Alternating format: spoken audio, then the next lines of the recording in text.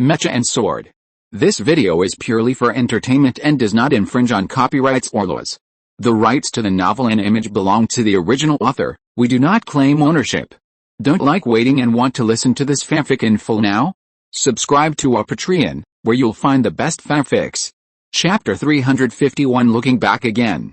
46. Team Galaxy has destroyed 46 Imperial mechas. The voice from the battle center of the Ape space battleship excited everyone. In terms of quantity, it is not a lot. The manufacturing cost of 46 Imperial mechas is not as much as the resources invested by the Federation in this orbital airborne operation so far. Moreover, the number of mechas that have been confirmed for the Empire's attack on base number 5 this time has reached 2,000. 46 is less than 1/40th of the total. Considering that the Empire must have support troops, this battle does not seem to have achieved any results. There are also 3 communication support vehicles, 12 tanks, 7 armored vehicles, 4 mine-clearing vehicles, and 5 anti-missile vehicles. The person reporting the battle situation had a loud voice, telling everyone about the amazing achievements made by Team Galaxy in such a short time. If only 46 Imperial mechas were destroyed, this battle would be very uneconomical. Just like in a business competition, a small company took 200 million funds and smashed 200 million of a business empire. The number 5 base war zone cannot mobilize the resources of the entire Federation. In fact, the Federation does not have as much money, resources, as the Empire. But considering these defeats, the Battle of the Galaxy team was very cost-effective. The most significant one is the Empire's anti-missile vehicle. Prepare fire support, Tu Yuan said calmly. There was only one mecha team participating in the local battle, but he, the highest commander of the number 5 base war zone, personally took charge of the command. In addition to the fact that the Empire's troops have not yet arrived near the number 5 base, this battle, or this form of battle, is of great significance to the Federation. The Empire, which has the jump gate technology, can be said to have the ability to appear at any location on the surface of an alien planet after miniaturizing the jump gate device. If there is no relative rapid response capability, the Federation will be very passive in the subsequent wars.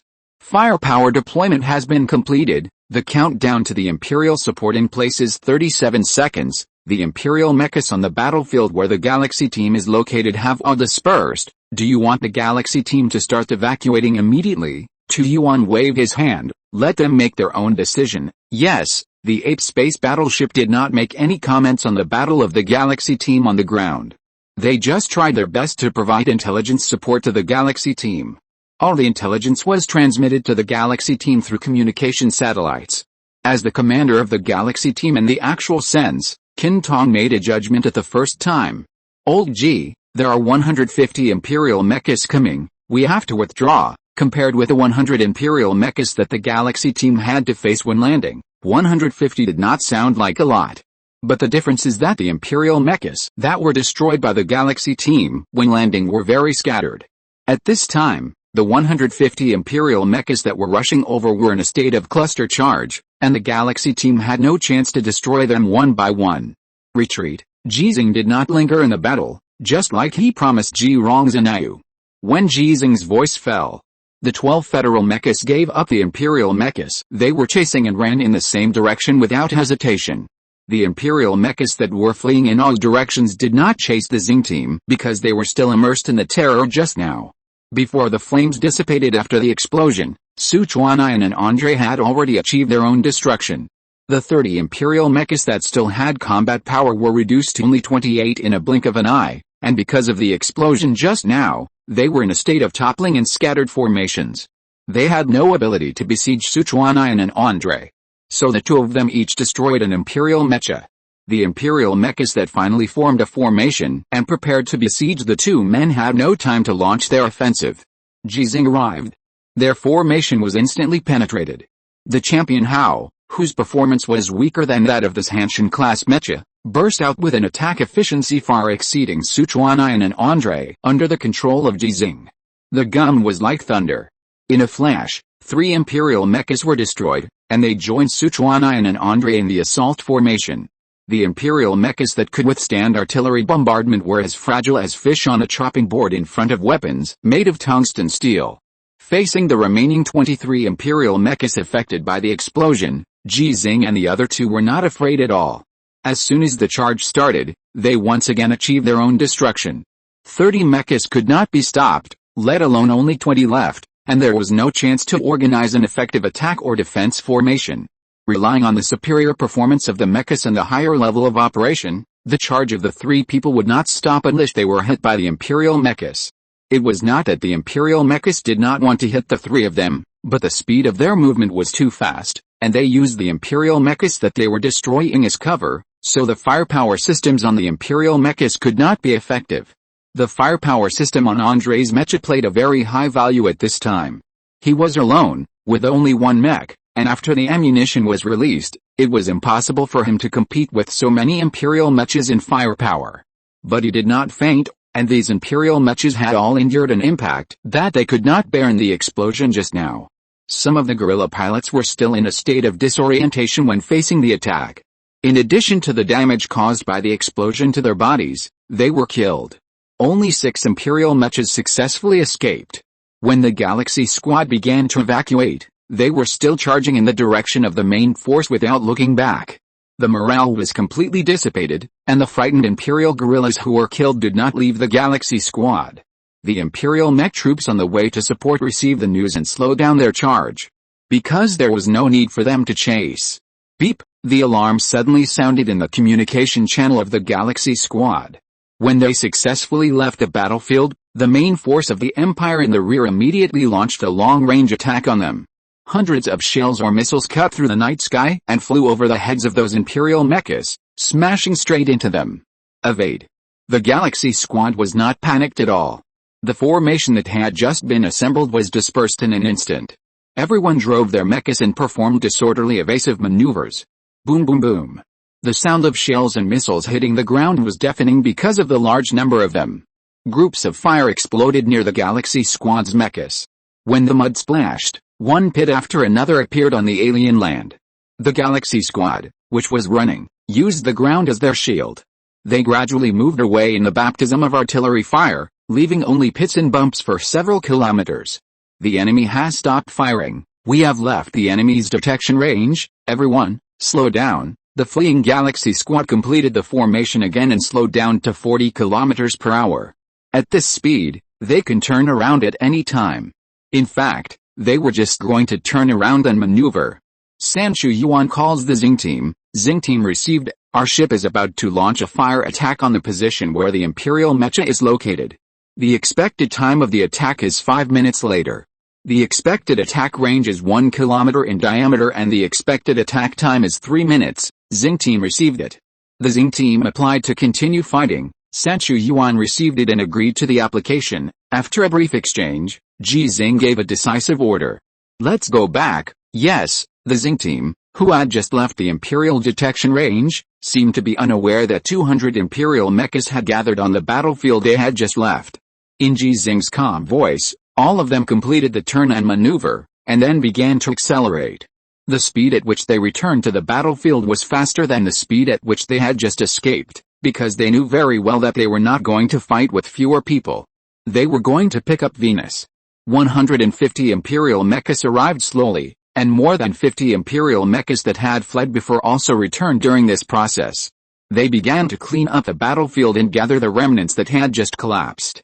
The new searchlight was in place, and the beacon device guiding the assembly was lit up. The battle seemed to have finally stopped, but the Imperial troops that began to gather were still in fear. From time to time, they looked around and at the sky, fearing that the Galaxy team would fall from the sky again. Among them, there were also some noble mechas, and they were looking forward to it. They wanted to make achievements. If they could kill Ji Xinghe. Even if they couldn't kill Ji Xinghe, killing any of the 4 ace mecha warriors following him would be enough for them to get the title of Marcus. It's a pity that Ji Xinghe has already run away.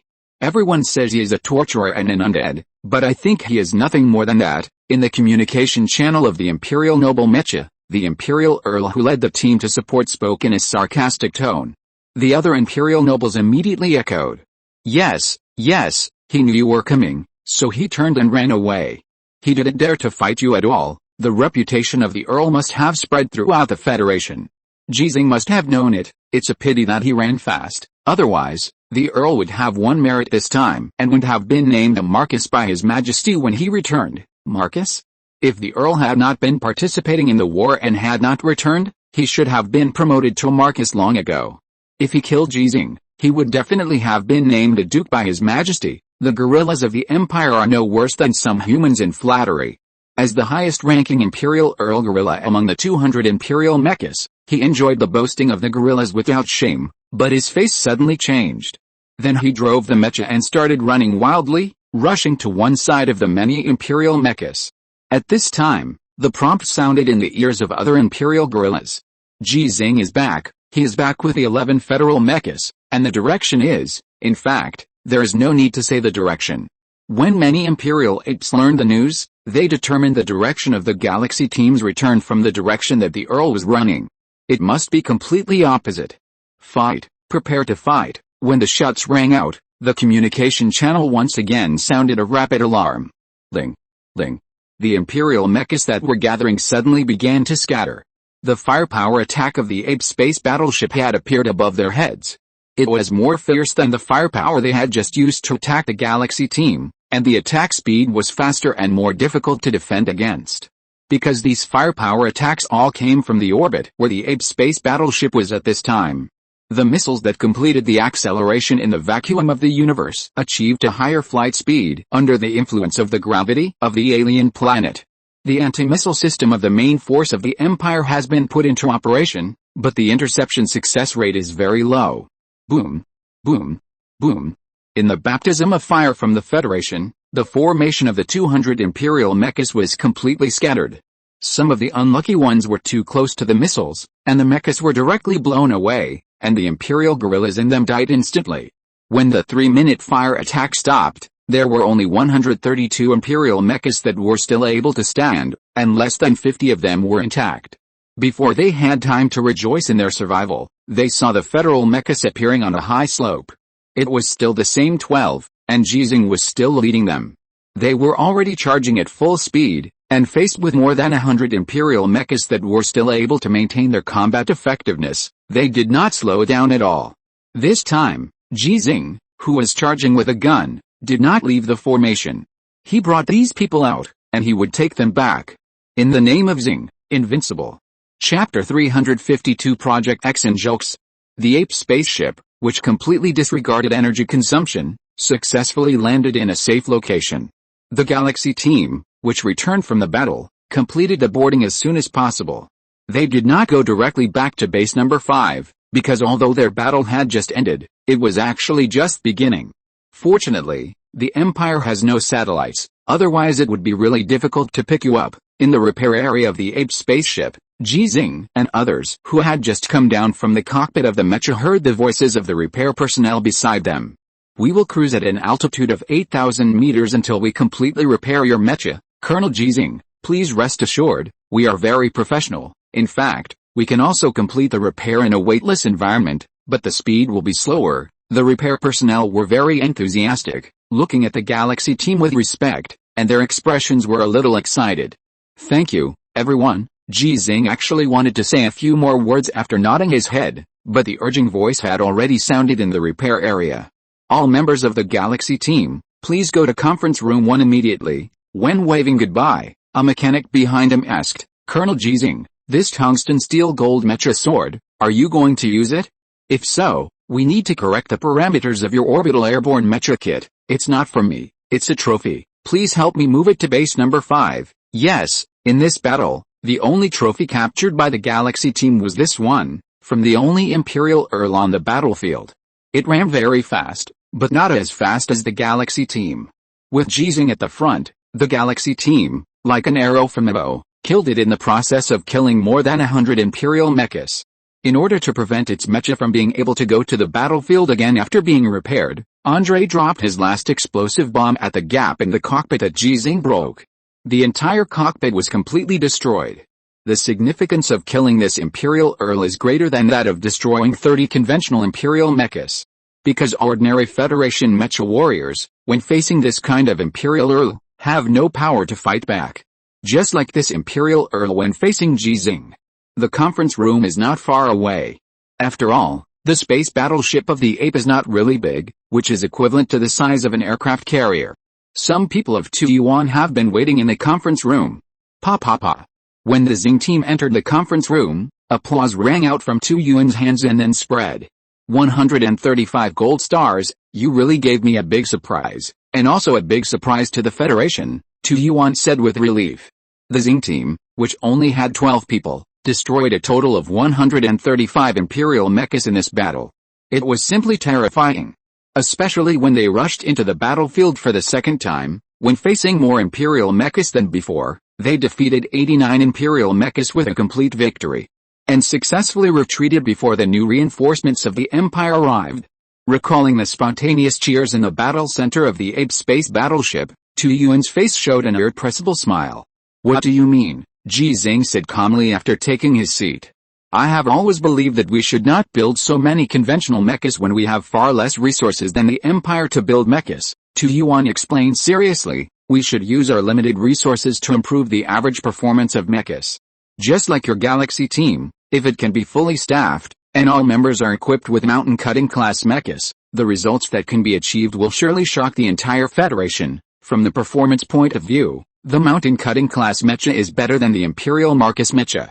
It is inevitable that it will crush the conventional Imperial mechas and the Imperial Noble mechas below the Earl. If we use the same resources, even if we can build 300 conventional mechas, the strategic significance is not as good as your Galaxy team. After all, in terms of average strength, our mecha warriors are not as good as the Imperial guerrillas. Ji Xinghe frowned. Don't we have neural link technology? Tu Yuan said with some regret. Yes, with a neural link technology, and the battlefield is too big, there are too many mechas in the Empire, and our mechas still have to go in quantity. So my idea may only be completed by you. This is actually the difference between the human wave tactics and the elite troops tactics. It cannot be said which is better or worse, but it can only be said that each has its own advantages and disadvantages. If the Xing team, which won a great victory today, did not have the intelligence support of the ape space battleship, they would be besieged in the first wave of orbital airborne. Without firepower support, the second wave of turning around and charging, let alone destroying so many Imperial mechas, except for Ji Xinghe, it would be a gain to survive. What do you want to say? Ji Xinghe's impolite attitude made Tu Yuan speechless for a while. How long will Ji Xinghe hold a grudge? After all, I am your mentor, but you don't give me any face in public. Ahem, Tu Yuan said seriously, I want to say that when you return to the Blue Star, you should accept the offer from Longzhou Space Military Academy or Longzhou Starry Sky Military University, and train more elites like them for your Xing team. Ji Xinghe is familiar with these two schools. Longzhou Space Military Academy is where Li Anbang may take over as the dean after retirement. Wang Weike talked to him about it not long ago. Longzhou Starry Sky Military University is the school where Ji Xinghe and Han Li went to school. They are both outstanding graduates of the mecha driving major. Tu Yuan continued, with your speed of picking stars, 30 mountain-slashing mechas are definitely not all the Galaxy team has. In this battle, you personally destroyed 42 Imperial mechas. Although we can't clean up the battlefield and seize the spoils, the merit alone is enough for you to get the resources to build a mountain-slashing mecha, and this battle has just begun. When we fight on the defensive, we will have a chance to seize the spoils. The idea I just told you about must be realized with absolutely elites like Qintong, Harris, the blind man, and the cripple. Otherwise, there will be powerful mechas but no advantages. Su Chuanayan glanced at Tu Yuan and felt offended, but he didn't dare to say anything. He dared to shout in front of Ji Xinghe, the captain of the colonel, just because of their close relationship. If it was Tu Yuan, who had real power, he would have a miserable end if he dared to fart. Ji Xinghe raised his hand to interrupt Tu Yuan. I'll talk about it when I go back, okay? Tu Yuan did not persuade him anymore, because what he wanted to persuade was not what he said. When it comes to cultivating talents, Ji Xinghe is definitely the best choice. Ji Xinghe, who brought Ji Rongzhen back to the Blue Star, would never be willing to retire. Everyone knows that he wants to avenge Ji Xinghe and commemorate the fall of the Empire. If Ji Xinghe's revenge before was just a wish for many people to keep moving forward even though they knew there would be no results, then the current Ji Xinghe, in the eyes of many people, already has some ability to realize his wishes. So what Tu Yuan wanted to discuss with Ji Xinghe was that when cultivating talents after returning to the Blue Star, They should be named after the Galaxy team instead of the Federation. But it's not easy to say this directly. Who can fully guarantee that everyone present is their own people? There's no need to say more about the battle report. You fought, and you know it yourself. Tu Yuan pondered for a moment. The second orbital airborne operation we planned before was aimed at another group of Imperial troops, but at that time, we didn't expect that you could cause such great damage to this group of Imperial troops. They originally had 500 mechas, and you have destroyed more than 200 of them, and our firepower has destroyed more than 200 of them. Their mecha strength has been reduced by nearly half. From the current detected movements, they did not send support to this group, but just shrank all four groups at the same time, slowing down the march. I think they don't want to cause the troops carrying the jump gate device to be dispersed because of support, and be destroyed by us relying on luck and taking away their jump gate device. So I'm wondering if we can continue to carry out orbital airborne operations against this group. Tu Yuan paused, looked at the people in the Galaxy team and said, most of the remaining 200 Imperial mechas are noble mechas. If you want to target them, your combat will be much more difficult than before. The other members of the Galaxy team said nothing, and the decision-making power was still in Ji Xinghe's hands. The Galaxy team would fight the way he said. Ji Xinghe pondered for a moment, then said, continue the orbital airborne operations along this route, but I want to implement Plan X in advance. Tu Yuan frowned slightly, but Plan X can only be used once. 10 birds in the forest are worth a bird in the hand, Ji Xinghe said decisively. Focus on the present and fight first. Tu Yuan nodded, okay. The news of Ji Xinghe's reappearance was immediately passed to Dakang. Watching the video recorded by the Empire Mecha Combat Recorder, the 250 Empire mechas that participated in the battle were constantly killed by 12 Federation mechas. There was no anger on Dakang's face. It's normal that you can't beat him, because he is Ji Xinghe. From the tone, there was no sarcasm, as if Dakang really thought so. 9 Marcus-class mechas. The Federation is really willing to give Ji Xinghe a lot. It's my fault. I shouldn't have said that I would give Ji Xinghe a fief of 100,000 square kilometers, and I shouldn't have been so eager to launch the capture operation against Ji Xinghe.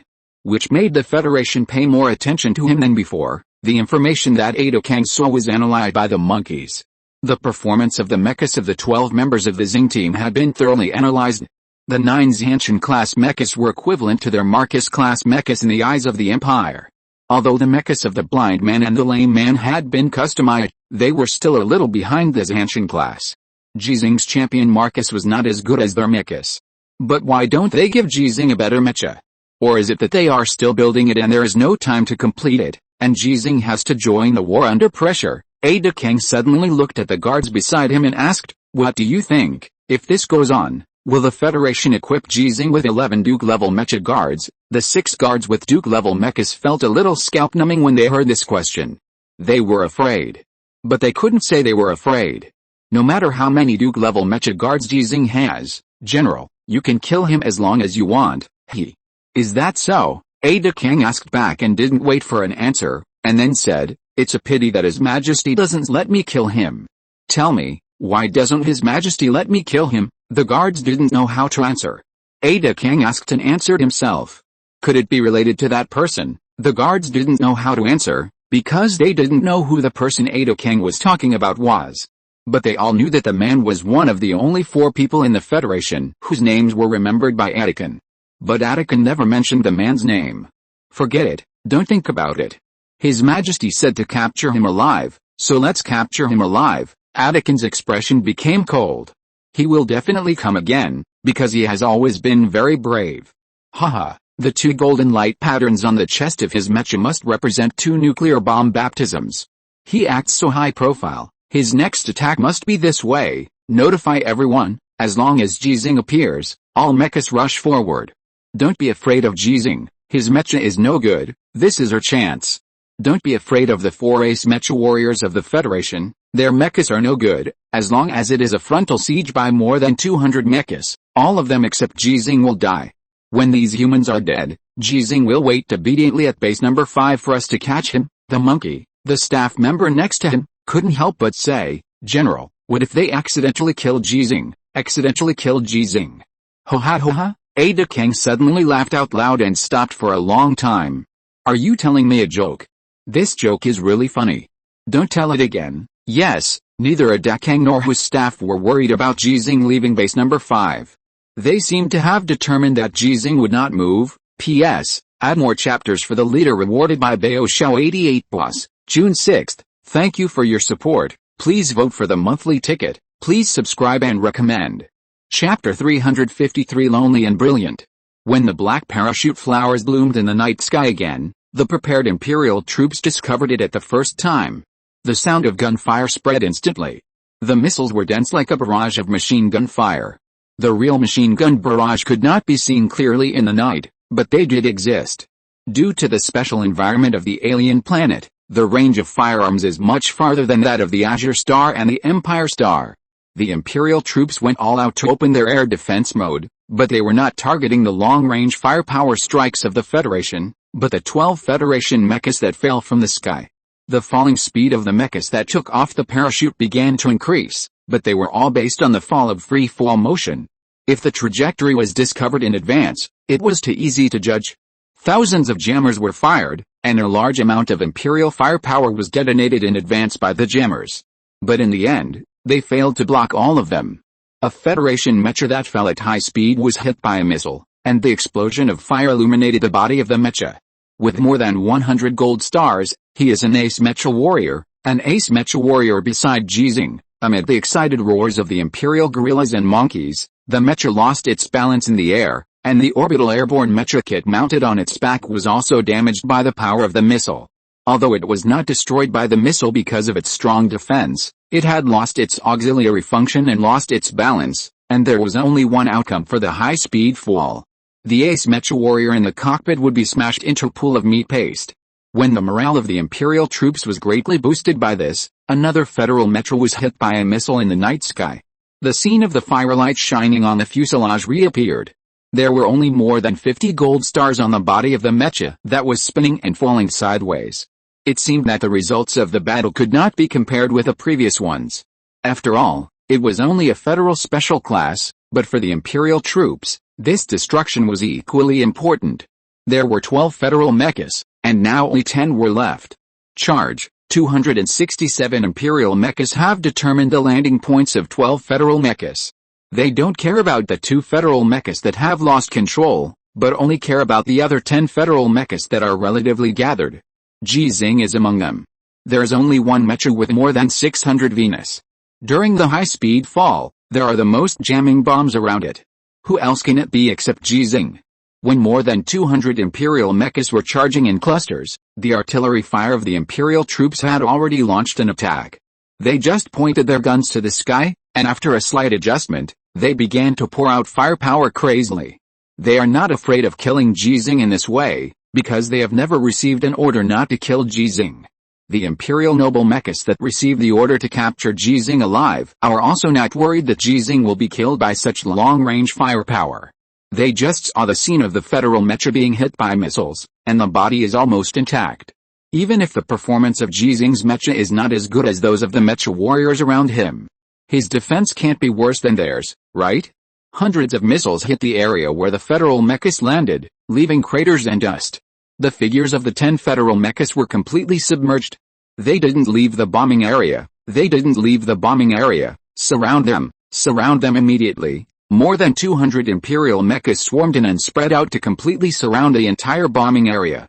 The long-range firepower attack of the Empire finally stopped, but the Imperial mechas did not rush in directly. They were afraid that they would face Ji Xinghe first, afraid that Ji Xinghe would lead the Xinghe team from their position to break through the encirclement they formed. They chose a cautious combat method and formed more than 20 teams, slowly starting to narrow their encirclement. The Imperial forces with 100,000 troops also focused their attention on this battlefield.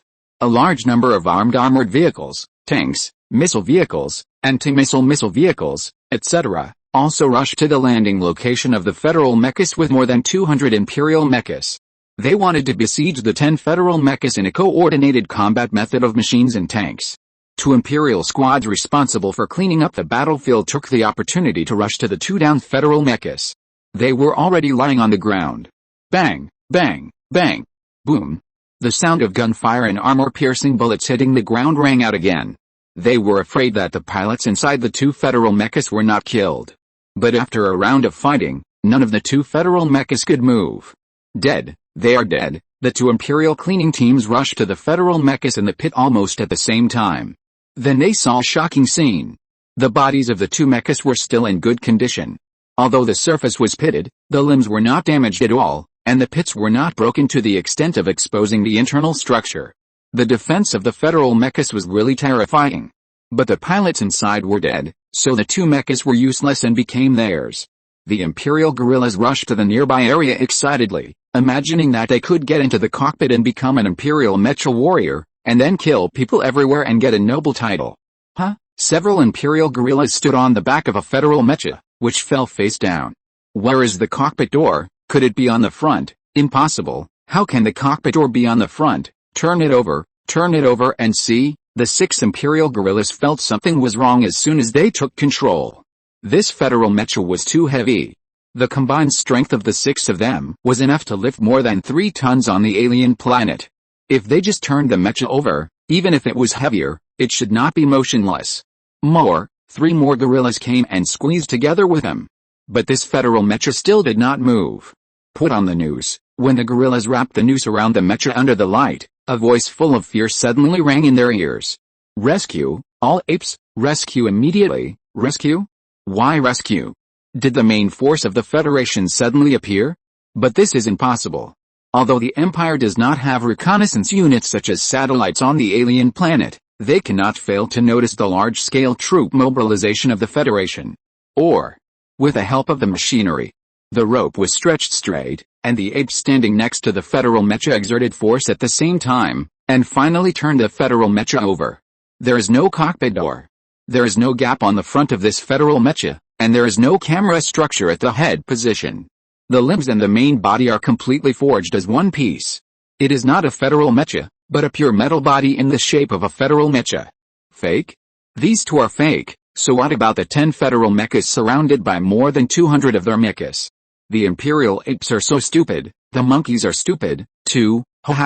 They really aren't looking at us. I'm sorry, I thought Plan X was a fantasy before. I was wrong. It's not that you're wrong, it's that Lao Ji is too powerful. He must have a mentally retarded aura, and all these Imperial apes are within the aura. What aura? Retarded? Are you saying Lao Ji is mentally retarded? Fuck you. The conversation in the Galaxy team's communication channel was very relaxed.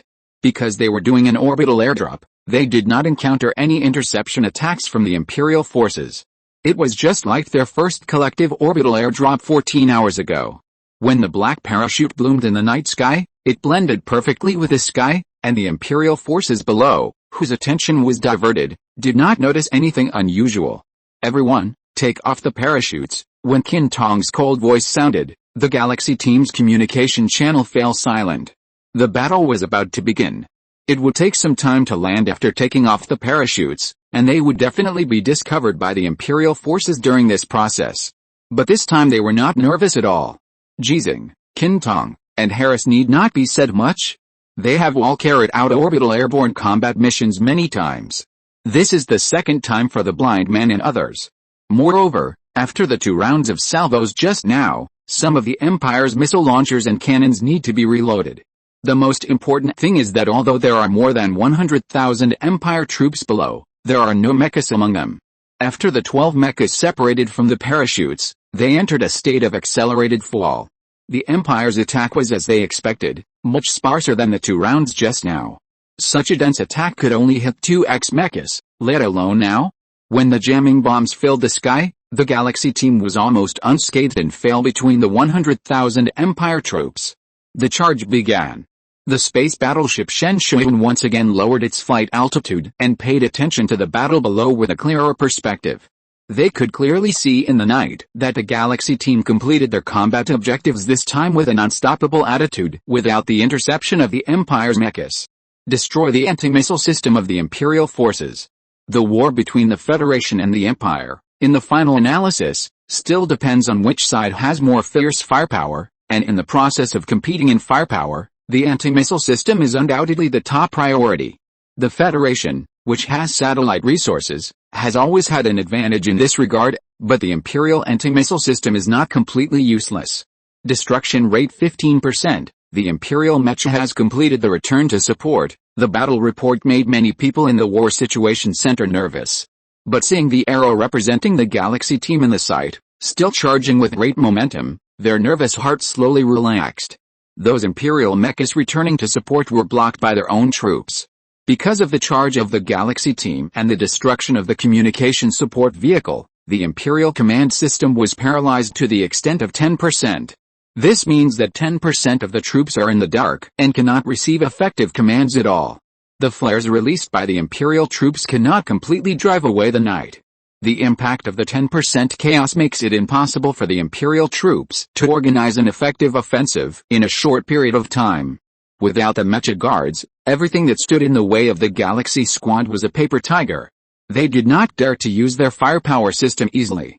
The occasional boom of the artillery not only failed to effectively hit the Galaxy squad, but also caused a large number of casualties among their own people. Destruction rate 24%, destruction rate 31%. General, the Empire mechas are about to complete the encirclement of the Galaxy squad. Let them retreat. Yes, this time, Tu Yuan did not give the decision to the Galaxy squad, for he was afraid that the Galaxy squad would be too angry to stop. When the order to retreat was issued, the Galaxy squad, who were indeed too angry to stop, did not hesitate to break out in a gathering posture. Their combat objectives had been exceeded. In the original plan, as long as they could cause 20% damage to the Empire's anti-missile and air defense system, it would be considered a victory. But now, they have an extra 11% destruction rate. For the Federal Artillery unit that had been preparing for a long time, this was completely two different concepts. Team Xing is about to leave the battlefield. Tu Yuan did not wait for Team Xing to completely leave the battlefield, because that meant that Team Xing would truly be subjected to the covering fire of the Imperial forces. He waved his hand suddenly while in the space battleship Shenshu Yuan.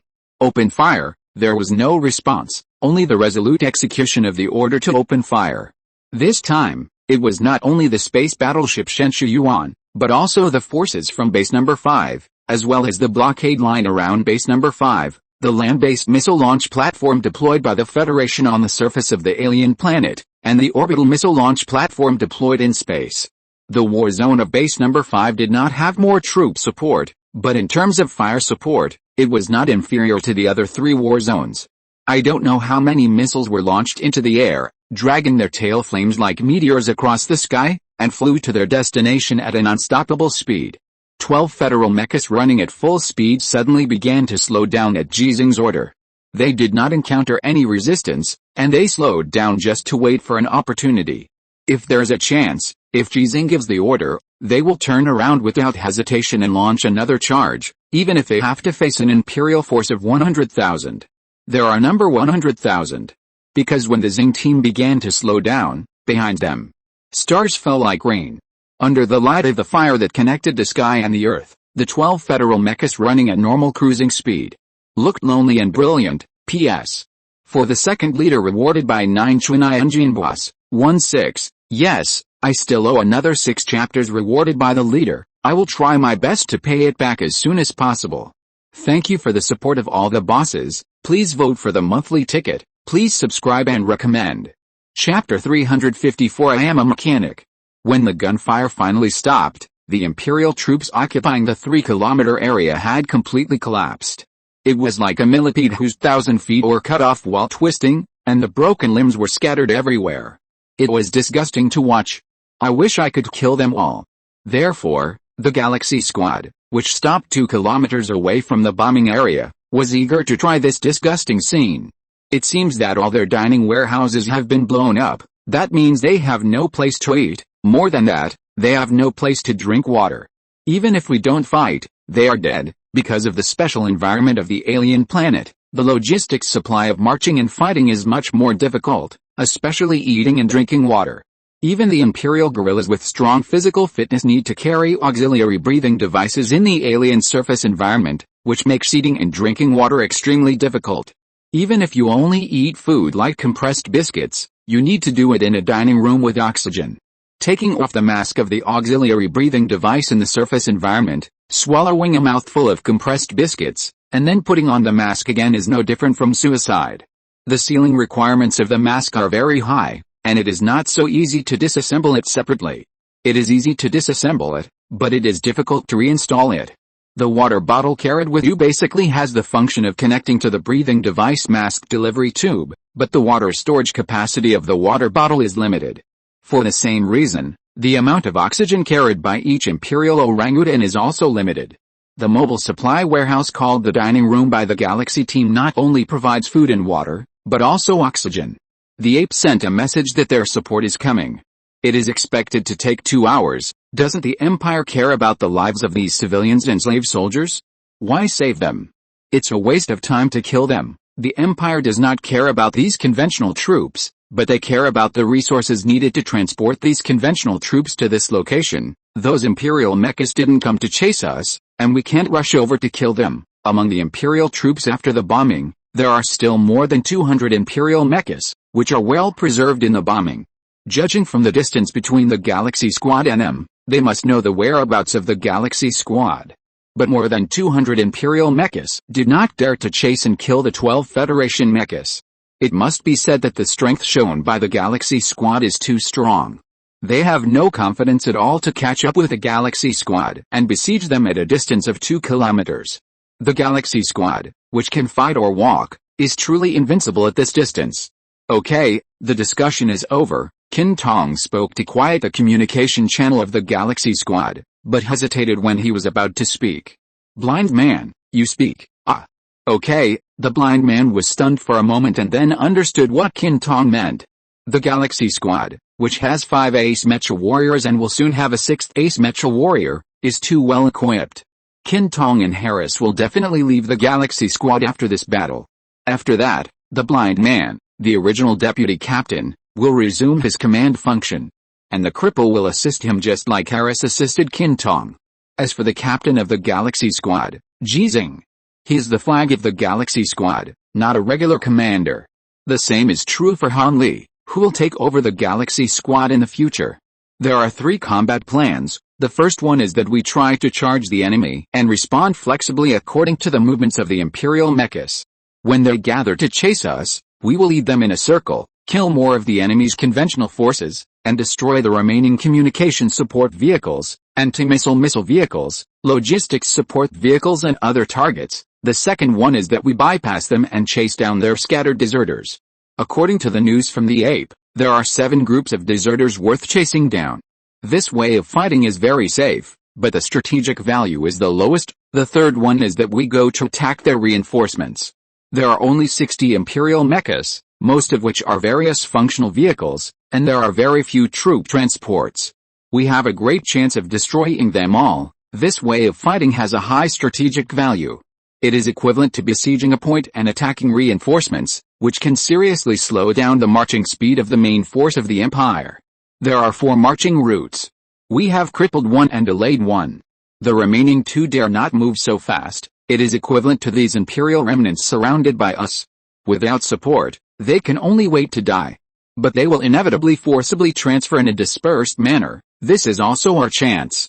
Once we defeat their reinforcements, we will have a chance to eat them up. After the blind man finished speaking, Qin Tong did not comment, but asked, Old Chen, what do you think? Although not at the scene, Chen Sun, who is always in communication, was at the center of the battle situation at base number 5, and saw and heard everything clearly. I think we can use the third combat plan, Chen Sun agreed and added, but the reinforcements you want to fight may be bait, so I think it is necessary to gather as many mechas as possible and leave base number 5 to provide support in case of emergency. At this time, the night was still deep. In addition to the large-scale Imperial troops, the Federal Reconnaissance Force could not see everything. If there was a small group of Imperial mecha formations marching, hiding their bodies and marching, and waiting for an opportunity to move, the Galaxy Squad would be besieged. As strong as the Galaxy Squad, they did not dare to face more than 200 Imperial mechas head-on. If they were really besieged, they would definitely be able to break through. But a complete victory without sacrifice is impossible. It is impossible for no one to sacrifice in a war, but when no one can avoid sacrifice, no one will want to sacrifice. After listening to Chen Sun's words, Qin Tong said, I agree with the third option and proposed to apply for support. Harris then said, second. Everyone in the Galaxy team expressed their opinions, but this was not a vote. but to respect everyone's ideas and cultivate everyone's ability to make decisions. Gathered together, it is a galaxy, and scattered, it is a sky full of stars. The galaxy team, which wants to achieve this goal, can not only send out reckless men with unparalleled combat power. There is only one outcome for a brainless battle. After all members expressed their opinions, they began to wait for the final decision. When Ji Xinghe was in the galaxy team, the real decision-making power of the galaxy team was only in his hands. "Help me connect to General Tu Yuan," Ji Xinghe spoke calmly. When they were not face-to-face or communicating alone, he was still willing to give Tu Yuan some face. After the communication was established, Ji Xinghe directly stated the decision of the galaxy team. Tu Yuan did not hesitate at all. In fact, he had been eavesdropping just now. It was not considered stealing. As the highest commander of the number 5 base war zone, he had the authority to listen in. "I agree to implement the combat plan. I will mobilize 230 mechas to support you." Now there are only more than 300 mechas in base number 5, which can be said to be an all-out attack, because more than 60 mechas are modified from the Empire mechas. The support provided by Tu Yuan does not include these Empire mechas. Moreover, it is said that there are 230 mechas to support, but the actual action is definitely not just mechas. The corresponding arms and weapons that cooperate with the mechas must be available. Otherwise, after being discovered by the Empire, the concentrated fire and bombing will cause great losses that base number 5 cannot bear at all. Okay, the combat plan was finally determined, and Ji Xinghe and his Xinghe team began to run. In theory, they first implemented the first plan, killing the remaining forces of the Empire in more confusion and fear, and unable to support them when they attacked the reinforcements. If they then implemented the third combat plan, the effect would be better. But there is a small problem. The energy of their mechas is not unlimited. This is also one of the main reasons why they need support. There are some things that Chen Sun did not say, Qin Tong did not say, Tu Yuan did not say, and Ji Xinghe did not say. But it does not mean that they don't know. If the Galaxy Squad is really besieged by the Imperial Mecha, then the Federal Mecha supporting them must rescue them at all costs. When the Galaxy Squad started moving, more than 200 Imperial Mechas that were very close to them all became nervous. They were the first to discover the movements of the Galaxy Squad. When they found that the Galaxy Squad had abandoned them, they all breathed a sigh of relief. Facing 9 Federal Mechas comparable to Marcus-class Mechas, and Ji Xinghe, the undead, even if they had more than 200 Mechas, they dared not fight now. Just now they were excited to besiege the Galaxy Squad, but their home was stolen by the Galaxy Squad. Morale has fallen to the extreme. But they didn't feel relieved for too long, and they received the order for support. Support reinforcements? If the reinforcements need our support, then what's the point of us having these reinforcements? But the order came, and they had to execute it. 200 Imperial Mechas moved with a roar, assembled into formation, and headed in the direction of their reinforcements. This scene was seen by the ape at the first moment. It was also known by the Galaxy Squad, which had not yet started the battle but had been discovered by the Imperial reinforcements. 200 of them? They think too highly of us. Why, do you think lowly of yourself? So we have to fight 260 Imperial Mechas. We fight 60 first, then 200.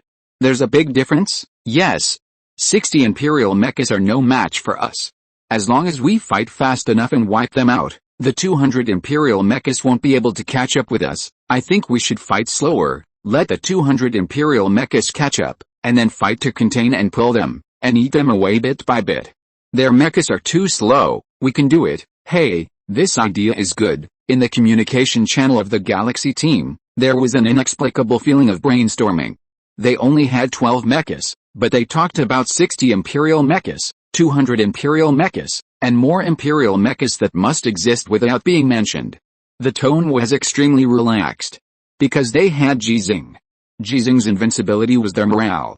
That is to say, Ji Xinghe is now driving the champion Marques, not the general armor or the new general armor. With a general armor, they can attack hundreds of thousands of Imperial troops head-on like they did on B-72 Highland. You know, at that time, they were not all mountain-chopping mechas. Ji Xinghe, who listened silently for a while, suddenly spoke. Help me connect to General Tu Yuan. Yes, the communication connection was successful. Ji Xinghe said decisively, revise the battle plan. We will contain these Imperial mechas, and let our reinforcements go to clean up that road. Tu Yuan did not agree immediately, but looked at his staff. After getting the answer he wanted, he directly rejected Ji Xinghe's revised plan. It will take at least 5 hours for the reinforcements to be in place. You are short of energy, so continue to implement the previous battle plan. This is a math problem. The Galaxy team will leave after the battle, and the time to meet the reinforcements in both directions is less than 2 hours.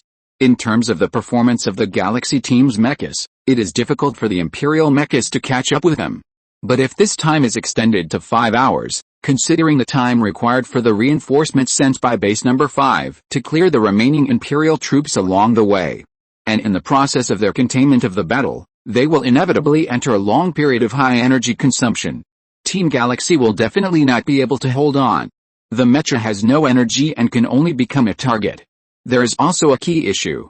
If the Galaxy team is gone, what will happen to the more than 200 federal mechas that have supported it? Even if they successfully cleared the battlefield and achieved the goal of annihilating 100,000 enemies, how will they fight afterwards? But Ji Xinghe insisted. He asked, "General, have you forgotten something?" Tu Yuan frowned. "Huh? Prepare to launch a temporary repair cabin." Ji Xinghe's tone was very calm, but it made everyone who heard his voice subconsciously convinced. He said, "I'm a mechanic."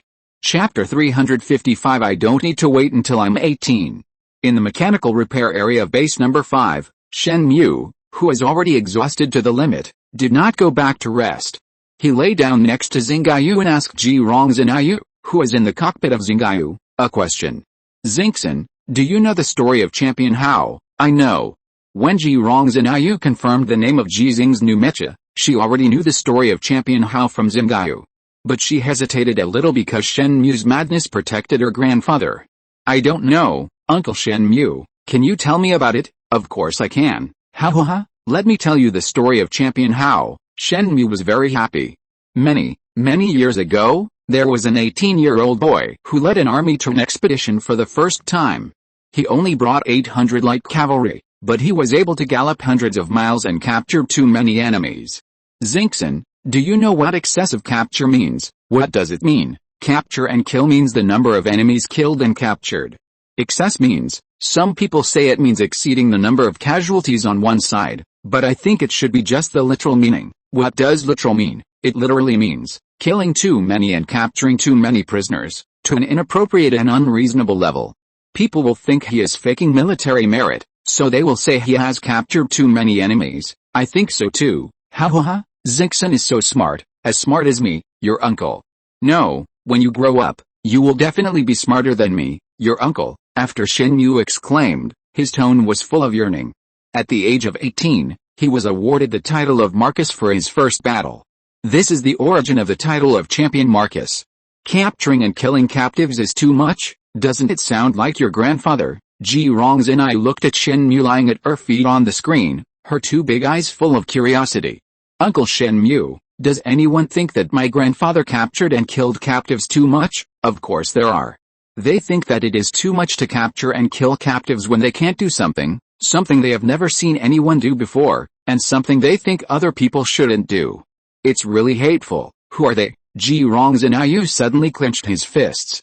"It doesn't matter who they are," Shen Mu smiled and said, "what's important is that we are not in ancient times. There is too much evidence to prove that your grandfather's achievements are true. If you want to know how many bowls of noodles your grandfather ate, then blow their heads off." Ji Xinghe understood some of it, but didn't understand some of it. "What does it mean to eat a few bowls of noodles?" "Well, I'll tell you about this when you grow up a little bit.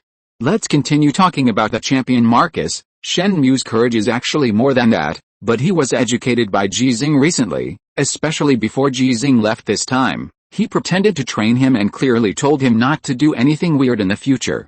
Ji Xinghe passed the federal third-level mecha driving qualification certificate with his help, which almost made him bruised and battered.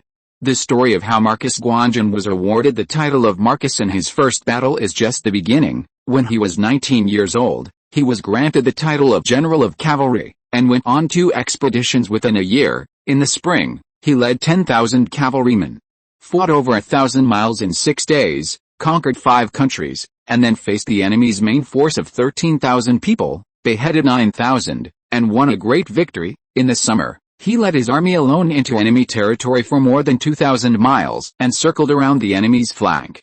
In that battle, he annihilated more than 30,000 enemies and captured more than 2,500, including 5 kings. Does it sound incredible?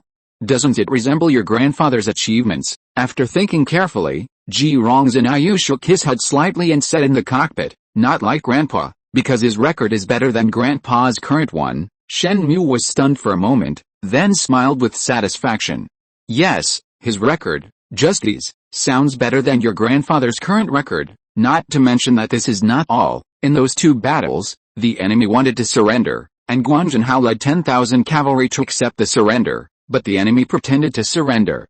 Guan Jinhao made a prompt decision and led the crowd to charge, beheading more than 8,000 people, and the enemy had to surrender. When Guan Jinhao was 21 years old, he led 50,000 cavalry to go to war again. In that battle, Finglang Juxu, as he was talking, Shen Mu fell asleep. He has been building mechas these days, working more than 16 hours a day, and there is no day to rest well. If he hadn't recognized Ji Xinghe and had the intention to learn Kung Fu, and had learned some from Ji Xinghe and Ji Xinghe, his body would have been unable to bear it long ago. Click. Xingayu's cockpit opened, and Ji Xinghe jumped out of it.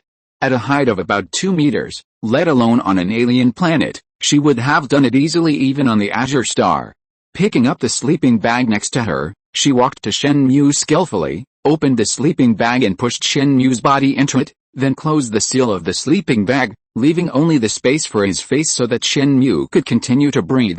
These days, and the days when Ji Xinghe was not around, Shen Mu always accompanied Ji Xinghe regardless of being tired, telling some stories that Ji Xinghe already knew, and saying some words that Ji Xinghe had heard many times. In addition to Ji Xinghe, Su He and Shen Mu have become the closest people to Ji Xinghe. When the sleeping bag was just arranged, Shen Mu started talking in his sleep. "Kill them." Ji Xinghe squatted down, pricked up his ears, and listened quietly. "Old Ji is the champion Marcus. Let your mother's dog fart. You are old. Seal the wolf's lair." Old Ji has sealed the wolf's lair. Hey! Saliva flowed from the corner of Shen Mu's mouth. When Ji Xinghe looked a little embarrassed, a hand reached out from the side, holding a handkerchief. When Ji Xinghe took it, she said softly, "Thank you, Uncle Su." Then she helped Shen Mu wipe the saliva. When Ji Xinghe stood up, Su He said softly, "Your Uncle Shen Mu is a man of few words, don't listen to his sleep talk." Yeah, Ji Xinghe nodded slightly. She actually knew very well that Su He was not referring to those dirty words, but an expectation revealed in Shen Mu's sleep talk. This expectation is also the expectation of many people. Ji Xinghe knew that everyone hoped that her grandfather Ji Xinghe would stay on the alien planet and continue to fight. Because her grandfather is already very old. 66 years old, how many more years can he fight? Ji Xinghe said before that he can still fight for another 3 years with his current strength, and his body will begin to weaken after 3 years. Although he can still fight, he can't fight like he does now, and he can't fight like the champion Marcus and kill the head and capture the captive. So, if the 3 years when Grandpa can fight the best are spent with her on the blue star, then when Grandpa comes to the alien planet to fight again, Ji Xinghe wants to make that decision, but she really can't bear it, and she really doesn't have the courage to say it. "Uncle Su, I want to go to training." Su He frowned. Ji Xinghe wants to conduct normal training, of course, he doesn't need his consent. The training that requires his approval is to drive Xinghe away from the base and go to the surface of the alien planet for training. After Ji Xinghe knew that Xinghe had awakened, he didn't make it public, nor did he tell others that Ji Xinghe had sneaked away from the base before. He just reminded Shen Mu and Su He that if he was not there, Ji Xinghe must have the approval of Shen Mu or Su He if he wanted to drive Xinghe away. Generally speaking, Su He is in charge of this matter. "Xinghe, don't go to training these days, okay?" Su He explained. "The Mecha warrior uncles in the base have all gone to support your grandpa. They are not on the base, and there is no one to help watch them. Xinghe doesn't need to watch, because Xinghe has a certificate now." Ji Xinghe's words made Su He suddenly fall into memories. More than a year ago, when he and Ji Xinghe arrived at base number 6, Ji Xinghe, who wanted to enter the machine repair area but was stopped by Chen Sun, also said this word. There's evidence. Things have changed, but not everything has stopped. Everyone is working hard, and Ji Xinghe is the same. Okay, He agreed, but you have to wait a while. I will borrow a set of individual exoskeleton armor and go with you, okay? But, Ji Xinghe asked curiously, Uncle Su, can you really use individual exoskeleton armor? He laughed. Zixin, Uncle has been working hard to learn. Uncle Su, you are really amazing. Ha ha ha. Just so. Not long after the Mecha troops supporting the Xing team left base number 5, Ji Xinghe drove in Xinghe away from the base, but did not go far, just conducting routine training in the surface environment. Sui, wearing an individual exoskeleton armor, stared nervously at the side. He didn't know what he needed to guard against, but Ji Xinghe told him that he needed to guard against. Xinghe and Ji Xinghe in the cockpit of Xinghe didn't know what Sui was guarding against, and they trained as usual. While watching the battle information shared by Chen Sun, Ji Xinghe was operating Xinghe. It was she who was operating, not Xinghe. It was the same during the previous exams. Many people believe that it was Shen Mu who used his connections to get the instructor in charge of the exam to let her go. Ji Xinghe believed that it was Xinghe who helped Ji Xinghe cheat. Only the two of them in the world knew that Ji Xinghe really became a federal level 3 mecha warrior. 7 years old. Xinghe, Princess, I'm here. I don't want Grandpa to be the Marquis of Guanjin. Why? Because the Marquis of Guanjin died young due to illness, but the Lord is already 66 years old. And the Marquis of Guanjin died of illness at the age of 24, and our current medical level is much higher than it was then. That's true. Ji Xinghe paused for a moment and suddenly asked, Xinghe, do you think I can be the Marquis of Guanjin? In another 11 years, I will be 18 years old. Why do you want to be the Marquis of Guanjin? Princess, didn't you just say that the Marquis of Guanjin is unlucky? Because I want to confer the title of Wolfslayer for Grandpa. But, Xinghe's tone hesitated. Ji Xinghe knew what Xinghe wanted to say and laughed. It's okay, as long as I master the power of Qi, I won't get sick, and as long as I teach Grandpa won't get old. Then let's make a deal. What deal? When you, Princess, have mastered the power of Qi and are 18 years old, we will come back from the Blue Star to join the war, and you will surely become the champion Marquis of the Federation, and we will surely be able to confer the title of Wolf Laxu on our lord? No, Ji Xinghe said seriously, I can't wait until I'm 18, and I don't need to wait until I'm 18.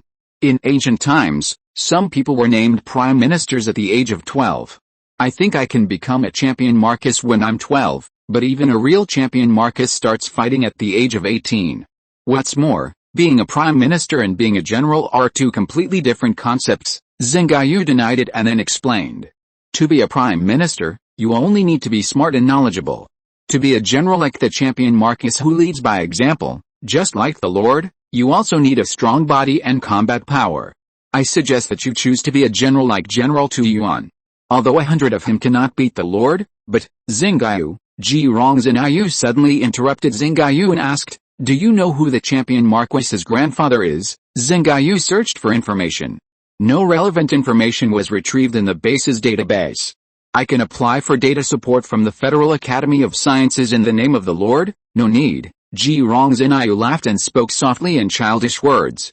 No one knows who the champion Marquis's grandfather is, but everyone knows that my grandfather is Ji Xinghe. Grandpa said that I am the granddaughter of a legend. He became a legend for me and made me bear the blood of a legend, so, if I just want to become the champion Marquis, I don't need to wait until I'm 18. Chapter 356 I am God. Do you want to become legends? Become living legends. Ji Xinghe's calm voice rang out in the communication channel of the Galaxy team. Ji Xinghe, who always disliked using this method to motivate others, asked this question at this time, which only meant that he could not guarantee to bring everyone back. Just like he had to say to Ji Xinghe, you are the granddaughter of a legend. In many cases, the firmness of the spiritual will is actually a matter of life and death. I dream about it, old Ji, you are already a legend, and we haven't left our names in history yet. This is unfair, we will become legends, we will all become living legends, old Ji, when we all become legends, you will become legends that are more legendary than legends, living. The morale of the Galaxy team is still high, and there is no panic in the face of difficulties. Some are the exhilaration brought by the complete victory of destroying 62 imperial mechas. Some are the strong confidence brought by the sudden appearance of 30 imperial noble mechas. which can't catch up with them no matter how hard they try. Some of them were the excitement and joy of breaking through the siege without any casualties in the desperate interception and pursuit of 200 imperial mechas. The battle plan revised by Ji Xinghe was full of dangers in the process of execution, but it was very simple to say. The Xinghe team, led by Ji Xinghe, attacked the imperial reinforcements guarded by 60 imperial mechas from the front with only 12 mechas. After a thrilling battle, 40 imperial mechas were destroyed on the spot, and the 20 imperial mechas that survived by chance fled in all directions and did not dare to fight with the Xinghe team. So the Xinghe team began to destroy various functional vehicles of the imperial reinforcements, and when 30 imperial noble mechas suddenly appeared and began to charge towards them, they retreated calmly. 2 Marquess-level imperial mechas, 6 Earl-level imperial mechas, and 22 Viscount-level imperial mechas. Together with the 20 imperial mechas that had collapsed before, they chased the Xinghe team like mad dogs. But they couldn't catch up. The advantage of almost all members being equipped with mountain-cutting mechas was fully highlighted at this moment. It was worthwhile for Ji Xinghe to give all his merits and captured items to Shen Mu to build mechas for the Xinghe team. If Ji Xinghe had chosen other privileges at the beginning, just like other ace mecha warriors, even if he could get the title of general now, his Xinghe team would not be able to be equipped with mountain-cutting mechas.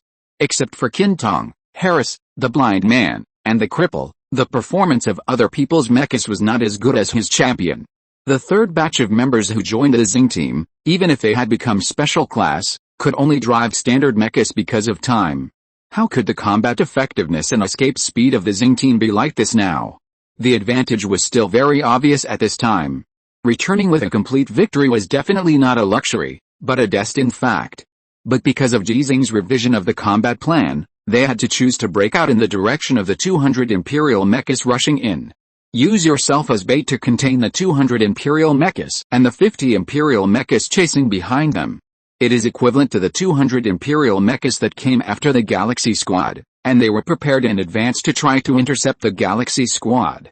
This is the most dangerous battle since the Galaxy Squad's orbital airborne operation. Fortunately, Ji Xinghe, who has the weakest mecha performance, is the strongest existence of the Galaxy Squad. After leading the crowd to defeat 22 Imperial mechas, the Galaxy Squad once again broke out of the encirclement, and fled frantically on the land of the alien planet with more pursuers than before. The pursuers behind them did not choose to give up because of the difference in speed and distance. Because these pursuers knew very well that there would definitely be problems with the energy reserves of the Galaxy Squad's mechas. As long as they keep chasing, they will definitely be able to catch up. The more than 200 Imperial mechas that have been assembled have no need to be afraid of the Galaxy Squad with insufficient energy. Even if the Galaxy Squad now has sufficient energy, with their numerical advantage, the Galaxy Squad will never survive in a head-on battle. At most one Ji Xinghe will escape. But this is their goal, let Ji Xinghe go and kill everyone around Ji Xinghe. The running speed of the mechas of the 2 Imperial Marquises is actually not weaker than that of the Galaxy team, but they dare not catch up with the Galaxy team alone, and always keep the same speed as the main force. 12 Federal mechas are running at full speed in the night. Behind them, there are a total of 228 Imperial mechas chasing them relentlessly. Based on the gap between the average performance of the mechas, the distance between the two sides is constantly expanding, and the Galaxy team does not seem to be in any danger. But if there is really no danger, how could those Imperial mechas chase them desperately? Ding, ding, ding. A series of prompts sounded from the cockpits of the 12 Federal mechas, all of which were warnings that the energy reserves of the mechas were reduced to the warning line. The first to sound this was the champion Marquess of Ji Xinghe, followed by the mechas of the blind man and the lame man. The performance of the mechas of the three of them is relatively the weakest among the 12 mechas, but the responsibilities they bear during the battle are higher than the average level. Especially Ji Xinghe. Driving the weakest mecha and carrying out a most difficult assault mission, if it weren't for his extremely high operating level and the high combat efficiency during the battle, saving a lot of energy, Champion Marquess would be unable to move now. Share mecha information. Ji Xinghe in the cockpit of Champion Marquess spoke calmly. The morale of the Galaxy team was high, which made his belief more firm. Your Z executed this command at the first time. Based on the authority and the authorization of others, he summarized the information of the other 11 mechas and displayed it on the visual window in front of Ji Xinghe. This did not affect his speed of running with the team. In addition to the energy crisis, another crisis facing the Galaxy team is the damage to the mecha. The Zanshin-class mechas look very much like general armors, but they are not general armors made of tungsten steel alloy. Not to mention the weapons made of tungsten steel gold. Even the special weapons used by some imperial mechas can cause effective damage to the Zanshin-class mechas. The bayonets used by the conventional imperial mechas will also cause damage if they hit too many times. In terms of the performance of the champion, this is partly why Ji Xinghe can keep the same speed as others. In addition to the champion, the other 11 mechas have different degrees of damage. The most serious is the blind man's mecha. The damage rate has reached 17%. As an ace mecha warrior, his mecha performance is not as good as Zanshin, but the number of Venus is far more than others, and he will inevitably bear more attacks on the battlefield. From this perspective, the degree of damage to the mecha does not represent their strength, but only the difficulty of the combat mission they need to undertake. After the blind man, according to the degree of damage to the mecha, the next is the cripple, Suchuanayan, the left hand. After reading the self-inspection information of the team members' mechas, Ji Xinghe connected the machine repair area of the Shenzhou space battleship and asked to prepare the corresponding parts. The temporary repair cabin that has been prepared has not been put into use at this time, waiting for more and more detailed demand information from the Xinghe team. If it is just to replace the nuclear fuel cell, there is no need for Ji Xinghe, a professional mechanic. All the mecha warriors in the Federation are capable of completing the charging and replacement of the nuclear fuel cell on their own. The only difference is the time to complete the charging and replacement. Some experienced drivers like those on the Blue Star can complete the replacement of the spare tire of the car on their own. Preparation is in progress. It is estimated that it will take 17 minutes to complete all preparations. It will take 5 minutes to launch. Colonel Ji Xinghe, please lead the team to keep a distance as much as possible. According to our calculations, after the temporary repair cabin is launched to the predetermined coordinates, it will only take 22 minutes for the pursuers to catch up with you. We suggest that you give up the repair of the mecha and only replace the nuclear fuel cell. The repair area of the Ape space battleship was doing its best to prepare the mecha parts needed by the Xinghe team, while persuading Ji Xinghe to give up the unrealistic delusion. The time to replace a nuclear fuel cell is very tight, not to mention repairing the mecha. This approach is a waste of resources, because the mecha parts they are preparing must be dropped on the surface of the alien planet. If Ji Xinghe gave up repairing the mecha, this part of the resources would be abandoned. But it's already this time. Who would care about the waste of such resources? How could you be so fussy about war? Tu Yuan's voice suddenly rang out in the communication channel. Ji Xinghe, you have done well enough today, and it has completely exceeded expectations, much more. Don't take too many risks. This is a persuasion to Ji Xinghe, and it is also a fact. When the plan was determined, no one knew that the Empire would ignore the route where most of their troops remained and directly send 200 mechas to chase the Xinghe team. No one knew that a formation of 30 Imperial noble mechas with high combat effectiveness had already sneaked to the battlefield. These accidents caused some flaws in the plan that Ji Xinghe had previously determined. His repairs were more difficult and took less time to repair. But Ji Xinghe's response was beyond Tu Yuan's expectations, and it also made many people in the communication channel stunned. Thank you, huh? Tu Yuan was very surprised. What was there to say thank you for? Thank you for your distrust. Ji Xinghe's calm voice continued to sound in the communication channel. He said, only when you don't believe we can do it, can we become a legend. There was no time for the stunned Tu Yuan and others to react, and there was no need to care about the Xinghe team, whose morale swelled to the point of exploding after hearing these words. Ji Xinghe, who had already constructed a good idea in his mind, continued to speak in a tone of giving orders. 4 temporary repair cabins, deployed in stages. Repair cabin number 1, prepare the mecha repair resources of Blind Man, Qintong and me, and the deployment location is 11 minutes away from the pursuers. Blind Man, Qintong, you follow me to repair cabin number 1. And everyone else, go forward. Repair cabin number 2, prepare the mecha repair resources of Cripple, Suchuanayan, and Harris, and the deployment location is to be determined. Repair cabin number 3, prepare. Repair cabin number 4, prepare. The deployment location of repair cabin number 3 and repair cabin number 4 is to be determined. Deploy in stages, leaving the mecha that needs the most repair for repair, and then start to escape when the repair is completed. It does buy more time than centrally deploying repair cabins and centralized repairs. The risk is also lower than before, Because the mechas that stay behind to repair will become the primary target of the Empire's pursuers, and the chances of survival for others are greater. Eggs cannot be put in the same basket. But how could the staff of the Apes space battleship not think of this method? They didn't even mention it because this method, which seems to have the lowest risk, actually transfers all the risks to one person. This person is always in the last position. This person must complete the repair work of the mecha at the fastest speed under the pressure of death. This person must bear all the pressure of the galaxy team and take all the responsibilities. Ji Xinghe, are you crazy? Tu Yuan said angrily. You are not a god, you are just a person. Don't always think about creating myths. All members of the galaxy team are ready to replace nuclear fuel cells, only nuclear fuel cells. Facing the rebuke and order of the Supreme Commander, Ji Xinghe just hesitated slightly. Then he spoke in a still calm tone. For many years, I didn't think I was a genius.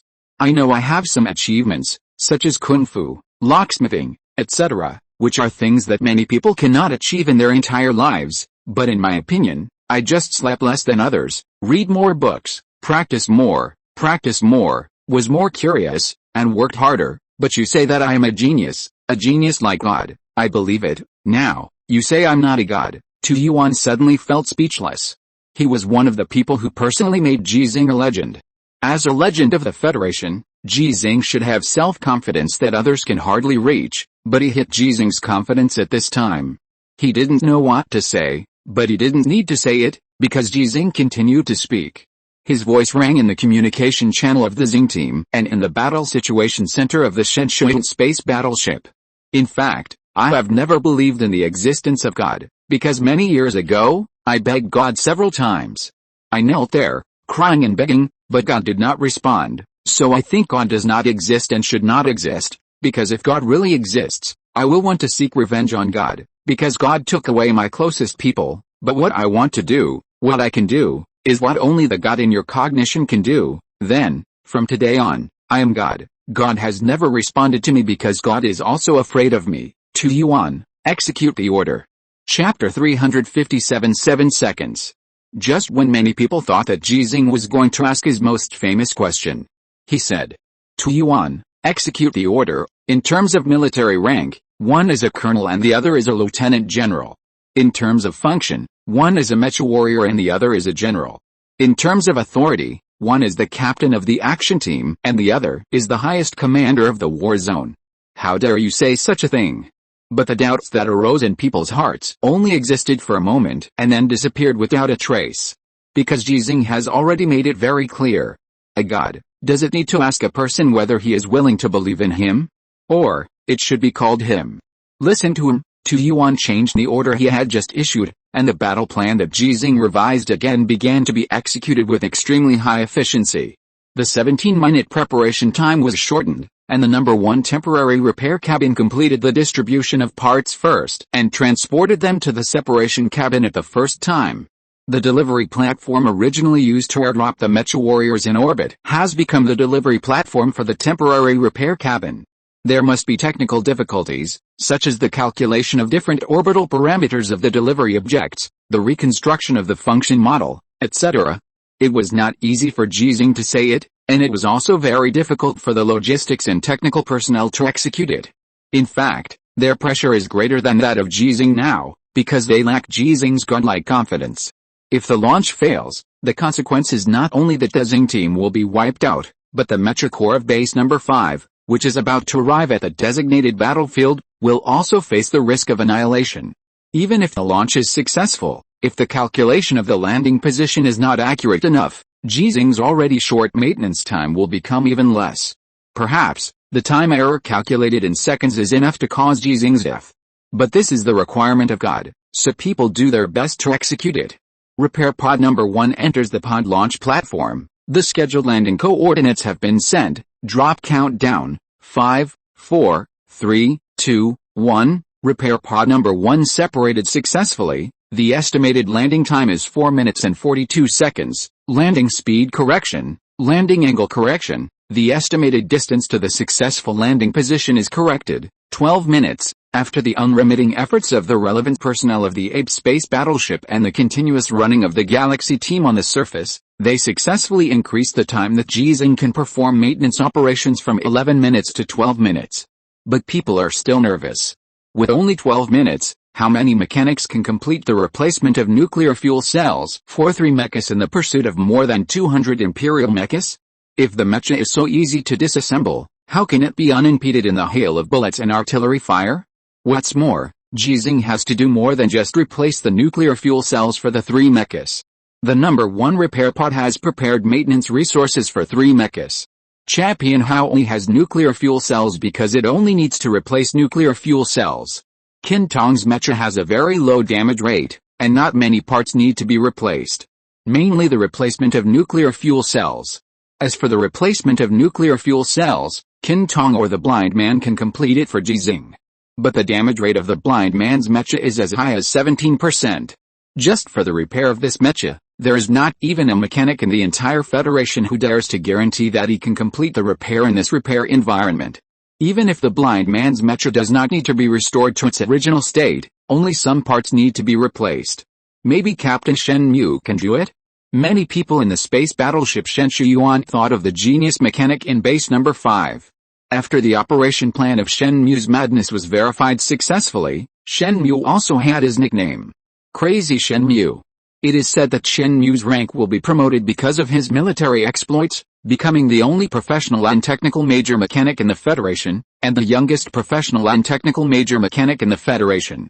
In this regard, Shen Mu is better than Ji Xinghe. After all, Ji Xinghe's rank of colonel has basically nothing to do with his mechanic ability. This is also the reason why many people, including Tu Yuan, subconsciously ignored the fact that Ji Xinghe was a professional mechanic before today's battle. People's worries should have been the worries of everyone in the Galaxy team. Because it is related to their life and death. But the communication channel of the Galaxy team was silent. The blind man did not say that his mecha did not need to be repaired, but only the nuclear fuel cell needed to be replaced, even though he was the most difficult part of this emergency repair. Qin Tong did not say that his mecha did not need to replace the nuclear fuel cell first, even if it meant that he would bear more responsibilities and obligations. Harris, the cripple and others did not say that they would give up going one step ahead and stay to guard the number 1 repair cabin. Su Chuanian, who likes to make a lot of noise, is gritting his teeth in the cockpit and operating his mecha to run. He hates himself. Su Chuanian, who always says that in the Galaxy team, except for Ji Xinghe, Qin Tong, Harris, the blind man, and the cripple, he is the strongest. After having a News Hanshin class mecha, he thinks that the blind man and the cripple are not his opponents. Judging from the number of gold stars he obtained, his idea was not wrong, because he might become the 6th ace mecha warrior of the Galaxy team. But in today's battle, the blind man and the cripple drove relatively weaker mechas, but they had to undertake more and more dangerous combat tasks than him. He was only comparable to Zhuo Xiao and Andre, and his contribution to team operations was not as good as that of the deaf man and the lame man, or even as good as that of the latecomers Li Lehei and Zhang Yun. Because he wanted to be an ace mecha warrior too much, he was greedy for gold stars. And this is one of the reasons why the blind man's mecha was damaged so much. Oxen and horses, what kind of oxen and horses are you? The people of the Galaxy team who were running silently were actually very complicated. There were too many things worth reviewing in today's battle. They shouldn't have been like this. With almost all of them being mountain chopping mechas, they shouldn't have put so much pressure on Ji Xinghe. They can do better. High morale and self-examination are not contradictory. The former represents their strong fighting will now, and the latter represents the upper limit of their combat awareness. If they can survive today, their strength will be further improved. And the progress can also drive the progress of other members of the Galaxy team. There is only one prerequisite for the opening of this virtuous cycle. Qin Tong, blind man, after returning today, hold a review meeting. Ji Xinghe's calm voice sounded, allowing the complicated thoughts of the Galaxy team to converge. If you don't understand, you don't have to come out in the future, and leave the mecha to more worthy people. The words were unprecedentedly harsh, but they made everyone in the Galaxy team breathe a sigh of relief. There was no time to say more to them. During the run, the number 1 repair cabin had successfully landed in front of them. The distance was so close that they could see the indicator light of the repair cabin flashing continuously. The formation of the 12 mechas began to change, and the champion Hao, who was originally in the last position, appeared in the front. Qin Tong and the blind man followed. Qin Tong, blind man, speed up and remove the armor first. Yes, the performance of Qin Tong and the blind man's mechas was better than that of the champion Hao. When they started to speed up, the champion Hao was instantly surpassed. Qin Tong, blind man, can you guys do it? Ji Xinghe asked. I can. Qin Tong and blind man responded decisively. They understood each other's meaning without further communication. Ji Xinghe wanted Qin Tong and blind man to replace the nuclear fuel cells for Qin Tong's mecha and champion Hao to save time. Yet, Ji Xinghe chose to believe. During the conversation, the two mechas that arrived at the repair cabin first had already stopped. Qin Tong and blind man jumped out of the mecha cockpit without hesitation and opened the repair cabin.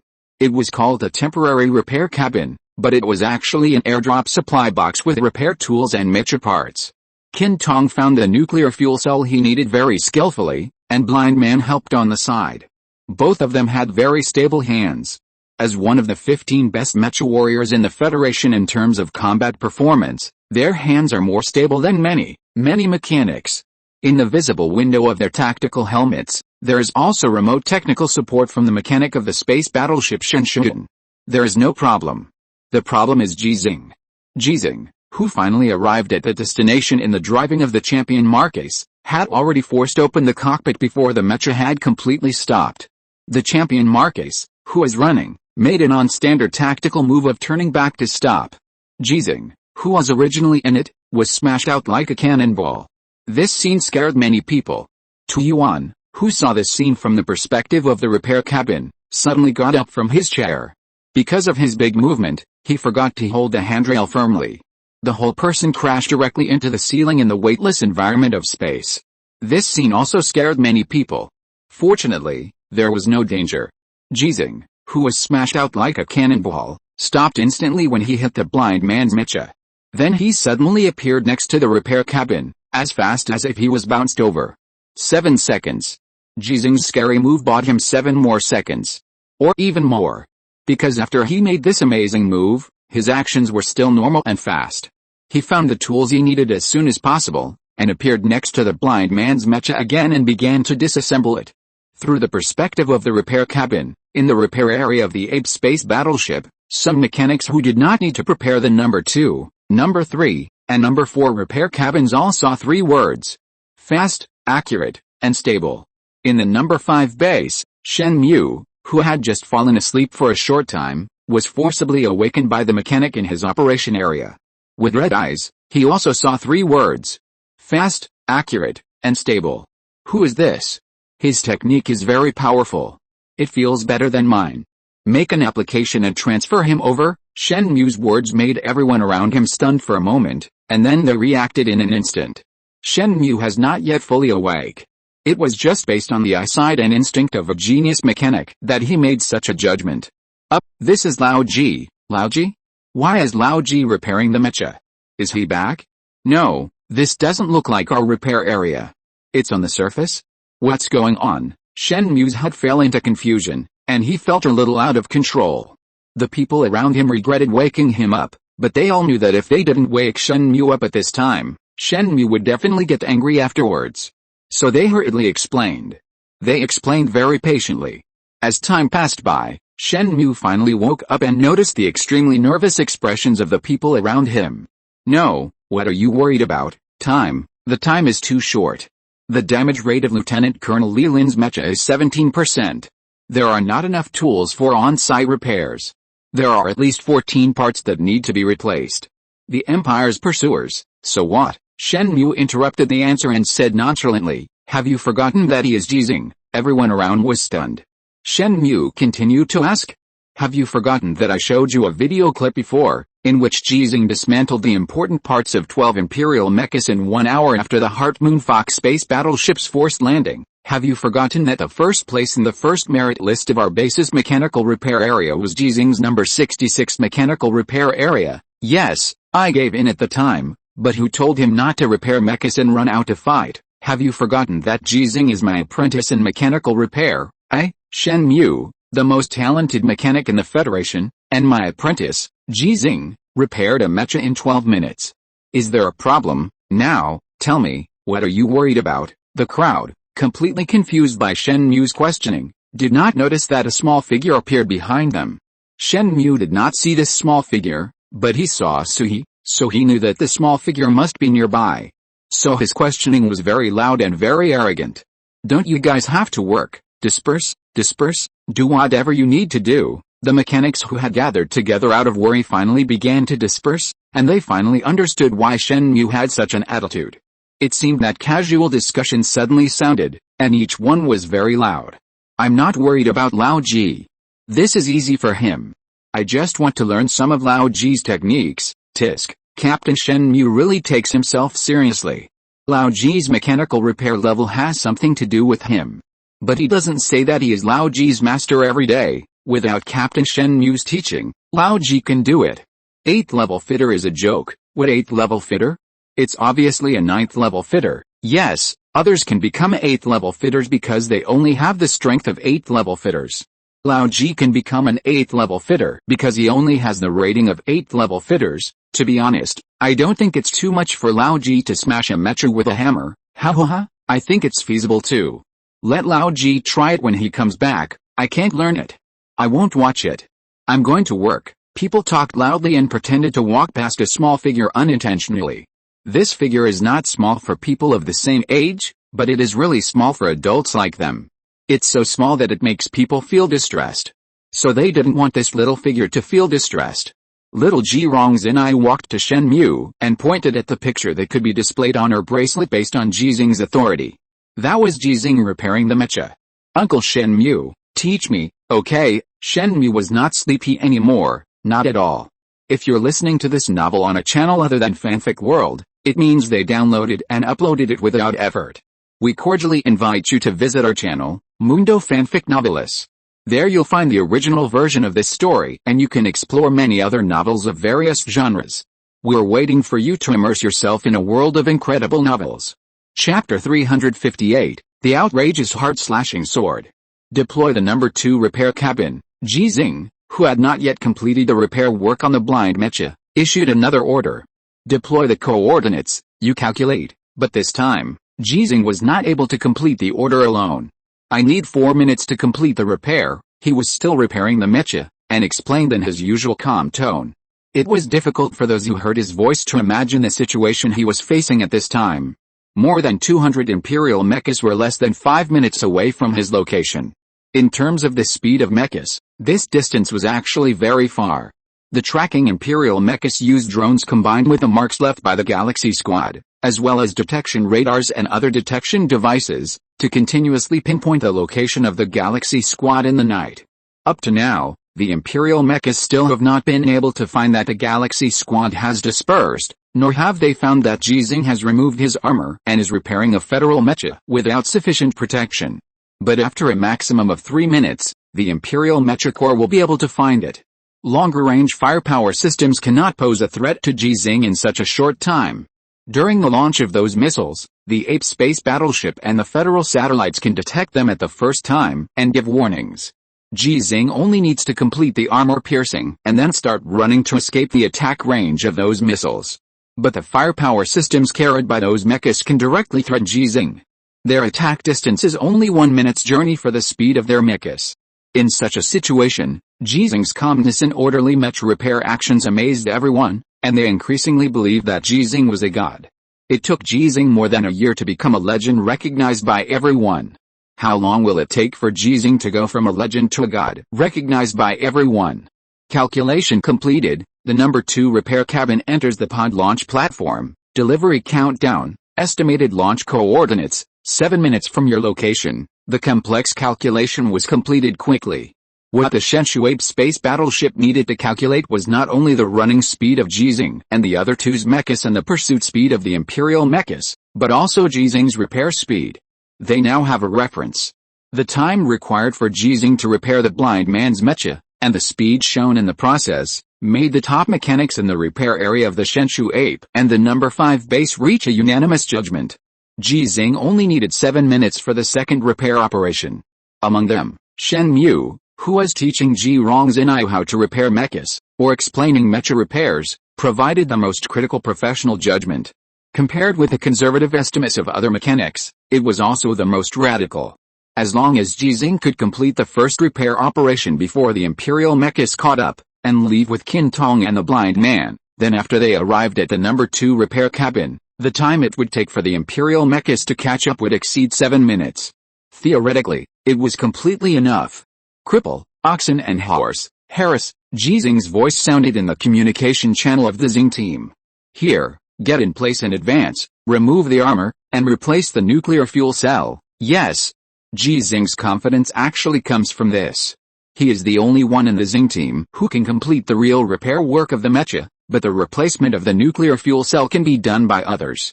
The worst case scenario is that he does not have time to repair the mecha, but all the mechas can complete the replacement of the nuclear fuel cell. As long as this can be done, they can escape the pursuit.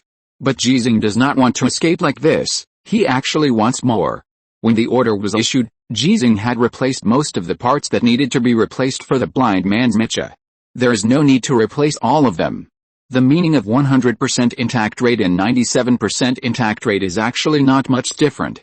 Ji Xinghe can guarantee that after his repair, the 3% damage to the blind man's mecha will not have any effect on the blind man's combat effectiveness. Some are like cars with a back seat removed, which can run faster. Without the air conditioning filter, it does not affect the normal driving of the car. The parts that must be replaced are similar to shock absorbers, bearings, transmission rods, gearboxes. I'll help. Qin Tong hadn't finished speaking when he saw Ji Xinghe alone lifting the heaviest part in the number 1 repair cabin. It was a piece of protective armor weighing more than 600 kilograms. A click sounded. Before the blind man could react, the protective armor had been stuck on his mecha, fitting perfectly. Inhuman. Qin Tong and the blind man had this thought in their minds at the same time. A weight of more than 600 kilograms is more than 200 kilograms on the Azure Star, which does not exceed the limit of the human body. Those world-class heavyweight weightlifters all have this powerful strength. The truly inhuman part is that Ji Xinghe is relaxed and casual. And the shape of the protective armor is not suitable for displaying strength compared to the barbell used for weightlifting. What Qin Tong and the blind man couldn't see was that Ji Xinghe had a moment of slipping out of his hand when he stuck the protective armor into the groove. But the protective armor did not lose control, but was very obedient. This shows that his strength is stronger than what the blind man and Qin Tong saw and were shocked by. If there was no key to increase physical fitness, today's Ji Xinghe would honestly choose to only replace the nuclear fuel cell. How dare he ask for more? But he has it, so he wants more. Blind man. Pierce armor. Yes, Ji Xinghe was holding the repair tools, and while he was still dinging the blind man's mecha, the blind man had already rushed into his mecha cockpit. Start the mecha and start the self-inspection program. Yes, self-inspection report, energy 100%, mecha integrity 96%, Ji Xinghe stopped repairing. Self-inspection again. Yes, Qin Tong, pierce armor. Ji Xinghe turned around, and his body suddenly appeared next to Qin Tong's mecha as if he had teleported. At this time, Qin Tong still maintained the posture of looking at Ji Xinghe's position just now. He blinked and found that Ji Xinghe had changed his position. Is it because the night is too dark? Qin Tong suddenly felt that when the 26 of them surrounded and beat up Ji Xinghe in the base, Ji Xinghe showed mercy to their men. Not only did he not use any brutal force. Yes, when Qin Tong rushed into the cockpit of his mecha, Ji Xinghe had already started the repair work. The blind man's second self-inspection was also completed. The integrity of the mecha is 97%. The blind man said that he couldn't understand why Ji Xinghe's mecha's integrity increased by 1% in less than 10 seconds of clanging. Repairing mecha, is it so simple? It seems that I can learn it too.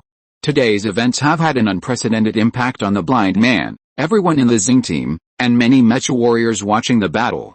They all think that repairing mechas on the battlefield is really cool. Fighting and repairing at the same time, they can fight until the end of time, from alien planets to the Empire planet. So they all want to learn more about mecha maintenance knowledge, no longer just replacing nuclear fuel cells or some simple parts. Ding ding dang, ding ding dang. Qin Tong, who was in the cockpit of the mecha, listened to the sound coming from the body, and inexplicably felt like listening to music. Ji Xinghe's repair work on the mecha did not seem like repair, but like a performing art. Skill. Qin Tong suddenly thought of this word, and he had a new understanding. Warning, you are about to enter the effective attack range of the imperial mecha, Colonel Ji Xinghe. Please put on your armor immediately. The reminder sounded in his ears, but did not make Ji Xinghe panic, nor did he stop the repair work at hand. Blind man, here. After a simple two-sentence conversation, the blind man drove the mecha in front of Ji Xinghe. Yuzi, start the automatic guard mode. Yes, Champion Hao, who had replaced the nuclear fuel cell, blocked Ji Xinghe's side under the control of the intelligent auxiliary driving program Yazi. In addition to Qin Tong's mecha, Ji Xinghe, who was unprotected, was protected by 3 mechas. But it was still not safe. Colonel Ji Xinghe, this is not safe. Please wear armor immediately. There are gaps between the mechas. These gaps are enough for the power of some artillery shells and missile explosions, and the high-speed splashing shrapnel to directly kill Ji Xinghe. But Ji Xinghe was still not panicked. He asked back in the communication channel. Do you think those imperial guerrillas are afraid of me? Afraid? Of course they are afraid. People did not answer Ji Xinghe's question because the answer to this question is indisputable. They are afraid of me, so they dare not act rashly. I still have enough time. I know what I am doing. Ji Xinghe's knowing what I am doing is not what he said, but that he can give up the maintenance of Qin Tong's mecha and get into the cockpit of the champion Marcus the moment he finds that the Imperial mecha has launched a long-range attack. His speed is faster than anyone has ever seen. People dare not speak anymore. They are afraid of affecting Ji Xinghe's repair progress. Faced with such a stubborn person god, all people can do is pray. The facts are the same as Ji Xinghe expected. The Imperial Mech Corps, which discovered 3 federal mechas using drones, confirmed that Ji Xinghe was present at the first time. But they could not confirm at the first time that the human who was repairing the mecha was Ji Xinghe himself. A normal misconception of thinking. How could one of the 2 strongest ace mecha warriors of the Federation repair the mecha at this time? And the mecha it was repaired was not its own. So they really did not dare to act rashly, because they were afraid of the federal mecha with more than 600 gold stars. There were only 3 mechas waiting here, and one was being repaired by a cannon fodder-like mechanic. This is a trap. This must be a trap. Alert! The 2 Marcus-class Imperial mechas in the lead issued an order that would make them regret for the rest of their lives. The Imperial Mecha Corps, which was chasing relentlessly, suddenly began to slow down and expand their formation. There may be many mines buried on the ground ahead. There may be many federal mechas hidden in places they can't see clearly. The missiles ready to be launched in the sky may fall down at any time. Or is it the light of divine punishment? They were unwilling and dared not believe that the Federation would let Ji Xinghe take 2 mechas to intercept them here. Isn't this sending Ji Xinghe to his death? Thinking from another perspective, with Ji Xinghe's reputation in the Empire, they believed that the merit of killing Ji Xinghe was equivalent to the merit that the humans of the Federation could get by killing their supreme commander, the Imperial Prince Anakin. In this case, how could the Federation give the merit of killing Ji Xinghe away like this? They didn't even dare to pour out their firepower easily.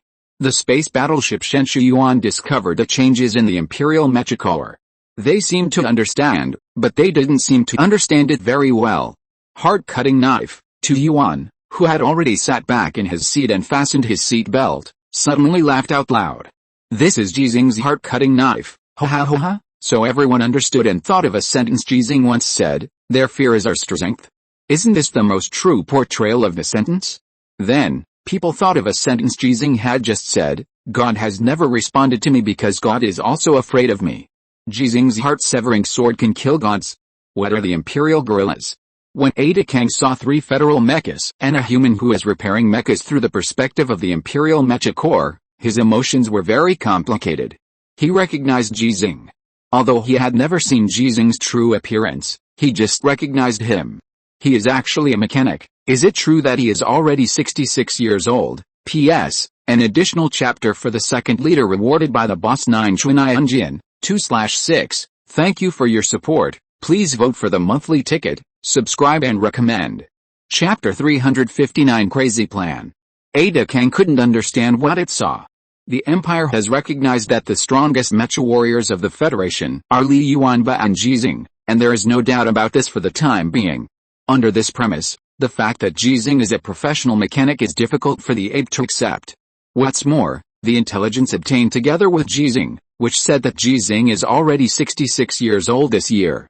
It's even more difficult for the ape to accept. Human, 66 years old, how is it possible? Ada Kang really couldn't understand this. After more than 20 years of alien wars, the Federation has learned a lot about the Empire, and the Empire is also the same about the Federation.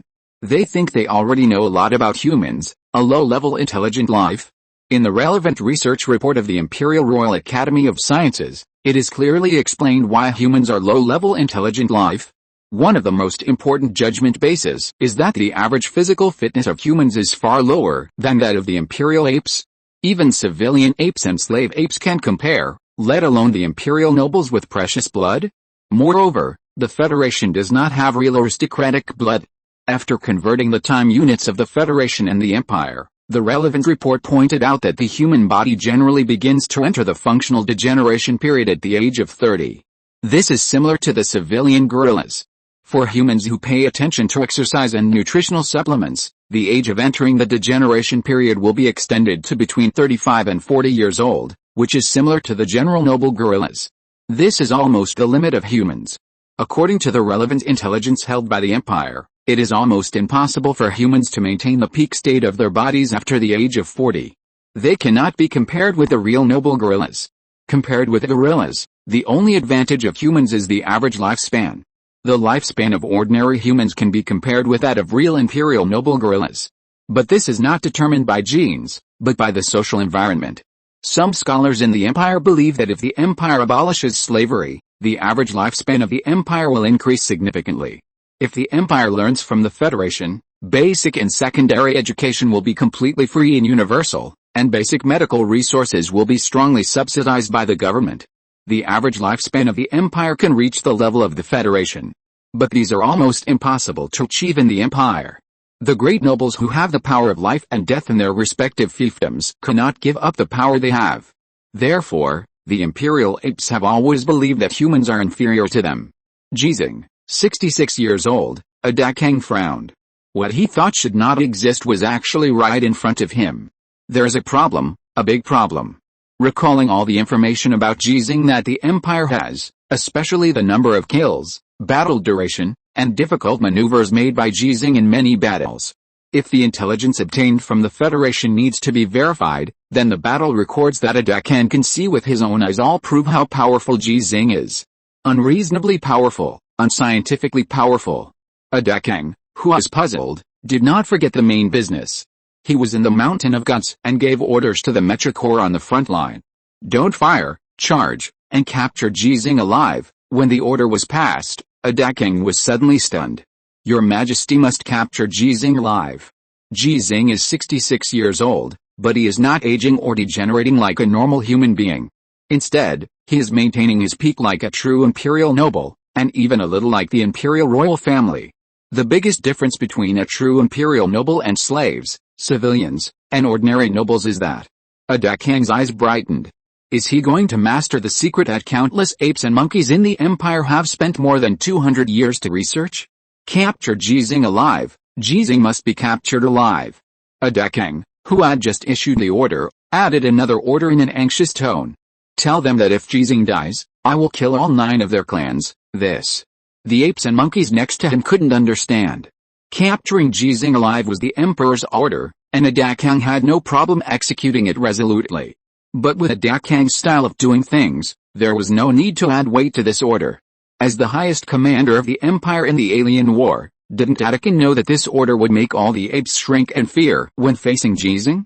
Ji Xinghe, who is already difficult to deal with, plus Adakan's order, wouldn't it be equivalent to having a golden medal of immunity from death and becoming a true immortal on the alien battlefield? But they must execute Adakan's order. Sure enough, there was no firing. Ji Xinghe knew that he had won the bet, and the Emperor of the Empire really wanted to capture him alive, not kill him. After the last nuclear bomb baptism of the Federation, Ji Xinghe had this speculation, but he didn't tell anyone. So no one knew that the last action taken by the Empire against him was not to kill him, but to capture him alive. Because of a key, it must be because of the power of key, Ji Xinghe was still repairing the mecha for Qin Tong. When the Imperial mecha that was chasing him did not fire, he had more time. The thoughts in his mind did not affect his movements, which were still fast, accurate and stable. The Emperor of the Empire has determined that I have the power of Qi through the intelligence it knows about me. Under normal circumstances, it should want to kill me at all costs instead of capturing me alive, Because every day I live longer, the Federation has more opportunities to master the power of Qi, but it chose to capture me alive. What does this mean? It needs my power. This idea surprised Ji Xinghe a little, because no matter how you look at it, the Emperor of the Empire must be the most powerful existence in the Empire, and the Qi it controls must also be the strongest in the Empire. Considering that Qi can be transmitted, if the current Emperor of the Empire accepts the Qi transmission of the previous Emperor, then it can even be called the strongest gorilla in history. Ji Xinghe, who knew this, was not afraid of the Emperor of the Empire at all, but was very much looking forward to a duel with the Emperor of the Empire. So, the Emperor of the Empire captured him alive in order to fight him in a duel? The moment this idea came into being, it was directly dispelled by Ji Xinghe. The Emperor of the Empire not only possesses the most powerful Qi, but also must know how to obtain Qi, that is, nuclear radiation. If it needs more powerful Qi and wants to become a truly extraordinary existence, then it does not need me at all. It only needs to use a nuclear bomb to blow itself up. But it wants to capture me alive. Is it because it can't get the power of Qi from nuclear radiation? The relationship between nuclear radiation and Qi was mentioned by Caseman before. As an imperial Marcus, he has such a guess, not to mention the dukes, princes, and members of the imperial family who cannot become emperors. They must have conducted relevant experiments, but they must have failed. If they succeeded, the gift would no longer be exclusive to the Emperor of the Empire. The Empire is very likely to have fallen into civil war a long time ago, or the authority of the royal family has declined significantly, and it is impossible to command a princes like now. The order to capture me alive appeared after I was baptized by the nuclear explosion, so nuclear radiation is a necessary condition for obtaining Qi. Besides this, what other necessary conditions do I have that the Emperor of the Empire does not have? Ji Xinghe couldn't figure out this question for the time being, but he thought of some possibilities, which he could not verify at all. Also, did a Dakang, who is responsible for capturing me alive, guess this? This is very critical. A Dakang has extremely powerful Qi, which is a fact that Ji Xinghe has confirmed. He can also confirm that a Dakang does not have the ability to give Qi to other gorillas. Whether it is his guards or his descendants, if they want to obtain the power of Qi, they must get the grace of the Emperor of the Empire, which greatly limits a Dakang's strength. So, the generals are not subject to the orders of the king when they are away. Zuanwu Gate. The yellow robe is added. Jingnan. Ji Xinghe's mind, the feudal dynasty history of the Blue Star emerged, especially those similar events. Learning from history, we can know the rise and fall. The general trend of the world is that the long-term unity will be divided. The dynasty is no more than 300 years. Since the establishment of the empire, it has just reached this threshold. This is a crazy plan. Qintong, start the self-check level. Ji Xinghe finally completed the repair of Qintong's mecha. The imperial mecha that was chasing them was 1 minute and 52 seconds away from them. This pursuit speed was much slower than expected. On the one hand, it was because of Ji Xinghe's heart-slashing knife, and on the other hand, it was because of Ada Kang's order. But Ji Xinghe didn't have time to think more. After completing the repair, he rushed directly into the cockpit of the champion. When the hatch was closed, Ji Xinghe had completed the turning maneuver. Go. Yes, yes, Qintong and the blind man followed closely behind. The 3 federal mechas had already started their escape before the imperial mechas caught up. But from a factual point of view, they were not escaping, but just running to the location of the next repair cabin. Yizi, start the repair cabin's induction self-destruction function. Already started. When the imperial mecha chasing behind saw Ji Xinghe running away, they did not feel frustrated about the failure of the pursuit, but instead felt a sense of relief. It can even be said to be a feeling of surviving a disaster. They really couldn't imagine what would happen to them if they had opened fire rashly and accidentally killed Ji Xinghe, who was not wearing armor, or if they had charged at full speed, surrounded Ji Xinghe and the other 2 federal mecha warriors, and accidentally killed Ji Xinghe in the besieged fight. What would happen to their family? Go and have a look. An imperial Marcus who led the pursuit gave an order while continuing to pursue, and 4 imperial mechas rushed to the location of the number 1 repair cabin.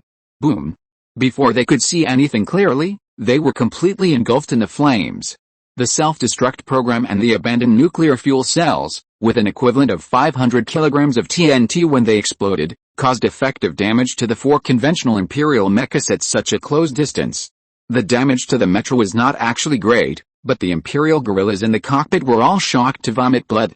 Even if they were not dead, it would be difficult for them to have any combat effectiveness. 228 Imperial mechas, only 224 were left.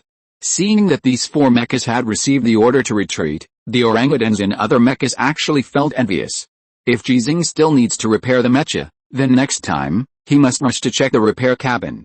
More than 200 Imperial mechas continued to chase. They guessed correctly. When they caught up with Ji Xinghe again, Ji Xinghe was indeed repairing the mecha. This time they did not hesitate at all and charged at full speed to rush to the nearby area to start a war. Compared with the last time, there were more guards around Ji Xinghe this time, in addition to Qin Tong and the blind man whose mechas were already intact and had sufficient energy. Harris and the cripple's mechas have been repaired and replaced with new nuclear fuel cells. This time, Ji Xinghe chose to repair the mecha that was easier to repair first according to the situation, and finally repaired Sichuanian's mecha. So he, who is repairing Sichuanian's mecha, is now protected by 4 ace mecha warriors. There is also the champion Hao who has activated the automatic driving level. He was safer than before, and he knew he was safe. The entire Galaxy team, or even everyone in the Federation on the alien planet, no one was safer than him. What was there to be afraid of? Sichuanian, start the self-check program. Yes, let's go. Ji Xinghe boarded the champion Marquez, and when the Imperial pursuers were only 1 minute and 17 seconds away from them, he ran to the location of the number 3 repair cabin. They were running out of time. But it didn't matter, the Galaxy team's mechas were getting better and better. They would all be repaired by him. Chapter 360 There is no one else in the world. Improve the combat methods of the orbital airborne mecha corps. Li Anbang's voice rang out in a command center of the Nanshanmen space station. Make more airdrop repair cabins, select a group of mechanics, and conduct orbital airborne training. Notify the Academy of Sciences and ask them to provide technical support and prepare automatic repair robots. Or, when the communication is intact, use a remotely operated mechanical arm to repair the mecha. Yes, the orbital airborne combat that took place in the war zone of base number 5 attracted the attention of many people, including Li Anbang. Of course, their purpose of watching the battle was not to watch Ji Xinghe kill all around. Instead, they wanted to see what kind of sparks the combination of Ji Xinghe and Tu Yuan could collide with. The plan was bold and radical, and the process was safe and sound. The generals and staff officers all had some ideas because of this. In another command center not far from Li Anbang's command center, Kent Weiss, a 3-star general of the Federation, looked at the picture on the screen with envy in his eyes. I really hope that I can also create a Xinghe team. Hearing this, the staff officers next to him spoke up. General, we can actually build another Galaxy squad. Whether it's 11 or 30 Mountain Slang class mechas, it's not a problem, not only mechas, but also the 4 ace mecha warriors like Qin Tong, Harris, Li Lin, and Wang Jiyue. If we want to train them, we can also select them from the army. I have a list here. Not only the number of Venus, but only their combat effectiveness after wearing armor. There are 22 people who can be compared with Qin Tong and others.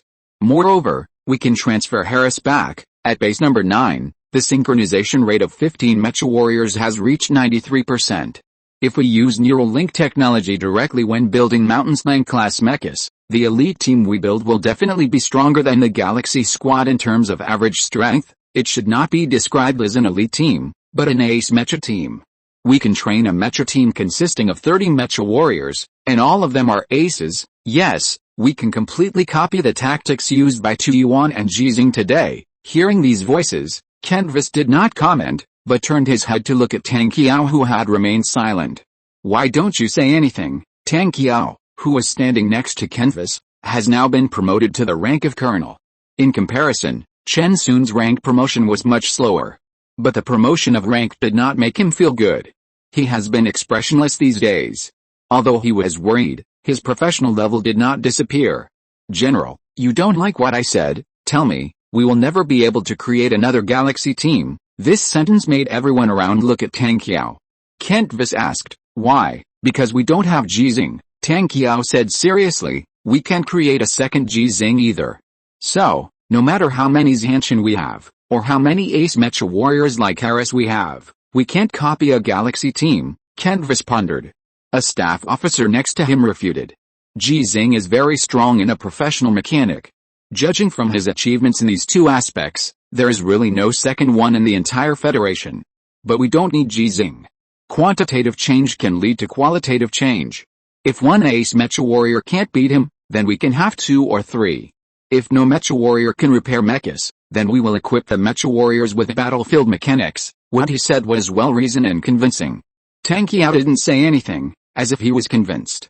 Kentvis knew Tang Qiao's character very well. He knew the characters of all his subordinates and knew that Tang Qiao had a very troublesome thing recently. He spoke in an imperative tone. Tang Qiao, explain it clearly. Yes, after Tang Qiao responded, he did not explain his reasons, but asked back, the Xinghe team has been led by Han Li for nearly 2 months. Excuse me, why didn't the Xinghe team create this kind of battle that can be called a miracle before it is over? The staff frowned. Someone answered, because Han Li's strength is not as good as Ji Xinghe's. Tang Qiao continued to ask, what about Hossein Caitlin?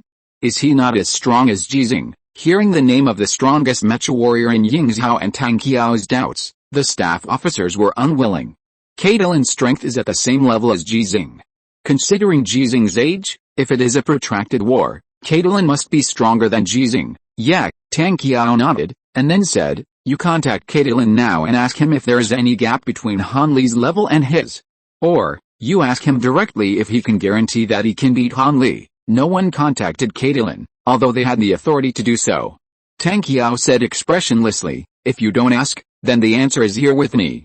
Caitlin told me personally that, without considering the neural link technology, the 5 people with the strongest armor-piercing strength in the Federation are ranked in order according to his ranking. Li Yuanba and Ji Xinghe tied for first place, and he, Han Li and Luo Wiki tied for second place. A staff officer frowned and asked, so what? Is the gap between first and second really that big? In my opinion, the Galaxy Squad failed to create a miracle like Ji Xinghe under Han Li's command, simply because Han Li's fighting style is very stable. He likes to proceed step by step and never take risks or be radical unless necessary. That makes sense. The difference in fighting styles and concepts is indeed one of the reasons for this gap. After Tang Qiao agreed, he changed the subject. But, if you just need to proceed step by step, why does the general want the Galaxy Squad? Shouldn't a stable battle plan be the same as before, using superior forces to drive inferior forces and pursue a battle of more against fewer? The staff officers were silent. Although from a global perspective, we need more ace mecha warriors like Shi Hanli, Caitlin, and Ravich. However, we are almost unable to hold on. Base number 6 can't hold on for too long. If base number 5 is captured, we may collapse across the board. Tang Qiao looked at Kentvis and summed up. In this case, if we want to continue fighting, we don't need a steady combat plan, but a radical combat plan that can create miracles.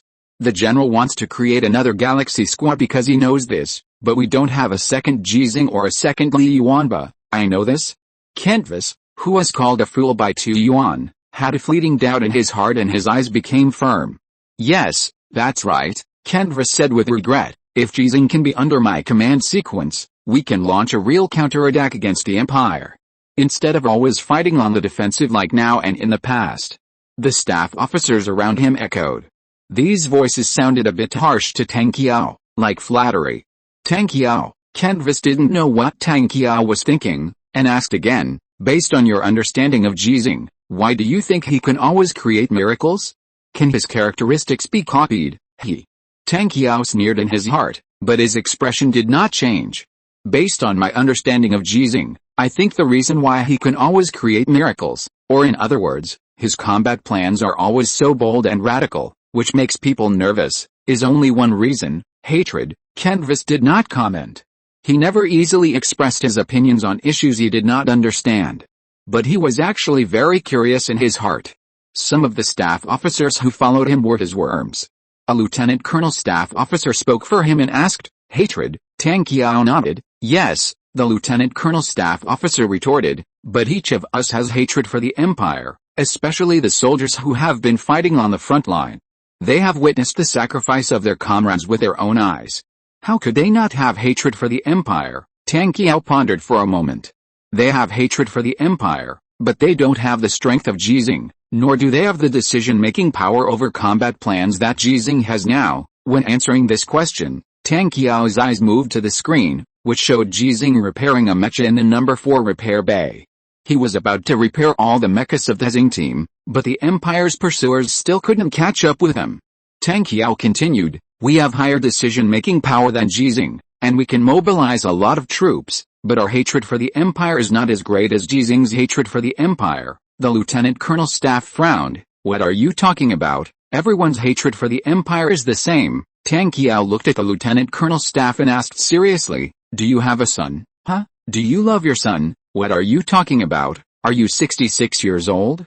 No, should it be 65? What do you want to say? All your relatives are dead, and only one son is left." Colonel Tang Qiao, "If all your relatives are dead, and only a son you love very much is left, but he died on an alien battlefield when you were 65 years old. Oh, there is another premise. Your son joined the army and came to the alien planet to fight. You could have stopped him, but you chose to support him. Then, you can say that you have the same hatred for the Empire as Ji Xinghe." Everyone finally understood what Tang Qiao meant. "We who stay in the Nanchaman space station all day long always command the battle in the safe command center. Those casualties are just numbers to us. How can we have the same hatred for the Empire as Ji Xinghe?" Tang Qiao's voice became louder. "I hate to eat their flesh alive, drink their blood, pull out their tendons, grind their bones and scatter their ashes." After he said a sentence in Longzhou language, he continued without translating. "If you don't hate to this extent, how can you be as bold and radical as Ji Xinghe? If you don't hate to this extent, how can you survive in dangerous battles again and again?" Ji Xinghe hates the Empire too much, so he wants to seize every opportunity to take revenge. Ji Xinghe hates the Empire too much, so he can survive every time. The Empire has not been destroyed by him. He doesn't want to die, he can't die. This is why Ji Xinghe can always create miracles. No one in the world can have such strength when he has such hatred. After a pause, Tang Qiao saw the doubts in the eyes of the people around him, including Canvas. So he continued to speak, continuing to show his value. "I know some of you don't believe what I said. How about we make a bet?" The Lieutenant Colonel's staff felt Canvas's eyes, and regardless of being pointed out by Tang Qiao just now, he asked, "What bet?" "I bet that after Ji Xinghe repairs the mecha of the Xinghe team, he will lead them to launch an active attack on the Imperial pursuers." Colonel Tang Qiao, "Are you crazy, or is Ji Xinghe crazy? There are more than 200 Imperial mechas, not more than 20. In a head-on battle, there is no restraining force. If they take the initiative to attack, they are looking for death. Just tell me whether you want to bet or not." "Ji Xinghe will soon repair the last mecha." "Bet." The Lieutenant Colonel's staff agreed without any hesitation, because this seemed impossible to him. So what if Ji Xinghe is strong? 12 mechas face 224 Imperial mechas and launch an active attack, which is no different from looking for death? "Okay," Tang Qiao responded, his eyes fixed on the screen. They didn't say the bet, because this bet was actually made by Tang Qiao and Canvas. What they bet on, Tang Qiao's fate. Chapter 361 Waiting for the Wind. Several staff officers were talking around Li Anbang. What a pity. If Major Shen Yu had built all the mountain slashers, and the Galaxy Squad was fully staffed, I think these 200 or so Imperial mechas would have to stay. The Galaxy Squad has only 30 mechas at full strength. Even if all of them are mountain slashers, there are still casualties when facing 224 Imperial mechas head-on. After all, it's not 30 general mechas, so it's impossible to win all the battles. As long as we can destroy these 200 or so Imperial mechas, some sacrifices are worth it. So far, with our firepower support, the Galaxy Squad has destroyed more than 300 Imperial mechas. Counting these 200 or so, the Empire's offensive force against Base Number 5 this time has lost more than a quarter of its mechas. This is really worth it. It's worth it, but with Colonel Ji Xinghe's personality, he shouldn't do this. Although he's always very aggressive in combat, haven't you noticed? The Mecha warriors fighting beside him have almost no casualties. Yes, it's not that the Galaxy team didn't have casualties, but when Colonel Ji Xinghe was in the Galaxy team, the casualty rate of the Galaxy team was always 0. Looking at all the Mecha teams in the Federation, this is unique. Colonel Ji Xinghe is still unwilling to use the sacrifice of his comrades in arms in exchange for victory. This is not right. How can there be no deaths in war? I think we should communicate with Colonel Ji Xinghe. If he can't change this idea, one day he will lose the big picture because of the small. What is small? What is big? Colonel Ji Xinghe is an ordinary person joining the army, and he will definitely ask you this question. Colonel Ji Xinghe is an ordinary person, Listening to the discussions of the staff, Li Anbang, who was watching the screen, noticed that Ji Xinghe had finally repaired all the mechas of the Galaxy team. He suddenly spoke. Ji Xinghe used to be an ordinary person, but he just said that from today on, he is a god. The staff were all stunned. What did the marshal mean by this sentence? Before they could ask, Ji Xinghe's voice rang out in the command center. It was not said to them, but they could all hear it. Team Xinghe, request fire support, target the lone imperial mecha. A lone imperial mecha? In the command center of the Ape space battleship and the multiple command centers of the Nantianmen space station, many people subconsciously looked at the screens. They wanted to find the lone imperial mecha mentioned by Ji Xinghe. But they couldn't find it. All the information displayed only showed 224 imperial mechas that were chasing the Xinghe team in a cluster. So, Tu Yuan's voice sounded afterwards. He didn't seem surprised. His tone was unexpectedly calm and confident. What kind of fire support do you want? If you don't know much about this, you can try to say what effect you want to achieve, the final fortress plus the light of divine punishment. Okay, Tu Yuan's confidence just now disappeared in an instant. He almost said, what kind of effect do you want? We can support you with what kind of effect? Fortunately, he didn't say it, otherwise he would be socially dead. He could clearly see how many federal generals, as well as some authorized congressmen and officials, were watching the battle he was commanding. Of course, except for Li Anbang, all of these people only have the right to watch the battle, not the right to make decisions. Only 2 final fortresses were built before, and you used one. One is above the Mountain of Gods, and it cannot be transferred in a short time. Now there are 12 being built. Next time, definitely next time, without the final fortress, the light of divine punishment cannot be activated. Because none of the 12 mechas of the Galaxy Squad can withstand the light of divine punishment that does not distinguish between enemies and friends. This is also one of the reasons why the Imperial mecha dared to pursue all the time. If Ji Xinghe was driving the general armor today, they would have given up long ago.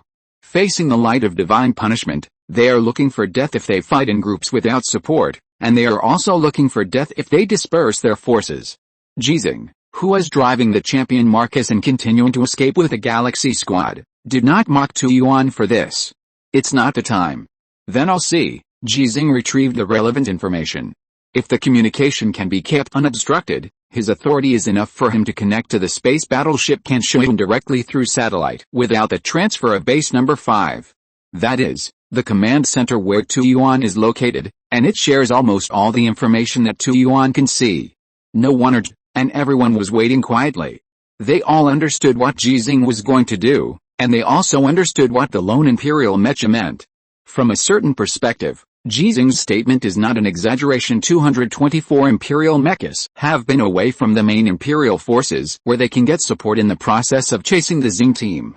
Although the long-range firepower of the Empire can still attack their current position, it is no problem to go further. However, the lethality of medium and long-range missiles to mechas is very limited, and the Federation can completely intercept them when the Empire launches medium and long-range missiles.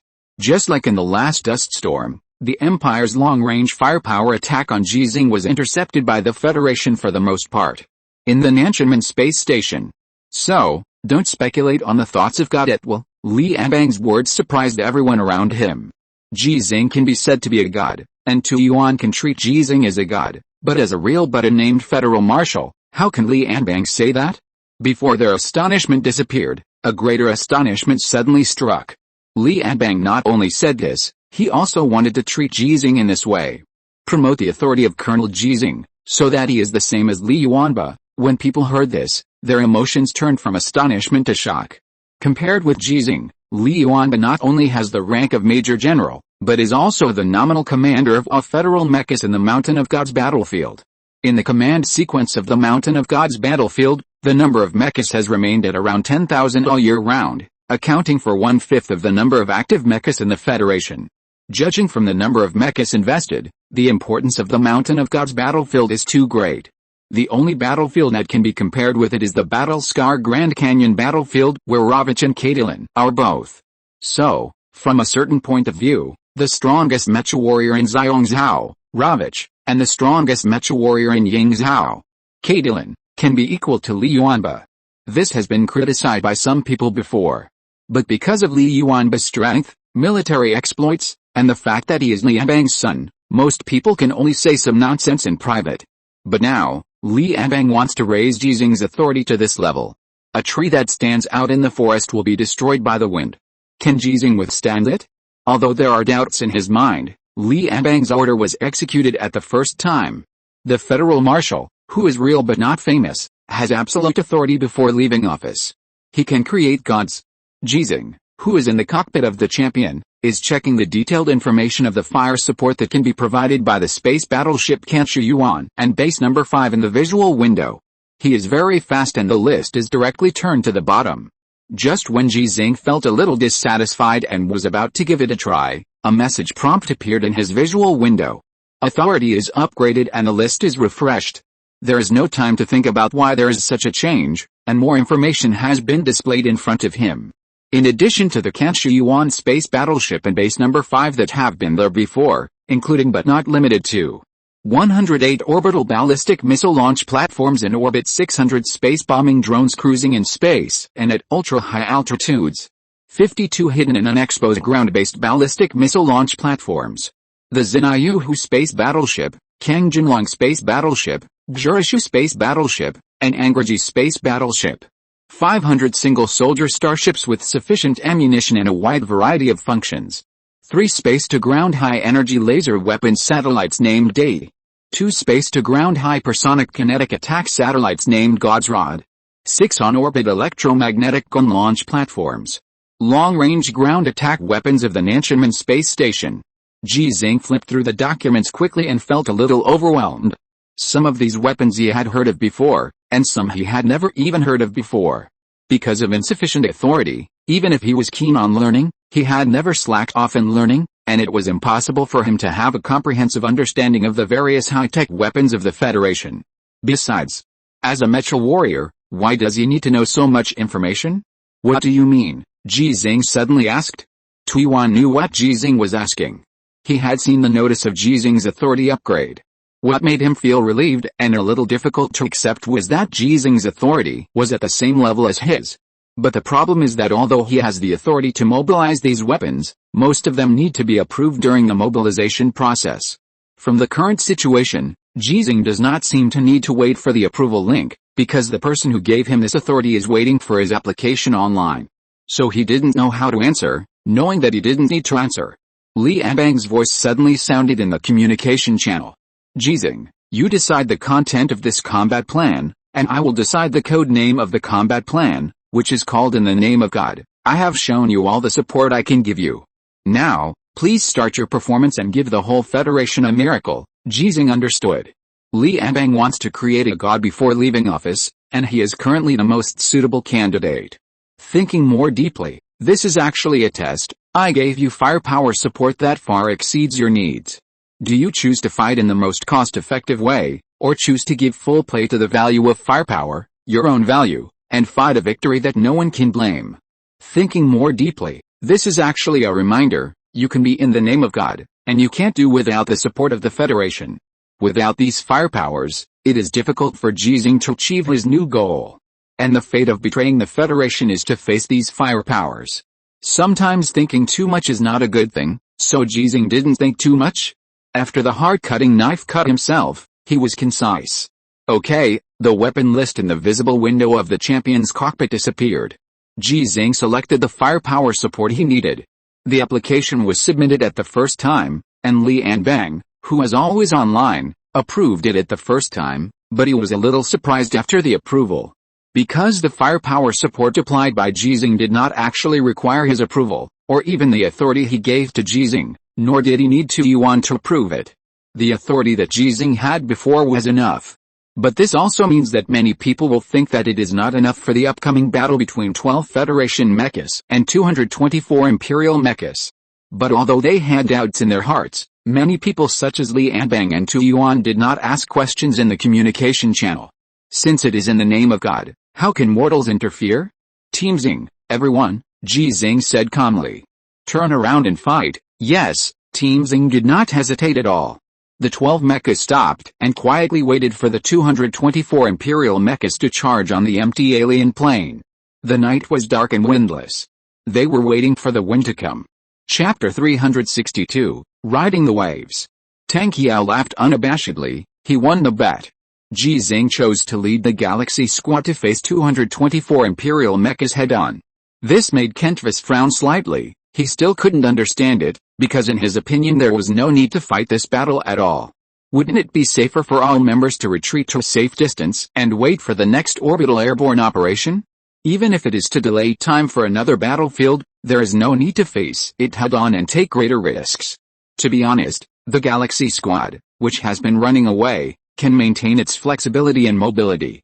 If there is an accident on another battlefield, the Galaxy Squad will be able to respond flexibly and ensure the realization of the combat goal of annihilating the main force of the Empire. But if the Galaxy Squad is besieged? Tang Qiao, this time, Kentvas did not let others ask for him, but directly expressed his doubts, and then asked, "What do you think, if Ji Xinghe miscalculates this time, or, what will he become, or die on the spot? Or kill the 11 teammates who followed him and the Federal Mecha Corps who supported him?" 4 ace Mecha warriors died because of Ji Xinghe's arrogance, and it was a completely unnecessary sacrifice. Not to mention the blow Ji Xinghe suffered himself. The military law of the Federation will definitely show Ji Xinghe its most ruthless side. Tang Qiao understood Kentvas's idea. If Ji Xinghe could survive, but was criticized and was deeply involved in military law, then even if Long Zhao could keep Ji Xinghe's freedom, it would not be able to guarantee that Ji Xinghe would continue to participate in the war. Combined with Tang Qiao's analysis of Ji Xinghe just now, in this case, Kentvas has a chance. To summarize and translate these questions of Kentvas, it is actually a question: I really want to get Ji Xinghe, is there a chance? Ji Xinghe will not miscalculate. Tang Qiao directly judged that Kentvas's idea was wishful thinking. Why? Because he is Ji Xinghe. Tang Qiao's answer made everyone very dissatisfied. He added, "I used to be one of the people who distrusted him the most, but I witnessed the miracles he created with my own eyes, and witnessed the unconditional trust of tens of thousands of people in him. I asked them the reason, and they answered me like this: because he is Ji Xinghe." Tang Qiao didn't say one more thing, that is, because of his distrust of Ji Xinghe, he was forced to say sorry to tens of thousands of people, and he didn't want to say it a second time. But isn't the firepower support he applied for a little too simple? Kentvas was still a little confused. He thought Ji Xinghe would apply for more firepower, even if it was just for the analysis that Tang Qiao was doing in front of him now, in order to show his value. In order to show his value in front of Tu Yuan, Li Anbang, and other generals of the Federation, Ji Xinghe chose to use the smallest price in exchange for the greatest casualties of the enemy. It's not that frugal. For us, this is very simple, but for the Imperial mechas who need to face Ji Xinghe, it is not simple at all. Tang Qiao looked at the screen and could only see 12 cursors representing the mechas of the Galaxy team. After the Galaxy team left the repair cabin, the Federation lost the direct line of sight to see them. The night vision imaging is not clear enough, and the perspective of the mechas to each other cannot be seen in full because the Galaxy team stood in a row, which is Long Zhao's long snake formation. But Tang Qiao could imagine how fascinating the 12 Federation mechas standing solemnly in the night were at this time. "General," Tang Qiao reminded, "Ji Xinghe's famous battle." Ji Xinghe's famous battle? The first thought that Kentvas had was Ji Xinghe's 1-on-3 battle in the Sanliu Grand Canyon. But that was Ji Xinghe's first battle. Although he had some fame, there were 2 blind men and a lame man at the time, so it was not a real famous battle. That was Ji Xinghe's second armor-piercing battle. In the dust storm, driving an ordinary standard mecha, he continuously destroyed 9 Imperial mechas, saved 20 Federal mecha warriors, and even saved the number 6 base at that time. Dust storm? Kentvas suddenly understood, but he still felt a little incredible, because the time that Ji Xinghe could use was too short. Staring at the screen, Kentvas was looking forward to it. Although he wanted to get Ji Xinghe very much, and even hoped that Ji Xinghe would miscalculate, if Ji Xinghe could really create a miracle, he would be very happy. Everyone in the Federation would be very happy. Struggle is struggle, and killing the enemy is killing the enemy. From the perspective of those who provoked the struggle within the Federation, their ultimate goal is not to win this battlefield. Even if it will be many years later, even if more people will be sacrificed. They are all watching us. Ji Xinghe spoke calmly, his voice could be heard by many people, but he only wanted to say it to the people of the Xinghe team now. "Are you nervous?" "Not nervous, not nervous." In unison, no one was making a fuss at this time. This shows that they are actually very nervous. Don't be nervous, Ji Xinghe said softly. I'll go first. In a while, the communication channel of the Xing team suddenly became quiet, and everyone forcibly suppressed their inner impulse to persuade Ji Xinghe. This further shows their nervousness. I will first deal with the 2 Marcus-class Imperial mechas, and then deal with as many Count-class mechas as possible. Ji Xinghe continued to talk about his battle plan. It was indeed his, because he was the only one participating in the battle. Qin Tong, you take them and wait for the opportunity. Qin Tong, who should have responded at the first time, did not respond. Ji Xinghe did not force it, and continued softly, is it because I didn't ask that question? If you need it. After a brief pause, Ji Xinghe asked the question. Do you believe me? He didn't need to ask this question to Tu Yuan and others, because Tu Yuan and others were high above. But he needed to ask this question to Qin Tong and others, because Qin Tong and others were going to fight side by side with him. Entrusted with life and death. The silent crowd finally returned to normal when they heard this long-lost question. Believe, all in unison. They entrusted their lives and deaths to Ji Xinghe, which actually didn't matter to them. They had done this a long time ago. But this time was different. This time, they entrusted Ji Xinghe's life and death to Ji Xinghe himself. In the last battle on B-72 Highland, they saw Ji Xinghe being drowned by the light of the nuclear bomb explosion with their own eyes, and they made a vow at the same time. And now, this oath has been violated by them. Thank you. When Ji Xinghe spoke, he looked up at the sky. More than 200 Imperial mechas that had appeared in his sight were just ignored by him.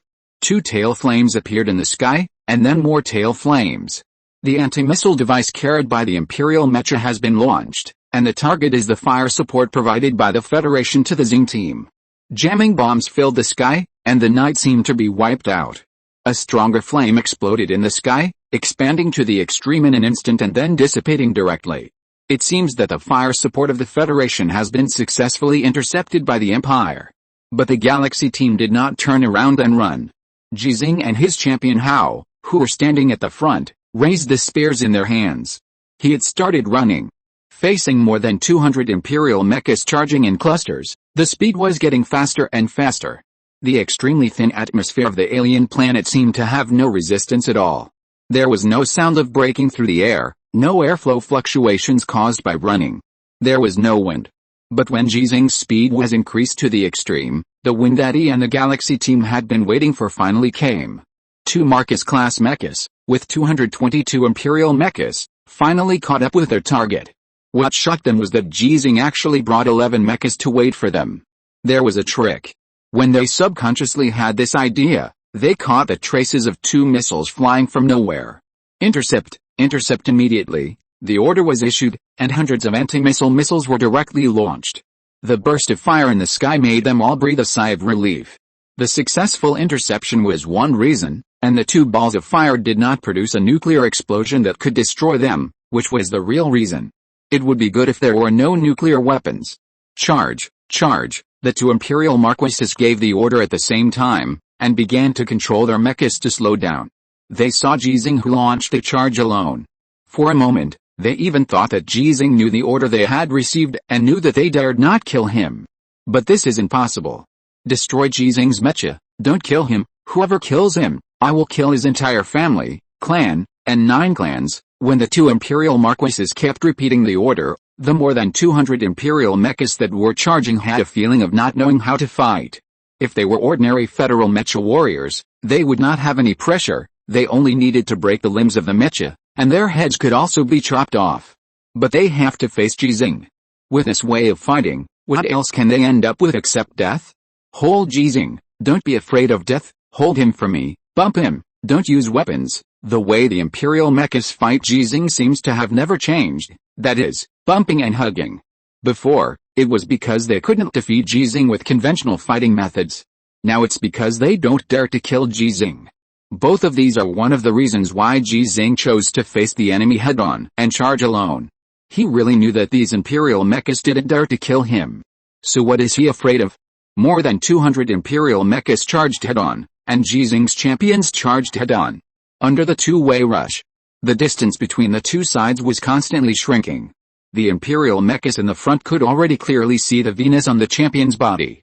At this moment, their airborne radars suddenly detected special objects falling from the sky. There was no tail flame, the speed was very fast, and there were a lot of them. What is it? The speed of the imperial mechas charging in clusters changed again, and they were a little slower than before. Anyway, Ji Xinghe was rushing towards them, so there was no need for them to run so fast. Unable to intercept. Those metal bodies that fell from the sky could not be intercepted at all in the night. The charging imperial mechas were already a certain distance away from their anti-missile missile vehicles. They could only disperse their formation to avoid being hit by these bombs. Bang, bang, bang. Countless muffled sounds were connected, and the metal bodies that fell to the ground did not explode immediately, but smashed directly into the ground. One of the imperial mechas was unlucky and was hit by a metal body. The metal body bounced a few steps in front of it, and it was clearly seen and recognized. Landmine? The landmine with a strange shape began to drill into the ground the moment it landed, and disappeared from the side of this imperial mecha in a blink of an eye. What is the use of landmines? It's a landmine. It's a landmine that fell down, the imperial mecha reminded in the communication channel, but neither it nor the imperial guerrillas who heard the reminder understood why the Federation used landmines to support Ji Xinghe. What's the point? In terms of the running speed of the mecha, even if it stepped on a landmine, it would not be damaged. It can't be a nuclear mine, right? It can't kill them, nor can it hurt them. Unless you are extremely unlucky and fall on a landmine, you will hardly be affected. While they were wondering, the champion Hao driven by Ji Xinghe finally rushed to them. It was only a distance of more than 100 meters, and it only took a few seconds to cross. The answer to their doubts was finally revealed. Those mines were not for blowing them up, but for blowing up the ground. More than 500 mines drilled into the ground began to explode automatically from the closest to Ji Xinghe. The earth was overturned in an instant. The layers of mines that exploded one after another made the overturned earth like the sea, producing surging waves. To be more precise, it was a soil wave. One wave has not subsided, another wave rises. The soil wave continued, sweeping an area of 1.5 kilometers in radius, covering almost all the imperial mechas. They were like small boats floating on the sea under a storm, and could only go with the flow and be manipulated by the power of nature, and finally submerged by the sea. More than 150 imperial mechas lost their balance and fell to the ground, and the remaining imperial mechas were also struggling to control their center of gravity. The vision was completely blurred, and the overturned land caused a man-made dust storm. So they can't see. Their target is Ji Xinghe. Guiyong holds a gun and comes on the waves. P.S. The explosion effect is similar to the Easter egg chapter after this chapter. I don't know if it can be posted smoothly. If not, I will post it in the group. Chapter 363, It's okay to make it a hole. The earth shook but the mountain didn't shake. The ground cracked but the mountain didn't collapse. The mountain stepped on the waves, the murderous intent was released, and the guns moved like dragons and snakes. The champion Marcus, who was walking on the ground as if it were flat ground, had a very clear goal and went straight to the two Marcus-level imperial mechas. The alien dust that had risen to a height of 1,000 meters could cut off the communication between the Federation mechas and the imperial mechas, but it couldn't cut off Ji Xinghe's heart. The moment the explosion occurred, the chessboard in Ji Xinghe's mind had taken shape, and 224 chess pieces were scattered between the grid-shaped chessboard. It didn't matter whether it was black or white. Because Ji Xinghe, who was on the chessboard, was not a chess piece, he was the chess player. The Gaud's perspective for the chess pieces, through the fog that suddenly rose on the chessboard, accurately determined the positions of the 224 imperial mechas. And, when the explosion occurred, their positions were affected and changed. This predictive ability is based on Ji Xinghe's experience as a mecha warrior and his experience as a mechanic. He has an understanding of the mecha itself and the imperial guerrillas driving the mecha that is beyond the reach of ordinary people. But the time limit of this prediction is extremely limited. The imperial guerrillas are all intelligent beings. Each of them has their own ideas. There are no identical people in the world, and naturally there are no identical guerrillas. Even if cloning technology is born, two people or two guerrillas who are exactly the same in material existence will have different thinking patterns due to different encounters. Ji Xinghe didn't know how long his prediction would last. He could only make himself faster and faster. The performance of the champion has been brought to the extreme by him. Passing by, there are imperial mechas lying in the dust, slowly getting up. The weakest part of their mecha side is exposed to Ji Xinghe's sight without any cover, under the tip of the gun. As long as you swing the tungsten steel gold spear in your hand, you can pick a gold star in 1 second. But Ji Xinghe chose to turn a blind eye. None of these conventional imperial mechas are the opponents of the Galaxy team.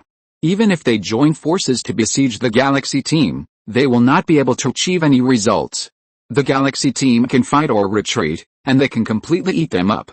Therefore, they should become the Venus of the Galaxy team, not the Venus of Ji Xinghe himself. However, all this has a necessary premise, that is, there cannot be Earl and Marcus level Imperial mechas in the Imperial Mecha Corps. The performance of the Zanshin level mecha is theoretically better than the Earl level Imperial mecha, and is similar to the Marcus level Imperial mecha. But except for Qintong, Harris, the Blind Man, the Lame Man, and Sichuan, when facing the Imperial Earl, the others can't even achieve a 50-50 chance of winning. The gap in physical fitness can only be made up by skills, experience and combat awareness. The others in the Galaxy team are still a little bit behind. There are many Imperial mechas. With helpers, the Marcus and Earl level mechas can completely curb the cannibalization of the Galaxy team. So Ji Xinghe had to charge alone. He couldn't solve the strength problems of the left hand, the lame man, the deaf man and others in an instant. He could only solve the gorillas who turned the strength gap into a problem. When Ji Xinghe launched the charge alone, Qintong and others had already figured it out. The mood of worry was constantly expanding, but it did not affect the arrangement of relevant tactics. Qintong spoke quickly in the communication channel, but his pronunciation was very clear. He arranged more than one tactic, including the tactic of saving Ji Xinghe. The situation was too chaotic. The rich hematite and the alien dust had completely cut off the communication between them and Ji Xinghe. They couldn't see Ji Xinghe's perspective, but they could imagine how much crisis Ji Xinghe was in the dust storm created by the Federation. Let alone finding 2 Marcus-class Imperial mechas, it would be good if they didn't get lost in it. The most likely situation is that they hit the Imperial mecha. Time passed by minute, and the dust that rose to a height of 1,000 meters dissipated at an inconspicuous speed in the night. Although the speed was not fast, it continued. How long can this dust storm last? How many Imperial mechas were damaged by the explosion just now? 10? 20? The Galaxy team did not dare to expect more. The orbital air-dropped mine weapon system code-named Washing the Ground was not actually developed for this war. It was actually used for mining. As you can imagine, the damage this weapon can cause to mechas is extremely limited. When the Galaxy team was worried, there were already Imperial mechas appearing at the edge of the dust storm, which was an area with sparse dust and increasing visibility. The searchlights on the Imperial mechas were turned on, like automatic mining robots crawling out of a mine. From the outside, they were all metal mechanical creations. One by one, more and more Imperial mechas appeared at the edge, or they stayed there waiting for the dust to dissipate after restoring the center of gravity of the mechas. The impact on the communication was also recovering, and they began to gather in formation, facing the direction of the Galaxy team and ready to go. Ji Xinghe still didn't show up. The champion Marcus, who was expected by countless people at this time, carried a miracle called hope. This was not just Ji Xinghe's business, nor was it just the business of the Xinghe team. It was beyond the scope of the No. 5 base war zone, and was even directly related to the Federal Marshal Li Anbang. His use of authority before leaving office might be criticized for being wanton and abusing his power. It was also possible. It's the champion Marcus, it's the champion Marcus, he came out, Colonel Ji Xinghe came out, corresponding to the location of the Xinghe team. The visibility on the other side of the artificial dust storm was close to the edge of 100 meters. A federal mecha covered with the gold stars rushed out at a speed that was beyond the reach of dust. His speed was so fast that when he made a braking maneuver, the body ran nearly 100 meters away by itself. There were pursuers behind him.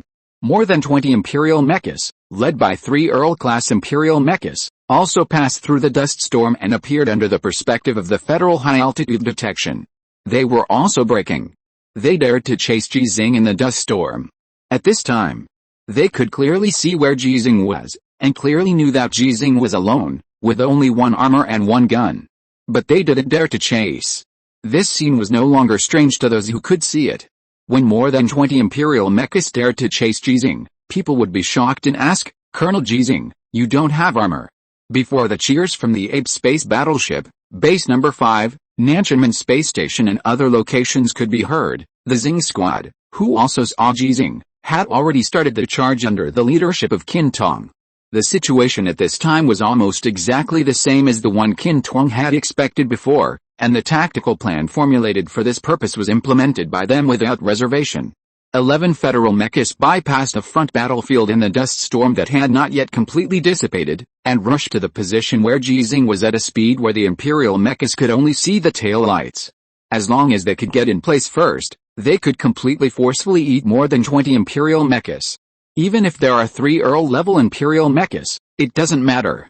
They have Ji Xinghe, Qin Tong, Harris, the blind man, and the cripple.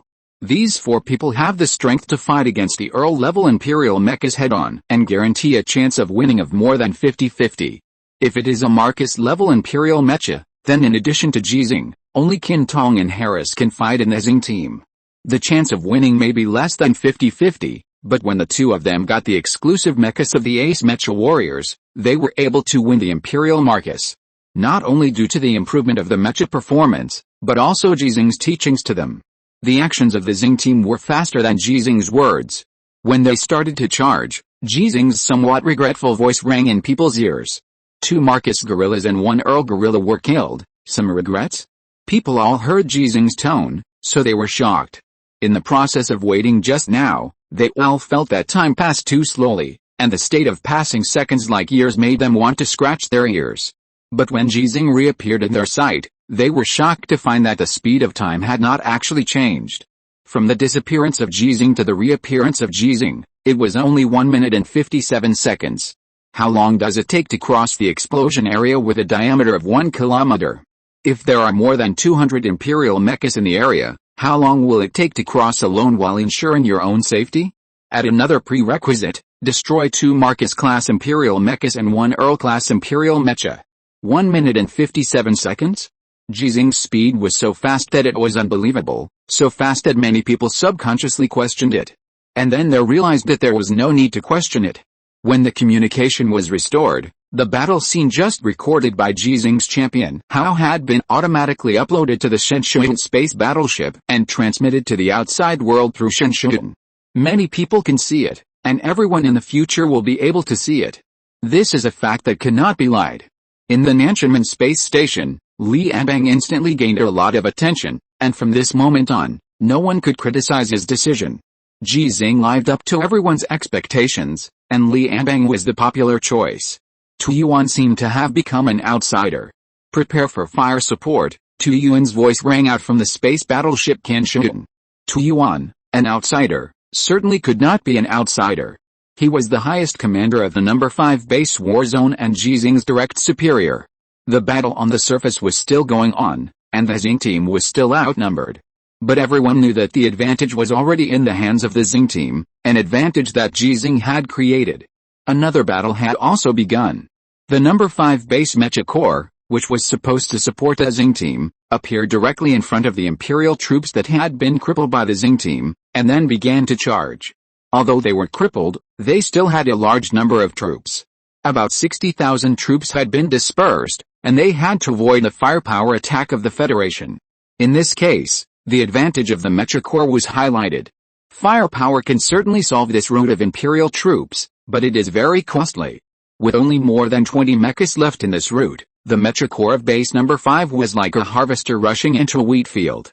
They killed and slaughtered until they were all killed. In the 2 battles in the number 5 base war zone, the Federation was in an advantageous position, and in a sense, these 2 battlefields were the Federation's proactive attacks. Such battles are very rare for the Federation. Putting aside the excitement of the people, Tu Yuan must beware of a new round of support from the Empire. Will the Imperial troops, divided into 4 marching routes, really watch their troops being eaten by the Federation? Among them, there are 90 Imperial mechas coming from another route. And they include 30 Imperial noble mechas, which are truly elite. If they come to support, Tu Yuan will order to open fire again. How much quota do we have left? Tu Yuan asked. I mean, in the original plan, we needed to use up 1/5 of their troops. How much firepower quota do we have left now? 79%. We still have 79% of the firepower quota. So much? Tu Yuan was very surprised. He had never fought such a rich war. According to the current consumption, He only needs to use a quarter of his total firepower quota this time to completely wipe out the enemy 500,000 troops, 2,000 mechas. I only used a quarter of the quota to win. Tu Yuan really wanted to ask those who were watching the battle a question. Who else? That is, Li Anbang was watching the battle, otherwise he could really ask it. The youngest civilian general in the Federation is really young in comparison. No one poured cold water on Tu Yuan at this time. Everyone knew that Tu Yuan must know that today's combat plan could not be reproduced. Just having fun? What's the matter? You have Ji Xinghe, you are awesome. Report, the Empire's mechas have begun to retreat. Retreat? Are they returning for reinforcement? No, judging from the direction they are running, they are heading for the location of another main force of the Empire. Tu Yuan breathed a sigh of relief. The Empire gave up the force that was being gradually annihilated by the Federation Mecha Corps. Therefore, the combat goal of destroying one of the enemy's forces can really be achieved with almost complete victory. I say almost because there were casualties in the annihilation battle in another place.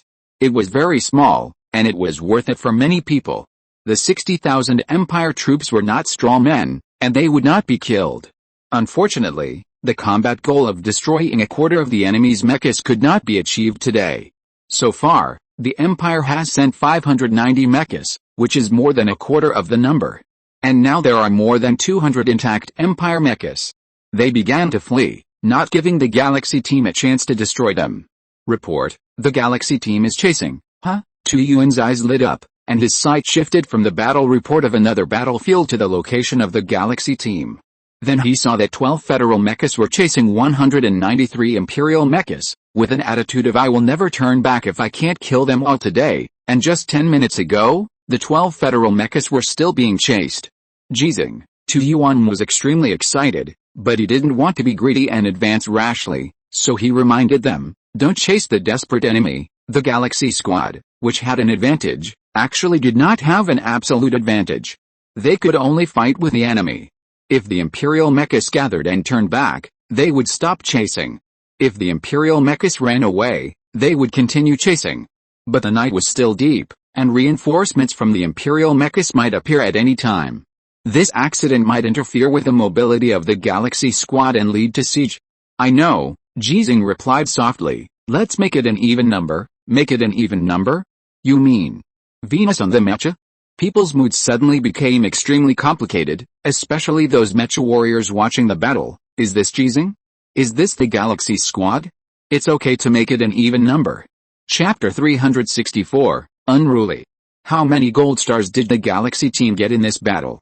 The answer to this question can be easily calculated. If the communication is maintained, the combat records of all Federal mechas will be automatically uploaded. In particular, the Galaxy team is very popular at this time. The artificial intelligence program keeps calculating the number of gold stars they get during the battle. The calculation process is very simple, +1, +1, +1, plus. Just like the endless passage of time. Life goes on, and stars are picked up. When someone asked this question, the manual verification link has been completed. 253 The technician who reported this battle record had a loud voice that he felt deafened, as if someone suddenly fired a gun in his ear. The gunshot was so loud that everyone in the battle center of the Ape space battleship could hear it clearly. 253 gold stars. 12 mechas picked up 253 gold stars in one battle. If all this did not happen in front of everyone, there would be many people who would not believe it. Even if among these 12 Federal mechas, there was the champion how driven by Ji Xinghe. The key point of distrust lies here. Ji Xinghe was driving the champion armor, not the general armor that truly shocked the Federation and the Empire.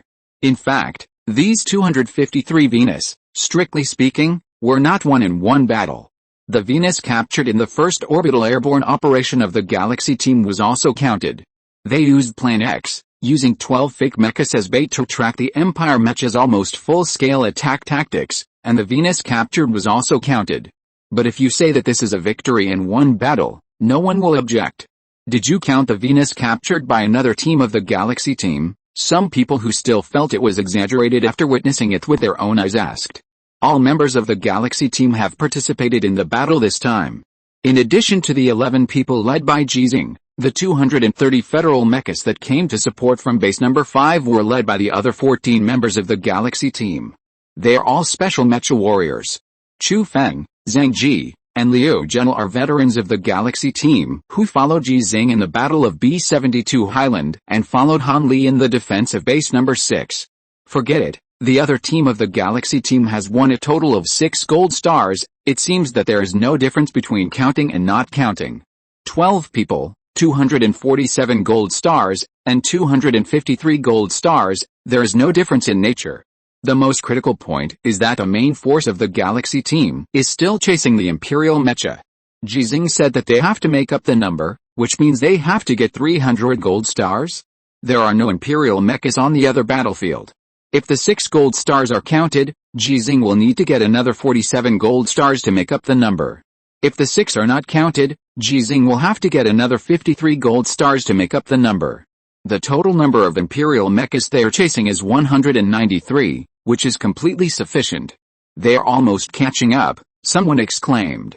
There are 3 main pictures on the big screen of the War Situation Center. The first picture is the perspective brought by the high-altitude unmanned reconnaissance aircraft.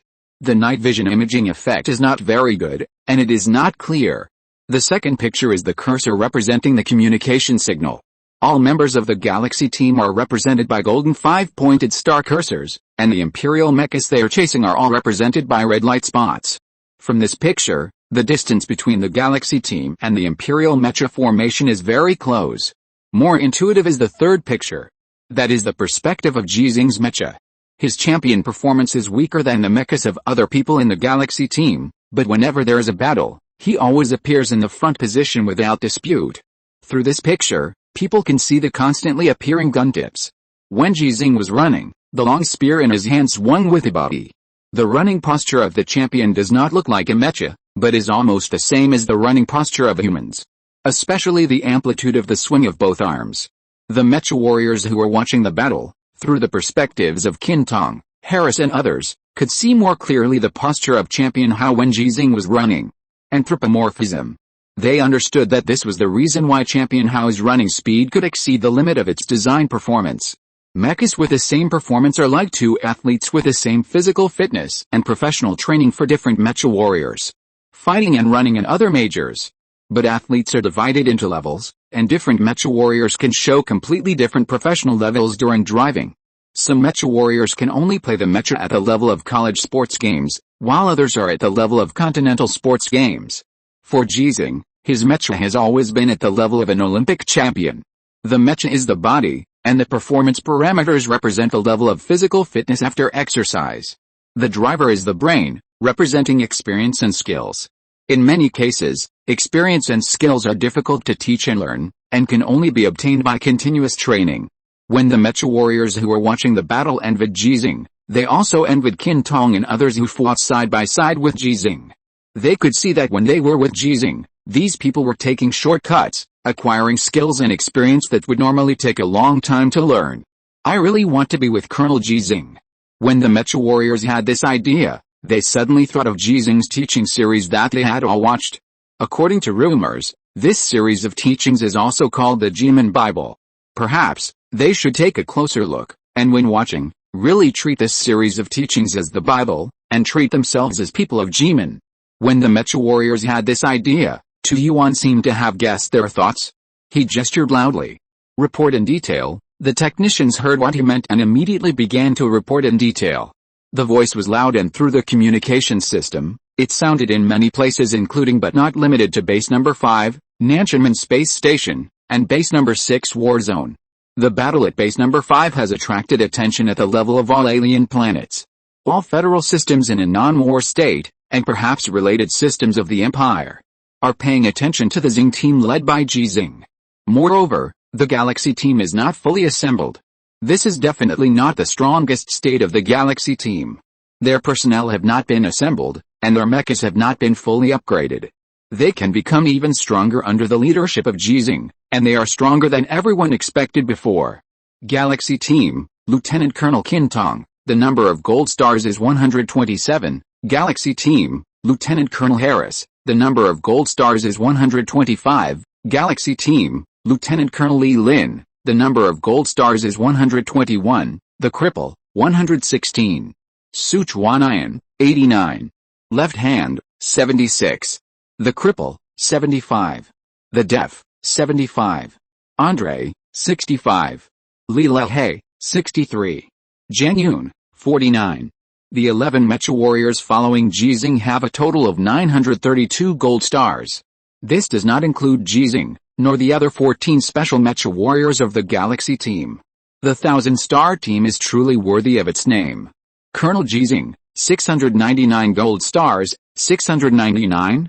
People clearly remember that before the start of this orbital airborne operation, the number of gold stars sprayed on Champion Hao was 612. 9 stars orbit the sun and the moon. So, Ji Xinghe personally won 87 gold stars in this battle? Thinking of this, the other 11 members of the Xinghe team, no, it should be said that the other 24 people, added up to only won 166 gold stars, which doesn't seem to be a big deal. People were confused by the continuous arithmetic problems, and they began to doubt whether it was too easy for the Xinghe team to pick stars, just like picking up stones in the river. Xinghe team, except for Colonel Ji Xinghe, the total number of gold stars for all members is 1,403. The Xinghe team, which had only become the 1,000-star team not long ago, has already begun to rush towards the 2,000-star mark. There are only 25 of them. All along, the so-called 1,000-star team has never counted Ji Xinghe. If Ji Xinghe is counted, 90% of the Federation's Mecha teams can be called 1,000-star teams. The remaining 10% are either disabled or newly formed. The total number of gold stars of the Xinghe team is 2,102. It is the second Super 1,000-star team in the history of the Federation. The 1,000-star team has 1,000 gold stars, and the Super 1,000-star team has more than 2,000 gold stars. Needless to say, the first one must be the team led by Li Yuanba, the only Mecha warrior who has obtained the rank of general. When he joined the army in Ji Xinghe, his personal gold star number exceeded 600. After listening to the report, Tu Yuan had an impulse to laugh out loud, but there were many listeners, and they were all powerful people. He felt that he should be more stable. After all, he was the man who was about to take over as the Marshal of the Federation. So, what do you think Colonel Ji Xinghe's rounding up is? Which one? The rounding up of 300 stars in one battle? The 11 people who fought side by side with Ji Xinghe, the total number of Venus reached 1,000? Or only one Venus is needed, and Ji Xinghe personally accumulated a total of 700 Venus? The last one, everyone thought it was impossible. If Colonel Ji Xinghe is so easily satisfied, is he still the Colonel Ji Xinghe they are familiar with? If Ji Xinghe wants to make it a whole, it must be at least 1,000 to make it a whole, right? At the very least, 800 can't be less. People's expectations of Ji Xinghe have reached an inhuman level, which undoubtedly proves what Ji Xinghe said when he gave Tu Yuan an order during this battle: I am God. For God, no matter how impossible things are, they should be taken for granted. No one can answer Tu Yuan's question. Those who can answer Tu Yuan, although they heard Tu Yuan's question, ignored Tu Yuan. Tu Yuan was so excited that he ignored Ji Xinghe's hot and cold attitude towards him. He took the initiative to ask, "Old Ji," this is the first time he called Ji Xinghe like this, whether in public or in private. "Which one are you going to count?" At this time, Ji Xinghe led the Xinghe team and had already caught up with the lagging Imperial Mecha and started fighting. But Tu Yuan was not worried that his problem would affect the battle of Ji Xinghe or other members of the Xinghe team. For God, people must have the perception that he is omnipotent. God is indeed not affected, but God will not be happy because of this. God said, "Always counting there, are you idle? Talk less and do more. If there is really nothing to do, read a book and study hard. You are still young and there is room for improvement. Don't give up on yourself, live and learn until old. You will not suffer any loss. I can prove it." In the space battleship Shenzhen, an imperial monkey suddenly appeared. To be more precise, it should be that a monkey's butt suddenly appeared. Someone shouted to rescue. Colonel Ji Xinghe has personally obtained a total of 704 gold stars. In 5 sentences, Ji Xinghe picked up 5 gold stars. Tu Yuan dared to be angry but did not dare to speak. If you're listening to this novel on a channel other than Fanfic World, it means they downloaded and uploaded it without effort. We cordially invite you to visit our channel, Mundo Fanfic Novelis. There you'll find the original version of this story and you can explore many other novels of various genres. We're waiting for you to immerse yourself in a world of incredible novels. Chapter 365 Acupuncture. Everyone at base number 5 is eagerly waiting for their hero to return. The observation windows facing the surface of the base are crowded, as is the hangar area. Wang Wei is also among them. Seeing the surging crowd, he suddenly laughed. I really want to tell them what Lao Ji said to Tu Yuan, reporter Su. What do you think their reaction will be?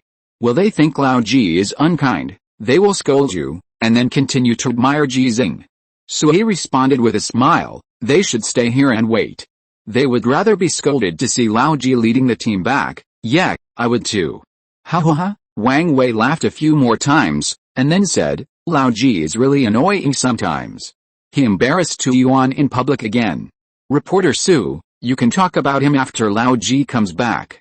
After the big victory, everyone should relax appropriately. It's considered to be relaxed and tense.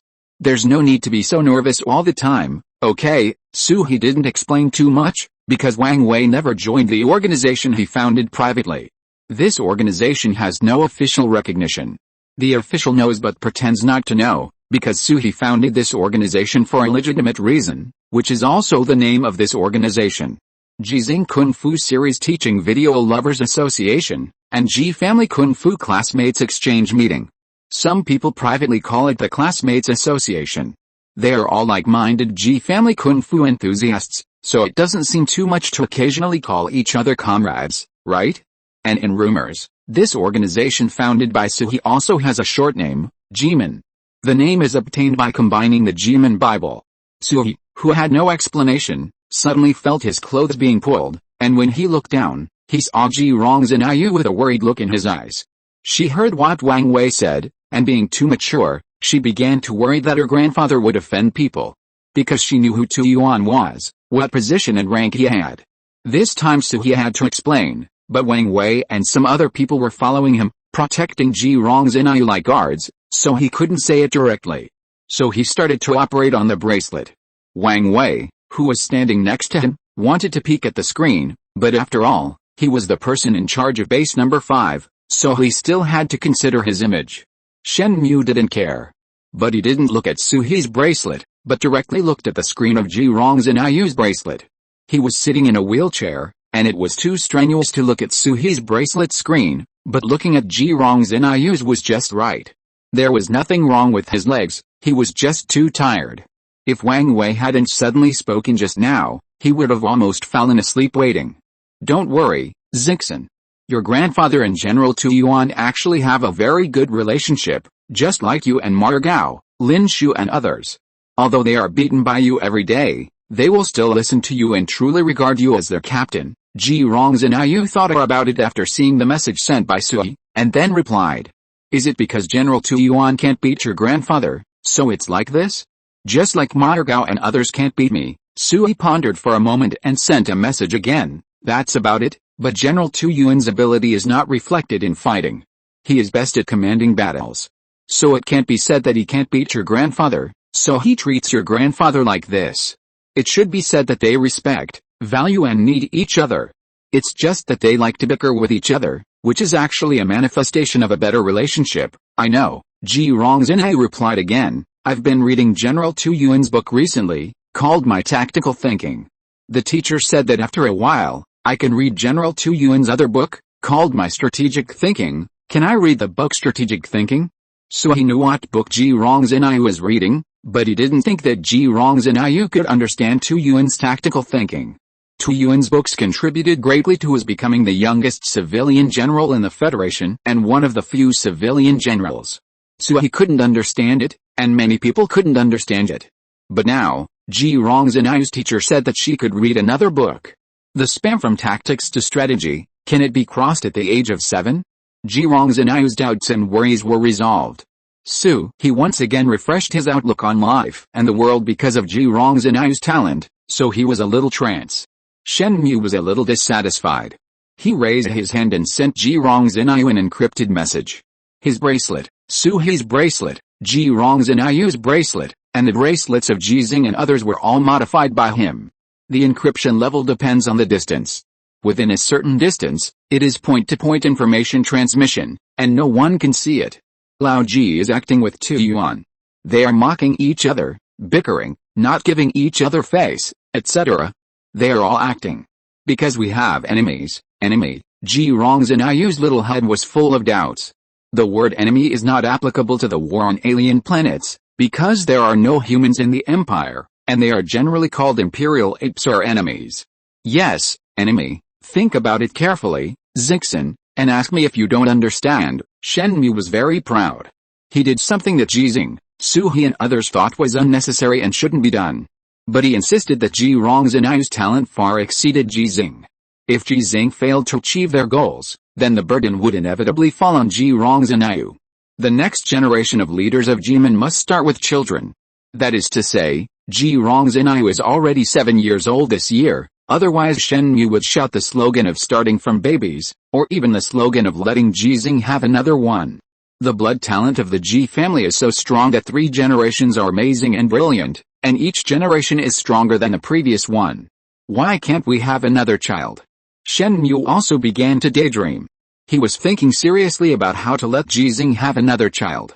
He has been called Crazy Shenmue by many people, so his current idea is also crazy. It's so crazy that if he says it out loud, he will really need a wheelchair, and he will need it for the rest of his life. Ji Xinghe's thoughts about the enemy did not last too long before they were interrupted by deafening cheers. The Galaxy team has not yet entered the apron area.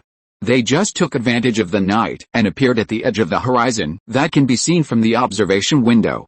12 federal mechas were running in the front, and 221 mechas were running behind them. The other 14 members of the Galaxy team did not join Ji Xinghe and his team, because the honor of this battle belonged only to Ji Xinghe and his 12 people.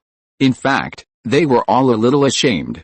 A total of 230 mechas went to clean up the Imperial troops that had been crippled by Ji Xinghe and his 12 people, but 9 mechas were lost.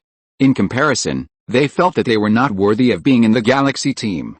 In fact, no one blamed them, because they needed to clear more than 60,000 enemy troops.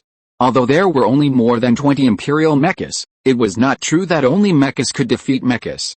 9 mechas were lost and 5 mecha warriors were sacrificed. It was still an undisputed victory, and it was not an exaggeration to say that it was a complete victory. Returning with honors, but not daring to join Ji Xinghe and others, it can only mean that Ji Xinghe and others' military exploits were too brilliant. The cheers in base number 5 continued, and they did not stop when the Xinghe team led the crowd into the apron. They were cheering and venting their feelings. The Empire had several times more troops than base number 5, and they could only defend it. Were they really not afraid? They were not afraid of death, but it did not mean that they could not be afraid. And now, one of the 5 Imperial armies has gone, and they have almost no losses, and they have not even participated in the war in a real sense. How can the cheers be stopped easily? Old Ji, say a few words, Suhi reminded. Ji Xinghe followed the advice and really only said 2 words. His voice resounded in base number 5. We'll come back to rest for about 2 days, we'll go out again in 2 days. It would have been better if he hadn't said it, but once he did, the cheers really seemed like they couldn't stop. How about it? Am I awesome? In the machine repair area of base number 5, Shenmue stood straight, with a clear intention to take credit for his words. Awesome, very awesome. Ji Xinghe's words came from the bottom of his heart. He really thought Shenmue was awesome, so he added, better than me. Shenmue was so excited to receive such praise from Ji Xinghe that his soul almost left his body. 4 mountain shopping class mechas. I didn't think I could really make them. If they hadn't all passed the actual machine tests, I would have thought I was dreaming.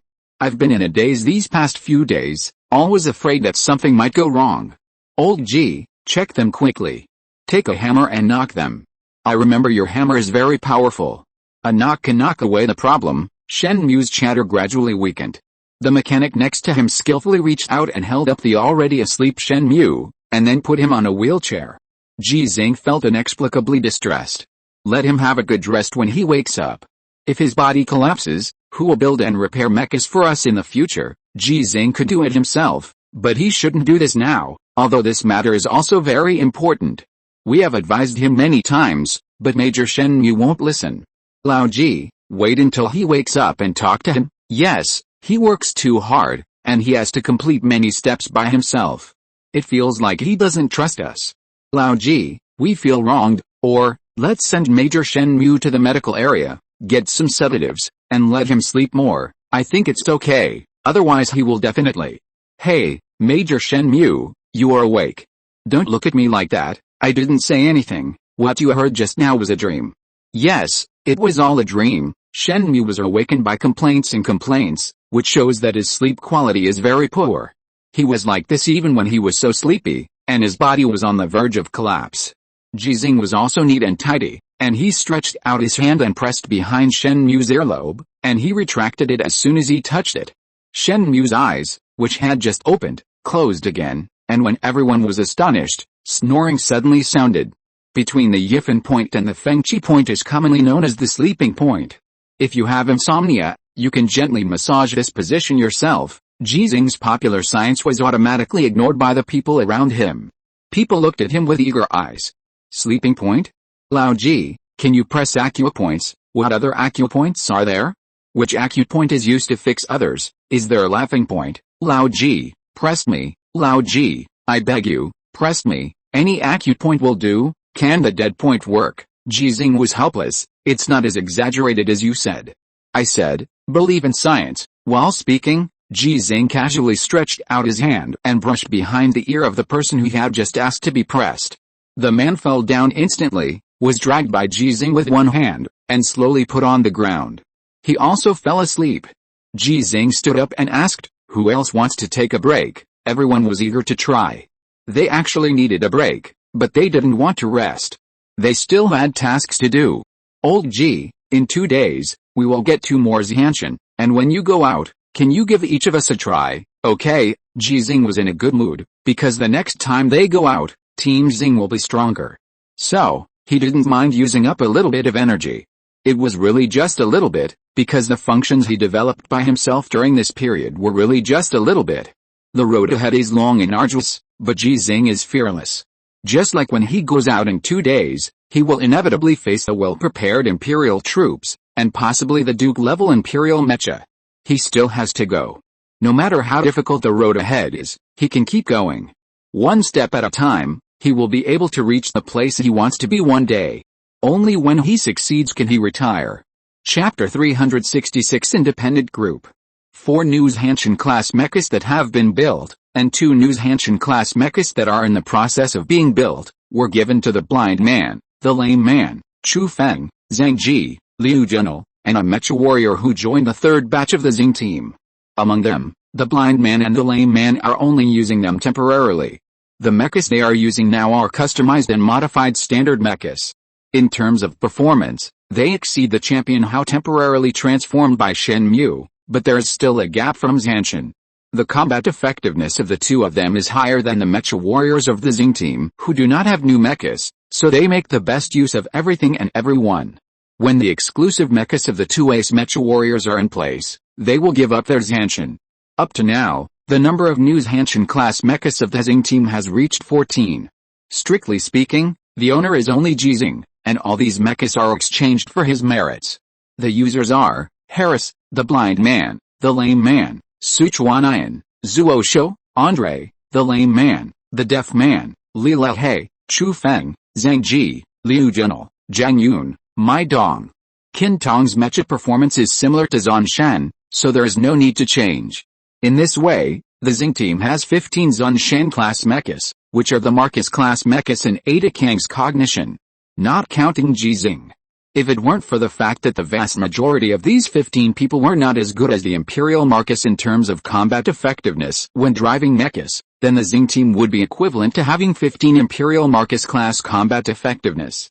3 things. Chen Sun, as the only non-mecha warrior in the Xinghe team, stared at Wang Wei, who ran over to listen in with a thick face, and spoke expressionlessly at the internal meeting of the Xinghe team. The first thing is, should Mai Dong's Zhanshan be used by Lao Ji? Mai Dong, who was present, heard this without any dissatisfaction, but instead breathed a sigh of relief. Ji Xinghe didn't have his Zhanshan to use. He, a mecha warrior whose strength was far lower than Ji Xinghe's, got Zhanshan. He had to say that he had a heavy burden in his heart and felt that life was difficult. This was a small issue about the allocation of mechas. Everyone thought that Zhanshan should be given to Ji Xinghe. After all, Zhanshan was named after Ji Xinghe, and in his hands it would definitely be able to exert combat power beyond the champion. Ji Xinghe shook his head slightly. There is no need to discuss this matter. I will continue to use the champion, without waiting for everyone to persuade him. Ji Xinghe waved his hand to interrupt the voices that had already reached their throats.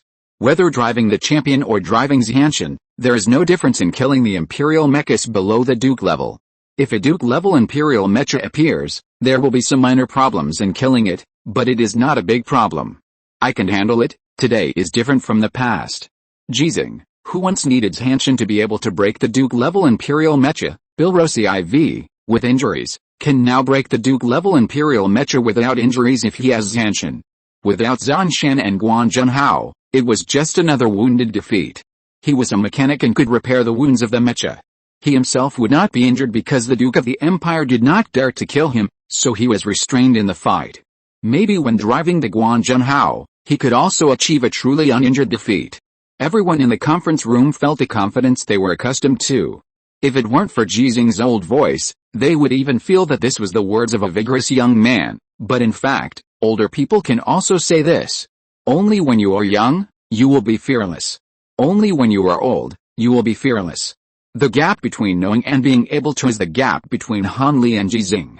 Okay, let's talk about the second thing. My dong, don't have a psychological burden, just do what you can. While Chen Sun was speaking, his eyes finally left Wang Wei and gave My Dong an encouraging look. Then he continued to look at Wang Wei and spoke.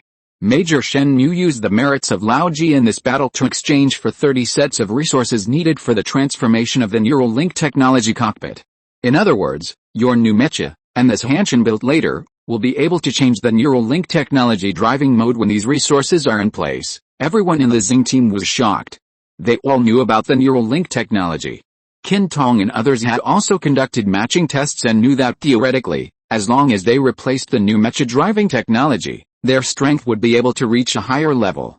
What shocked them was that the large-scale replacement of neural link technology would begin in about 4 months.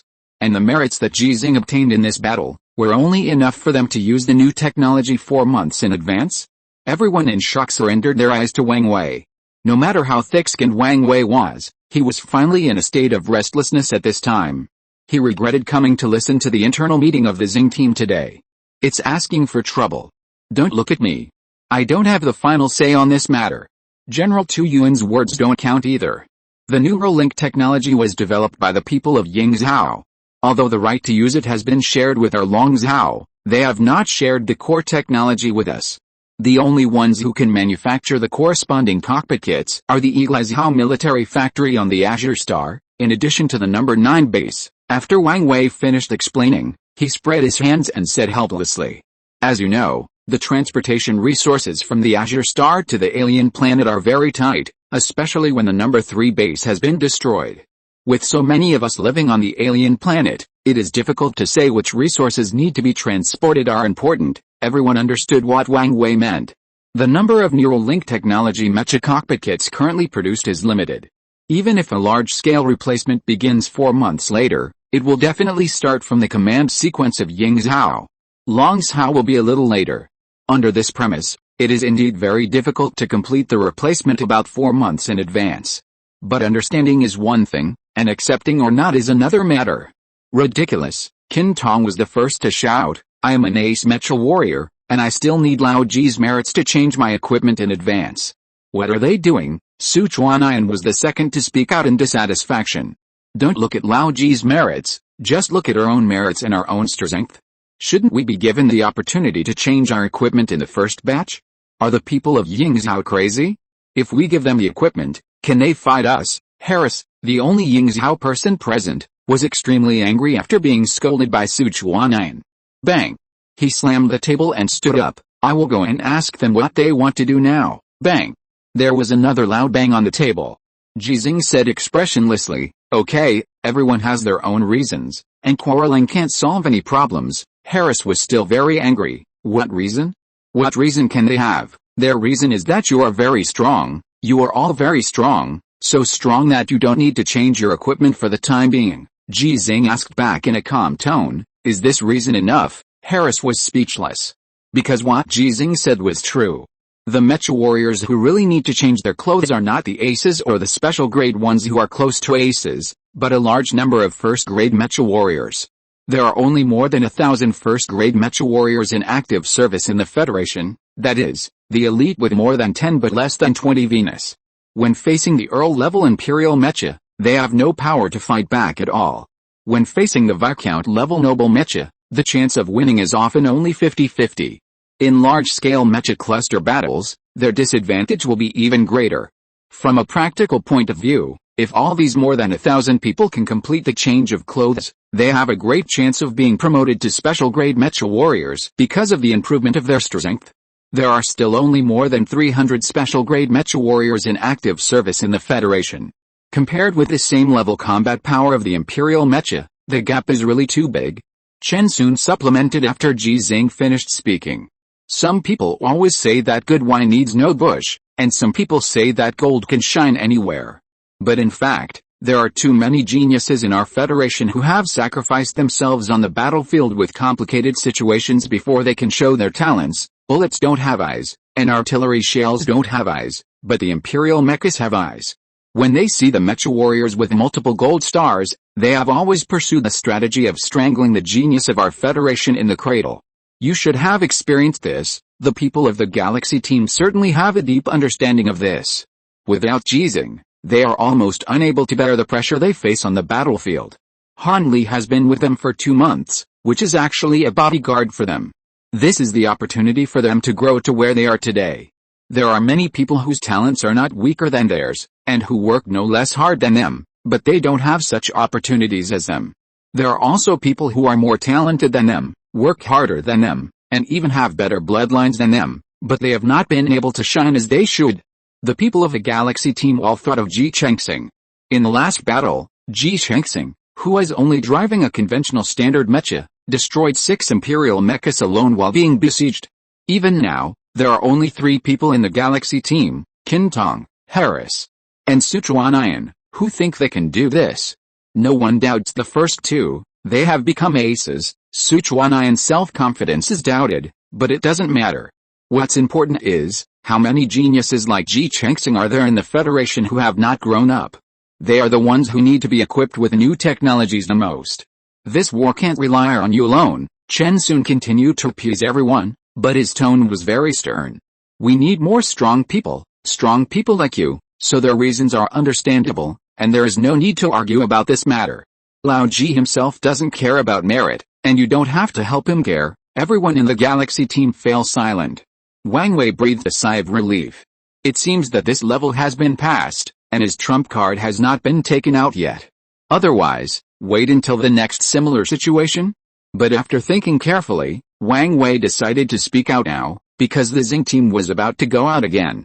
Their strength was stronger than the last time, but the danger they faced was definitely greater than the last time. So mentality was very important. Chen Sun, hurry up and tell me the third thing. I still have something to say. Good things, really good things. Chen Sun looked at Wang Wei and shook his head slightly. I'm not in a hurry. It's just the personnel and tactical arrangements of the combat plan. There's actually nothing to say. You go first. There was really no need to say much about the personnel arrangements. Anyone with his Hanshin level could go out with Ji Xinghe. The Xinghe team had 12 mechas in the last battle, and this time it had 16.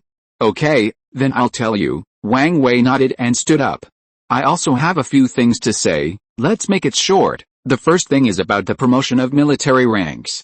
Lieutenant Colonel Qintong, Lieutenant Colonel Harris, Lieutenant Colonel Li Lin, and Lieutenant Colonel Wang Jiyu have made outstanding military achievements and are specially promoted to the rank of colonel. The 4 people who were promoted were stunned for a moment, especially the blind man and the lame man. They all knew that when they became ace mecha warriors before, they were not promoted to colonel as usual because their captain Ji Xinghe was a colonel. Could it be that? Everyone in the Xinghe team became excited. Wang Wei continued. Sichuan, Andre, were officially promoted to majors. The other 7 people who went on the expedition with Ji Xinghe last time were all promoted to the rank of major, which was also a matter of course. Their number of gold stars and merits were completely sufficient. But this was not the answer everyone expected. Wang Wei, who was stared at by everyone and knew what they were expecting, gritted his teeth. Old Ji didn't get promoted because his merits were used to change your clothes. This sentence completely ignited the people who Ji Xinghe and Chen Sun had just appeased with great difficulty. Ji Xinghe actually gave up the title of general for them? But Wang Wei changed the subject before everyone started to make a fuss. The Xing team will be expanded into the Xing Mecha Independent Corps from today. Note that it is an independent corps. Chapter 367 tomorrow. The good news brought by Wang Wei dissipated some of the anger of the Galaxy team. If the previous concept of the Galaxy team, gathering together is a galaxy, and dispersing is a sky full of stars, to some extent, is an act of lawlessness, then now, when the Galaxy team is officially expanded into the Galaxy Mecha Independent Corps, their concept is reasonable and well-founded. It is still the composition mode of the Rapid Response Mecha team. After expanding into an independent Mecha Corps, it can have 6 Mecha teams of the current scale. That is, 6 Mecha teams composed of 30 Mecha warriors. From the composition of 30 Mecha warriors, it has expanded to 180, and the saying of the independent Mecha Corps is worthy of its name. Moreover, the composition of 6 Mecha teams is in line with the current strength configuration of the Galaxy team. Qin Tong, Harris, the Blind Man, and the Lame Man are all Ace Mecha warriors, and they are fully capable of leading a team to participate in various operations alone. Ji Xinghe will lead another team. The remaining team. Is it me? Su Chuanyan stood up excitedly, looking at Wang Wei with burning eyes, and asked again, is it me? Wang Wei spread his hands. I've said it all. You are an independent corps. Lao Ji has the final say. I can't control it, and Tu Yuan can't control it. Well, at least not now. Su Chuanyan didn't have time to ask Ji Xinghe if he could lead a team alone. He was attracted by the new question raised by Wang Wei. Then who can control Lao Ji? Wang Wei didn't answer, but looked at Chen Sun. Chen Sun looked at the extremely bold Su Chuanyan and asked back, if you are not allowed to lead a team alone, do you want to find someone to complain? Su Chuanyan was stunned for a moment, then looked at Ji Xinghe aggrievedly. Lao Ji, he slandered me, he slandered me. Ji Xinghe ignored Su Chuanyan, looked at Chen Sun and asked with his eyes. He was also curious about this question. The Federation now has only 3 independent Mecha Corps, and the Corps commanders are Major General Li Yuanba, Colonel Ravich, and Colonel Caitlin. In name, they are directly under the jurisdiction of the highest military commanders of each continent. In fact, only the Marshal can currently govern them. It was not a public occasion, so Chen Sun could directly call Li Anbang the Marshal. In formal or public occasions, he should still be called the General. So, after we expand, only the Marshal can manage Lao Ji, and Lao Ji will manage us. Everyone finally understood, and also understood what Wang Wei had just said, that Tu Yuan could not manage them for the time being. He can't manage them now, but he can manage them when he becomes a marshal in the future. Qin Tong asked aloud, will we be transferred after Lao Ji returns to the Azure Star? This is the issue that everyone is most concerned about. Chen Sun looked at Wang Wei. Wang Wei replied, no, unless you ask for it yourself, or Lao Ji asks for it. You will always belong to the sequence of the Galaxy Mech Independent Corps. Another advantage of the Independent Corps is that your 6 teams can perform different tasks separately. After all, you are a Rapid Response Mech Mobile team. Perfect. Everyone was happy, and the unhappiness just now had disappeared. Judging from the results, the merits that Ji Xinghe obtained in the previous battle were not completely consumed by the 30 sets of Neural Link Technology Mech driving kits. This is the reward that Ji Xinghe deserves for his merits. But what everyone didn't notice was that Ji Xinghe and Chen Sun were not so happy. Isn't this kind of expansion a restriction? The Galaxy Mech Corps has only 180 mechas, and there will not be thousands of troops. With only mechas, they cannot do without the logistical support of the Federation. But this point is also easy to break. Just like the Galaxy Squad can be expanded into the Galaxy Mech Independent Corps, in the future, it is not impossible to become the Galaxy Mech Independent Corps. Then who will take care of us when Lao Ji returns to the Azure Star? It was Su Chuanyan again. He was used to being ignored and used to saying things that others would not easily say. Is it still Han Li? Wang Wei frowned. He noticed that Su Chuanyan did not call Han Li Colonel, but called him by his name. Moreover, the other members of the Galaxy team all looked as if they were used to it. Has the knot on their hearts not been completely resolved? Wang Wei knew where the knot between Han Li and the Galaxy team was. At that time, Han Li thought that he might be sacrificed on the battlefield, so he told the secret hidden in his heart. Although it was only said to everyone in the Galaxy team on the communication channel of the Galaxy team, and was later classified as highly confidential by the commander at that time, Tu Yuan, this kind of secret is not a secret for people of Wang Wei's level. Although he knew it, Wang Wei could not intervene to solve this matter. The only person who could solve this problem was Ji Xinghe in the entire Federation. It's my decision to let Han Li take over. When Wang Wei didn't know how to respond, Ji Xinghe whispered, Sichuanian, if one day you can beat Han Li, I can give you a chance. But before that, you just need to obey orders. Obeying orders is the duty of a soldier. This sentence has been circulating in the Federation for many years. Many people can say it, but Ji Xinghe's words are a little hard to accept. He has always been known for disobeying orders. During the battle a few days ago, he also confronted the commander Tu Yuan in public. But for the Xinghe team, when Ji Xinghe speaks, they will absolutely obey, regardless of whether Ji Xinghe can lead by example. In other words, it can be said that except Ji Xinghe, no one else will obey. Okay, Lao Ji, you wait. Sooner or later I will beat Han Li. Sichuanian was full of confidence and vowed, and his tone softened as soon as he finished speaking the hard words. Lao Ji, you have to teach me a few tricks, such as the acupuncture kung fu. You must teach me. The legend of acupuncture has been circulated in the past 2 days. Last night, when it was time to rest, Sichuanian invited Ji Xinghe to his dormitory. When Ji Xinghe refused, he ran to the outside of Ji Xinghe's room with a sleeping bag. As a result, Andre, the lame man and the deaf man carried him back. It took 3 people to hold him. From this point of view, Sichuanian really had the capital to challenge Han Li. When you can learn it, I will teach you, Ji Xinghe agreed. He doesn't mind teaching anyone now, but unfortunately, without the power of Qi, acupoint pressing is just an ordinary massage of acupoints. It can't make people fall asleep instantly. Okay, it's a deal. Sichuanian didn't get too entangled. He knew that it was meeting time and he couldn't be too presumptuous. But when he answered, he looked at Andre, the lame man and the deaf man with a weird look. It seemed that he was saying something with his eyes. Andre and the other 2 sneered in response.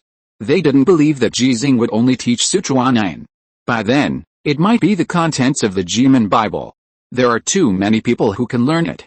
Like Sichuanian, they can get the moon first because they are close to the water. 3 people click on one, how can they not win? Wang Wei's first thing ended here. After clearing his throat, he talked about the second thing. Well, the second thing is about the privileges of the ace mecha warriors. Qin Tong, Harris, Li Lin, Wang Ji Yui, do you 4 want the privileges of Lao Ji? The 4 of them were stunned for a moment. Ace mecha warriors have privileges. In addition to the exclusive customized ace mecha, there are some other privileges. For example, Ji Xinghe's privilege is that 40% of the recycling value of the captured spoils belongs to him personally and can be controlled, and he can use his own authority to exchange for corresponding resources from the Federation. Merit can also be converted in a similar way.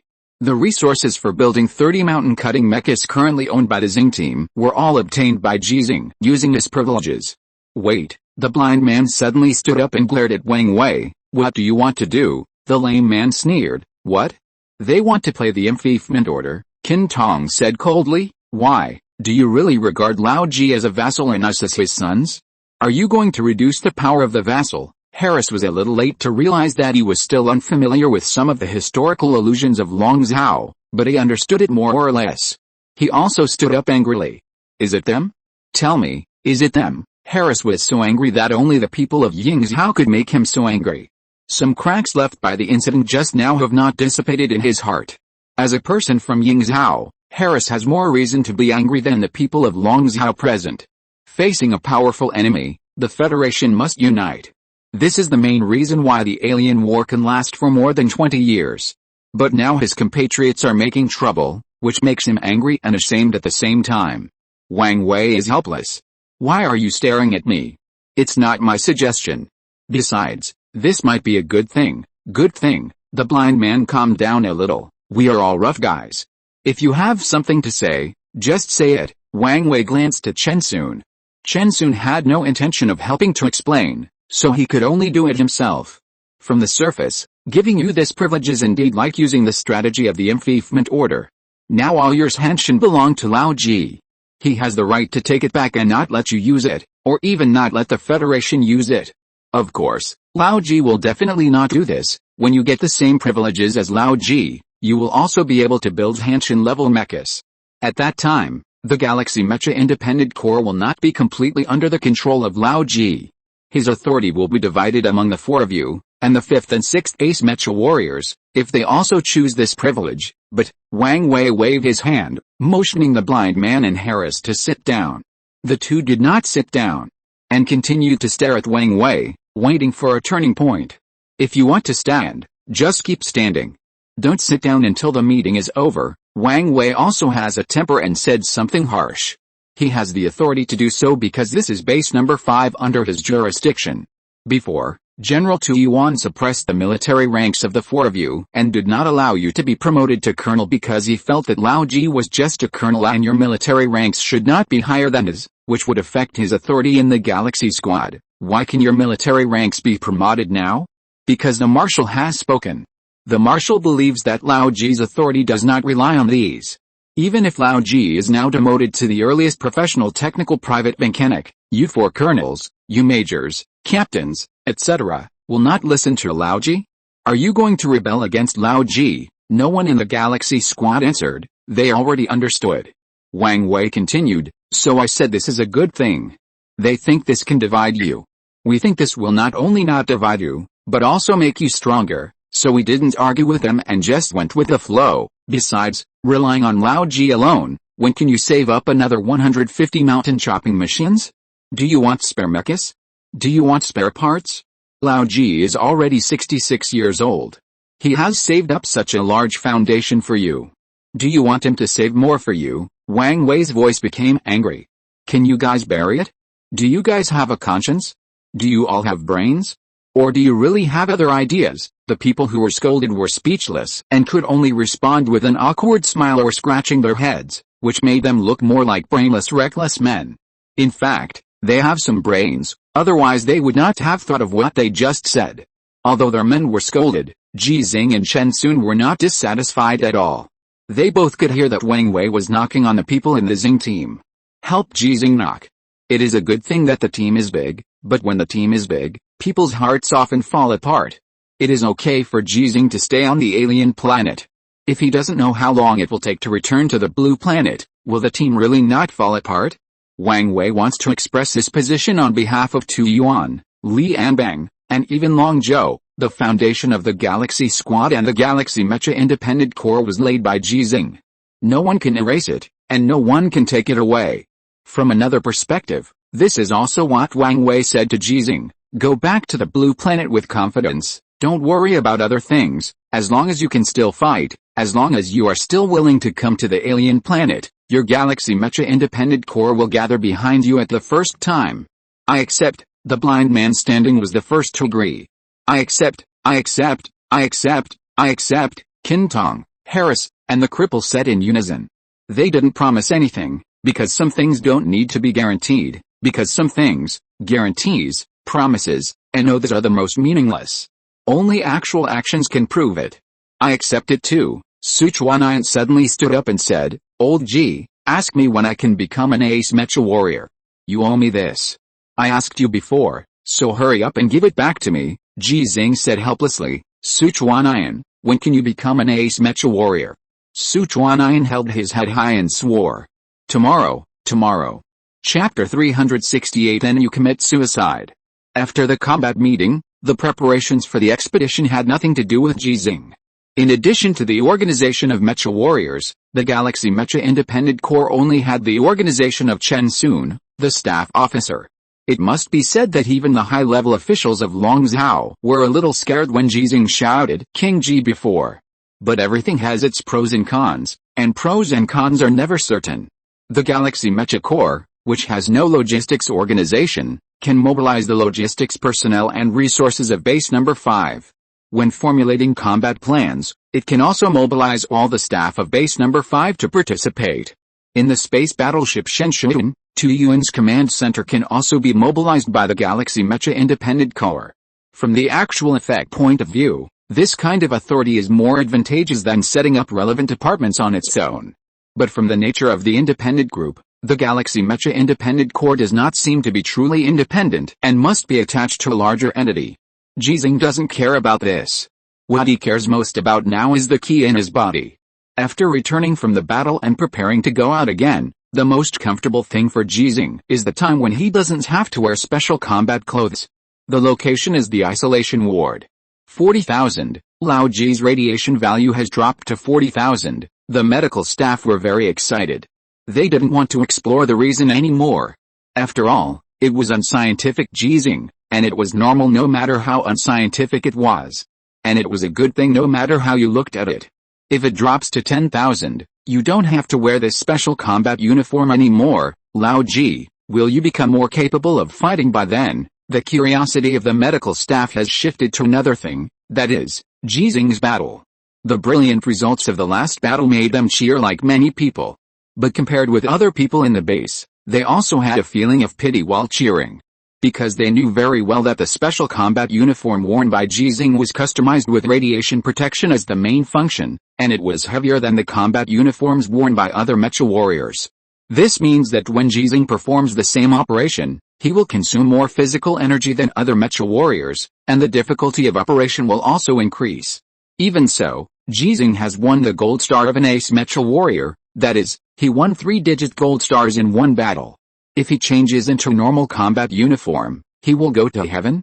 For the mecha warrior's star-picking behavior, going to heaven is undoubtedly the biggest expectation, because there are many stars in the sky.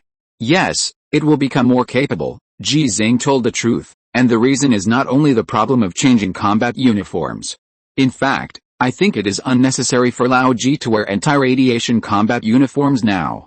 I mean when I go out to fight, a medical staff member suggested, because Lao Ji directly wears armor to land on the space battleship of the ape, he can completely not remove the armor during this process. The mecha itself has the function of anti-radiation. Not removing the armor means that there is no radiation leakage and it will not affect other people. This proposal triggered discussions and calculations by professionals. The medical staff felt that if they could exert Ji Xinghe's strongest combat power, it would definitely be beneficial to the battle. The discussion was not only participated by the medical staff of base number 5, but also by the relevant personnel who had formulated the combat plan before. 10 minutes later, the relevant resolution was issued. Lao Ji, this time you can enter the cockpit of Champion Hao in the parking area wearing a radiation-proof suit, and then change into normal combat suit. Yes, Ji Xinghe did not participate in the discussion, nor did he waste 10 minutes of waiting time, but practiced alone in the isolation ward. When he came back this time, he felt that his control over the ki in his body had improved. When he just came back, the radiation value was still more than 40,000, but now, in just 2 days, there is only 40,000 radiation value left. The total amount of real radiation value in his body is as high as 200,000. This means that 160,000 of them have been refined into ki by him, and the 40,000 that can be detected are the radiation named Jing by him. With 160,000 ki in his body, Ji Xinghe is much more powerful than he imagined before he came to the alien planet. For humans, this is extraordinary power. Acupuncture is a function that Ji Xinghe developed by himself when he just came back. The first experimental subject was not Shen Mu, but Ji Xinghe himself. He massaged himself when he was resting at night. The strength combined with the power of ki worked at the same time, and he pressed his own acupoints. Fortunately, he was exploring the sleeping acupoints at that time. It is worth mentioning that the key for acupuncture needs to be out of the body, because when Ji Xinghe pressed Shen Mu's acupoints, he pressed through the gloves. In the case of a physical transmission medium, the little bit of ki that was lost was automatically replenished afterwards. It is not a replenishment of refining essence into ki, because the total amount of ki in Ji Xinghe's body has not changed. There is no spirit in his body. Ki is restored after consumption, which is more similar to human physical energy. The physical energy consumed after intense activities can be restored by taking a good rest. Of course, food and water are indispensable. This relieved Ji Xinghe's previous worry that if the ki he obtained was a one-time use, it would be a waste of nuclear weapons. Every time after using it, a nuclear weapon must be detonated, and then run to the nuclear radiation area to be baptized. Sooner or later, one day the body will not be able to bear it, and others will discover the secret. After solving this worry, Ji Xinghe needs to verify 2 things. The first one is relatively simple, which is to see the recovery speed of ki and the demand for physical condition during the recovery process. Ji Xinghe, who is well-fed and well-nourished, stands barefoot. The ki in his body flows along his body. It does not flow out from the danshan, and his ki does not exist in the danshan, but exists in some cells of the body. When the Qi mobilized from the cells flows in the body, it is like jumping from different cells. Because the distance between cells is very close, it is not wrong to describe it as flowing. About 1,000 orders of magnitude of Qi appeared on the soles of his feet under the control of Ji Xinghe, and then penetrated his body. There was no destructive effect because the number was too small. The Qi out of the body was directly disconnected, and Ji Xinghe could not feel its existence at all, let alone any remote control command.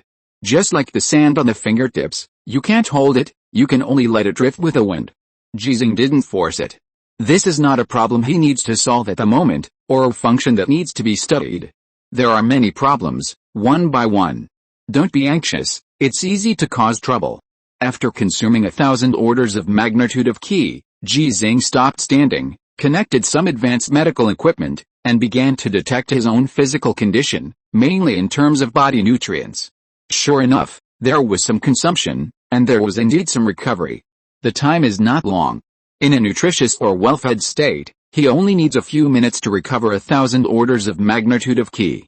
According to this speed, and the total amount of Qi in his body of 200,000, it will take about 10 hours to recover after all the consumption is completed. It's a bit long, but not unacceptable. Because Qi does not need to be consumed completely before it can start to recover, consumption and recovery can be carried out at the same time. And this also means that the Qi of the imperial orangutan cannot be endless. They will also be consumed, and it will take a long time to recover. Judging from the results of the experiment, when Ji Xinghe is well fed, the nutrients in his body are enough for him to recover 200,000 levels of Qi. But after recovery, he will fall into a state of hunger. After solving the first problem, Ji Xinghe began to try to solve the second problem. Spirit. Qi is born from essence, essence is born from spirit, and spirit is born from nucleus. This is the step for Ji Xinghe to obtain Qi, and now there is no spirit in his body. He needs to find a new spirit. Ji Xinghe doesn't care about expecting to experience another nuclear explosion, but Ji Rongs and I will definitely be scared, and the Federation will not be willing to use nuclear weapons to hide him unless necessary. Using nuclear weapons on the battlefield is even more out of the question. Unless Ji Xinghe forces the Empire to use nuclear weapons again, the Federation will fight back. But the place of fighting back is not necessarily where Ji Xinghe is, and he has no chance to undergo another nuclear explosion. So, is there any way to obtain spirits in other ways? Also, can spirits be directly transformed into Qi without going through the stage of transformation into essence?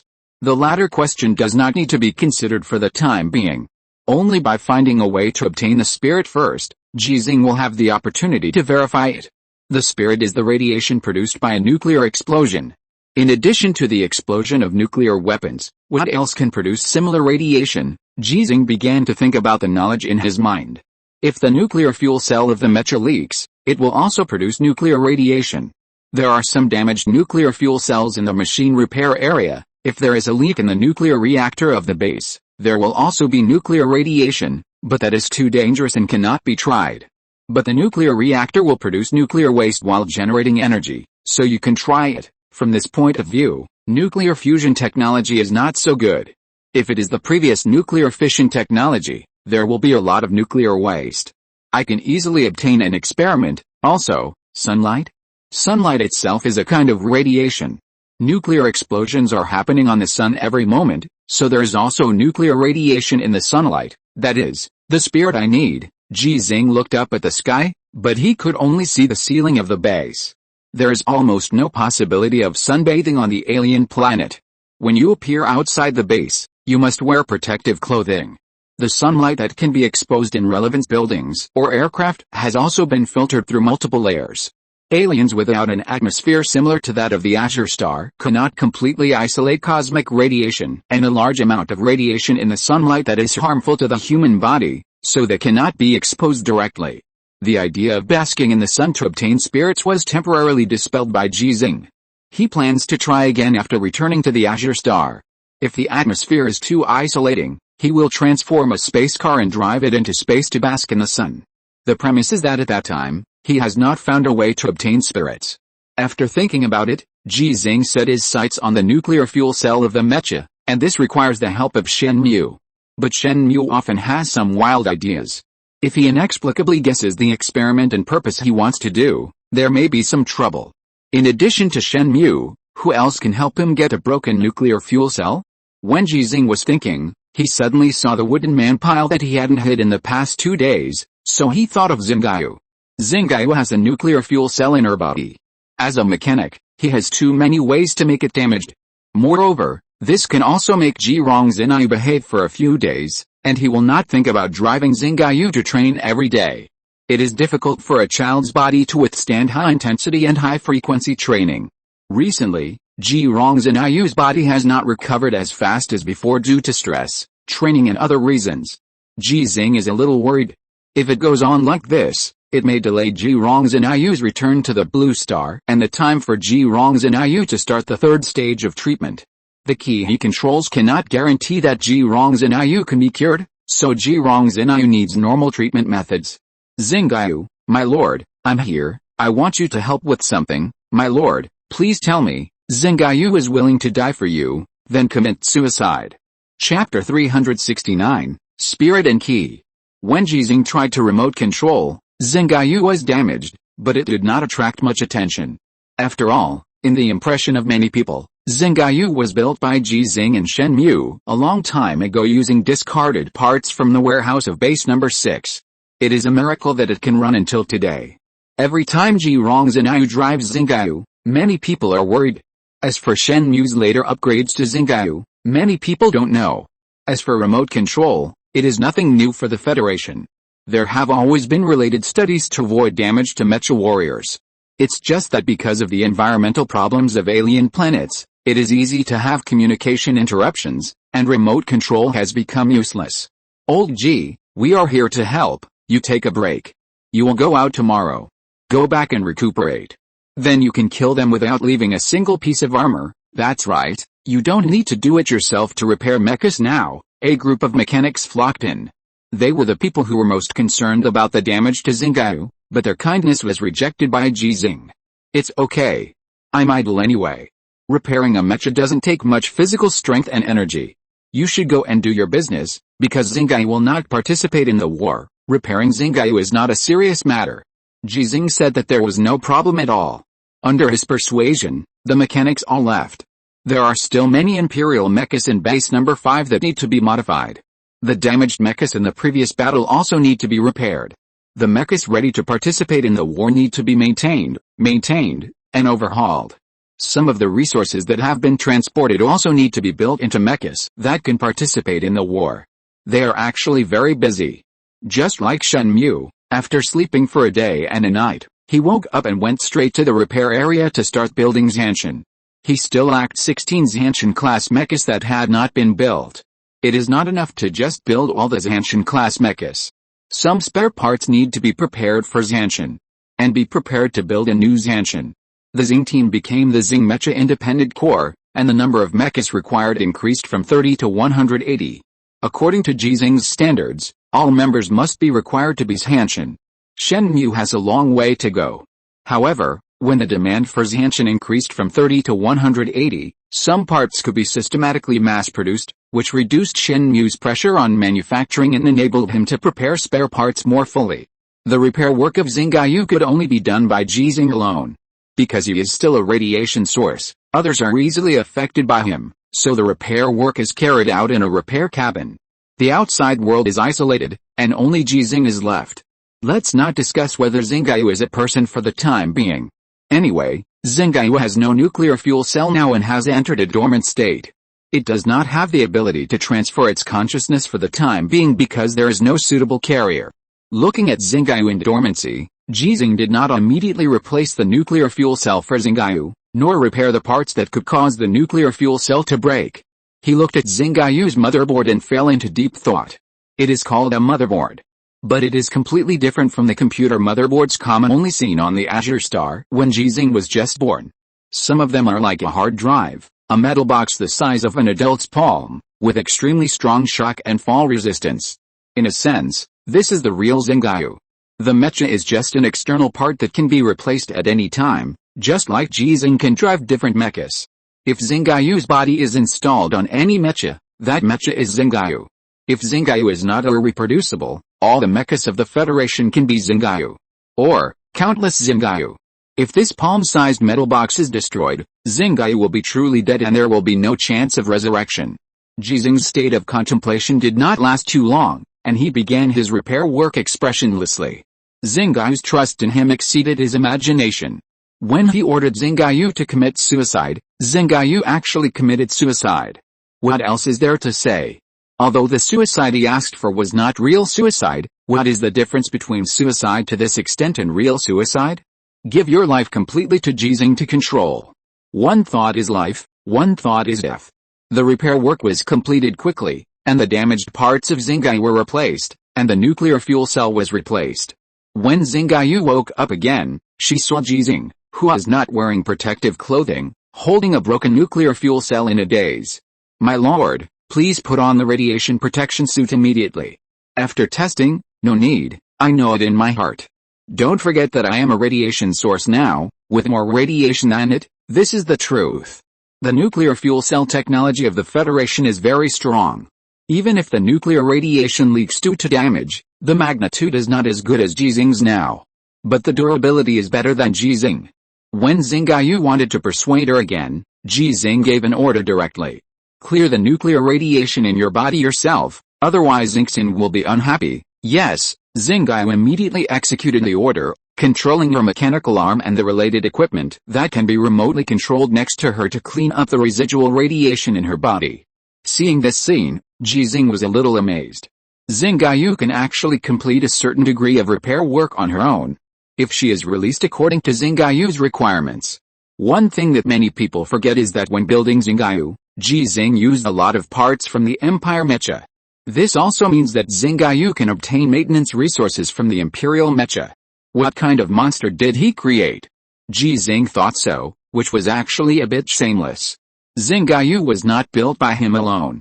At that time, many mechanics from base number 6 participated in it, and Xinmu played a great role in it. Moreover, Ji Xinghe did not participate much in Xinghe's software system. It was transformed by real professionals.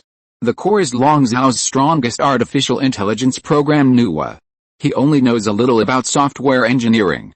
How can he create a mecha driving assistance intelligent program alone? However, when it comes to the reasons why Xinghe can produce the most critical changes, Ji Xinghe can definitely account for 3/10 of the credit, and the other 7/10 are Ji Xinghe's credit. The idea of releasing Xinghe has been suppressed for the time being. Xinghe's main task now is to protect Ji Xinghe.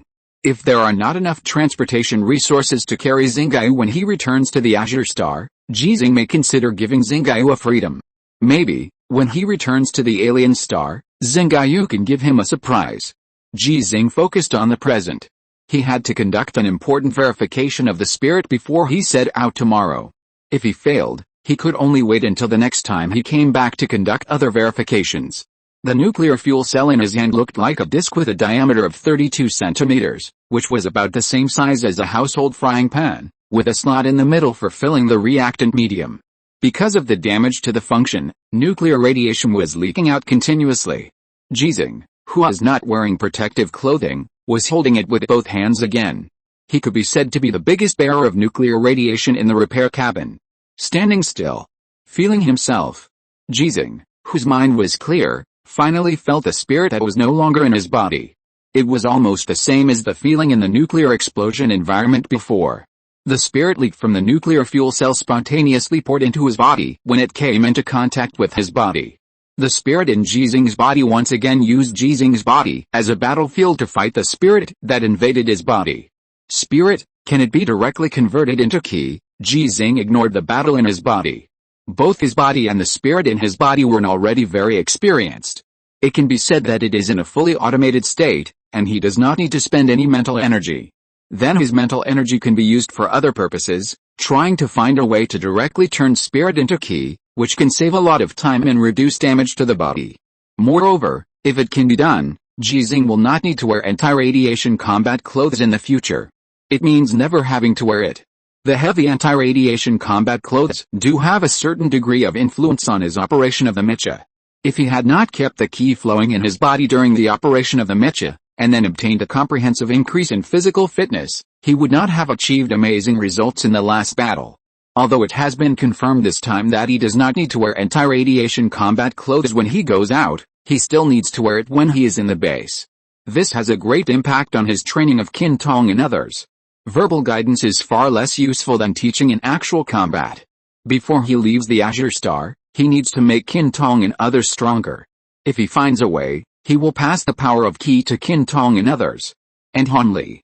Theoretically, those who had suffered the baptism of nuclear explosion with him before were the ones who had the most hope of obtaining Qi. But the problem was that Ji Xinghe couldn't even use Qi to heal others now, let alone turn Qi into a gift like the Emperor of the Empire. Holding the broken nuclear fuel cell in both hands, Ji Xinghe mobilized the Qi in his body to participate in the battle. This time was different from the last time in the final fortress. He didn't need to worry about the loss of Qi. The Qi in his body was also greater than the magnitude of Jing and Ling. With the participation of Qi, the Ling that poured into Ji Xinghe's body was instantly annihilated. All of them turned into the fourth type of radiation that Ji Xinghe did not name. This radiation, which would only exist for a short time, was resurrected again under Ji Xinghe's treatment. Some of them turned into Qi, some of them turned into Jing, and some of them were still Ling, the same stubborn spirit.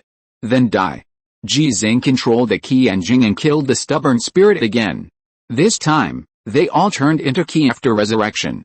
Ji Xinghe, who was fully aware of himself, noticed that after death, the essence can be directly transformed into Qi, and the essence that the spirit becomes after death will also be directly transformed into Qi after death again. So, Ji Xinghe decisively started killing all the spirits that invaded his body, as well as the essence that existed in his body before, were all killed by him. He killed them all.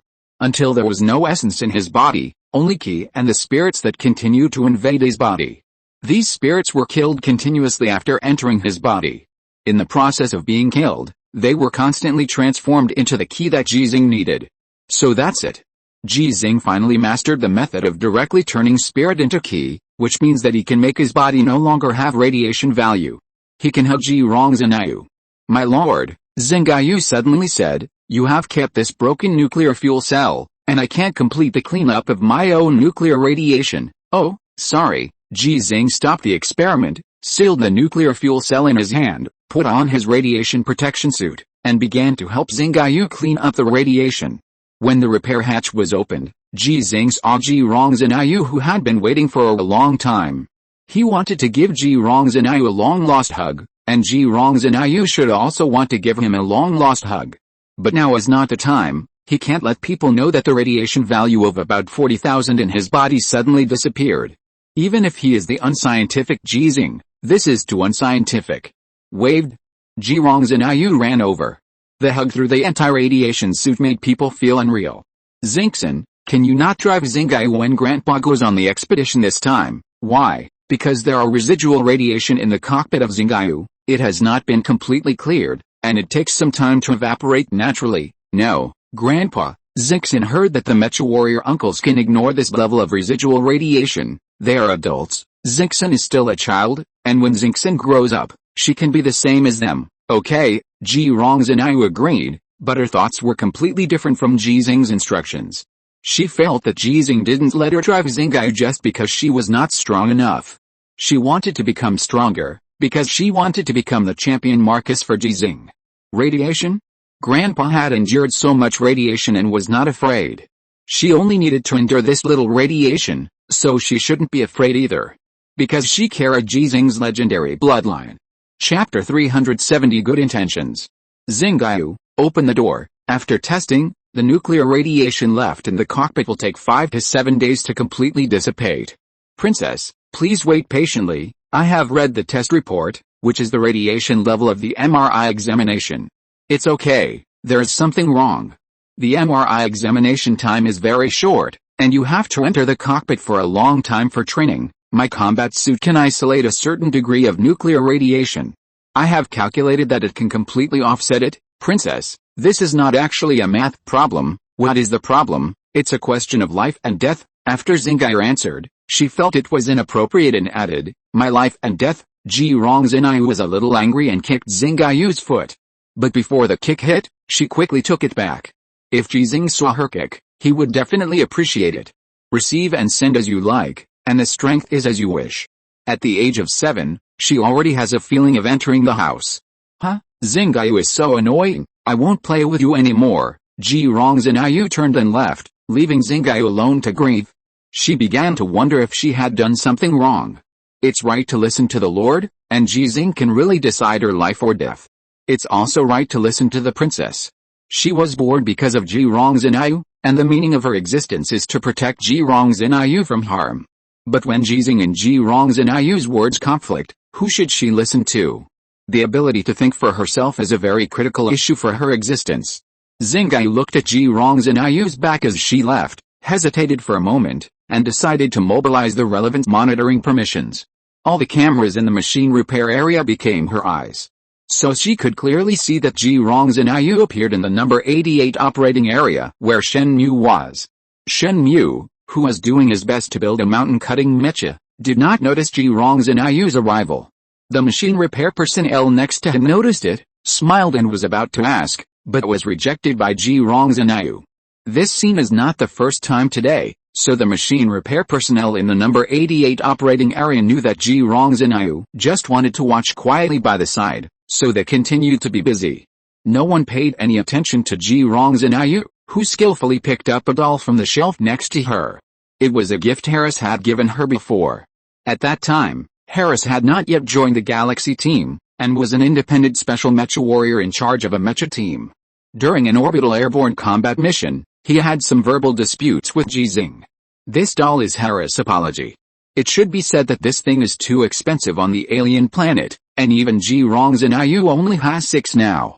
The other 5 were shared by her brothers and sisters, and the one left in the number 88 operating area was completely hers. Someone asked why the doll was placed in the machine repair area. Although the cleanliness here is very high, there is occasionally pollution such as oil. Ji Xinghe's answer was, "My grandfather is a mechanic, and I will become a mechanic in the future, so I have to get used to the environment of the machine repair area." People were amazed by this. From the heart, no one wants Ji Xinghe to be a mechanic, but if the other choice is to become a mecha warrior, then they all want Ji Xinghe to be a mechanic. Ji Xinghe, holding a doll, quietly watched the mechanics' operations, watching them fill the parts into the main body of the mecha, and constantly tested during the filling process until a brand new mecha was truly formed. There are many things she doesn't understand, but she didn't take the initiative to ask anyone in the process. Through the bracelet, she can query relevant information on her own, including tutorials for actual operations. With Ji Xinghe's authority, she has a vast ocean of knowledge except that she can't mobilize those weapons. If you really don't understand the questions, just write them down and wait until the uncles are done. This is Ji Xinghe's courtesy, this is the rule that must be followed to survive on an alien planet, and this is Ji Xinghe's teaching. Ji Xinghe, who entered the learning state, soon forgot the little conflict between her and Xinghe. Children are like this. When they are happy, they are willing to share all the snacks. When they are unhappy, they would rather throw away their toys and not give them to anyone. But Xinghe, this child, is not a child. Human growth takes time, and the accumulation of experience often accompanies human life. But for Xinghe, who can read data at a speed of 3G per second, when she and Ji Xinghe have Ji Xinghe's authority, 1 hour of her is equivalent to many people's lifetime. So Xinghe is not a child, but an adult. Adults often cannot forget their previous joys, sorrows, anger, and happiness in a blink of an eye like children, and they will remember many things and emotions more deeply. Xinghe looked at Ji Xinghe, who was alone, and became more and more sad. If her cockpit had not been contaminated by the leakage of nuclear fuel cells, Ji Xinghe should have stayed in her cockpit now and learned the knowledge related to mechanical repair with her. When Ji Xinghe was practicing boxing, she could also learn with Ji Xinghe through cameras, communication tools, etc. This is a kind of common learning and common progress. Xinghe was not learning the knowledge content that Ji Xinghe needed to learn, but that was just what Xinghe could record in an instant. Instead, she learned the learning and thinking methods that Ji Xinghe used when she was studying. With ease, Xinghe was able to digest the knowledge she had recorded. Otherwise, it would just be garbage data on the hard drive, and there was almost no value in using it rationally and efficiently. The princess doesn't want me anymore. The sad Xinghe began to fear. The princess doesn't need me anymore. If she learns to build a mecha, will she create another me? Another more obedient me? Because of the fear of nature, humans have learned to make fire, use tools, make weapons, and learn a lot of things. Fear is an important factor in human progress. Now, it has also become an important factor in Xingayu's progress. Princess, the message transmitted by Xingyu appeared on Ji Xinghe's bracelet, which made Ji Xinghe, who was studying day and night, frown. It was a completely subconscious action and did not involve anything else. But Xingyu, who saw Ji Xinghe frowning, was startled, so she made a long story short. I have a way to quickly eliminate the radiation in my cockpit. Ji Xinghe was stunned for a moment and typed on the bracelet screen. Put on the sensor helmet and use the remote control mode. I will leave the base and go to the surface. During the free activity, I will open the cockpit door and use the natural environment of the alien surface to quickly neutralize the radiation in the cockpit. After calculation, it only takes 2 days for the radiation pollution in the cockpit to be reduced to a level that you can ignore in your combat uniform. Ji Xinghe suddenly had a happy smile on her face, and she replied, "Okay, Xingyu is so smart, great." Xingyu, who was praised, instantly dissipated her fear and sadness. From this point of view, she is actually a child. The technology of remote control operation of Mecha depends entirely on the support of communication technology. When Xingyu does not need to leave the base too far, this operation will hardly have any problems. Ji Xinghe, who left the number 88 operation area, got into a second-generation simulation system cockpit. This thing is also a scarce resource. However, the Mecha warriors of base number 5 are almost all on standby, so there are relatively few people who use the second-generation simulation system cockpit for training. Besides, when Ji Xinghe wants to train, everyone will choose to give way. Because she is not only the princess of Xingyu, but also the princess of base number 5. Because she is not playing, she is also training. Because she is not just a 7-year-old child, she is also a third-level Mecha warrior of the Federation Long Zhao, with a certificate.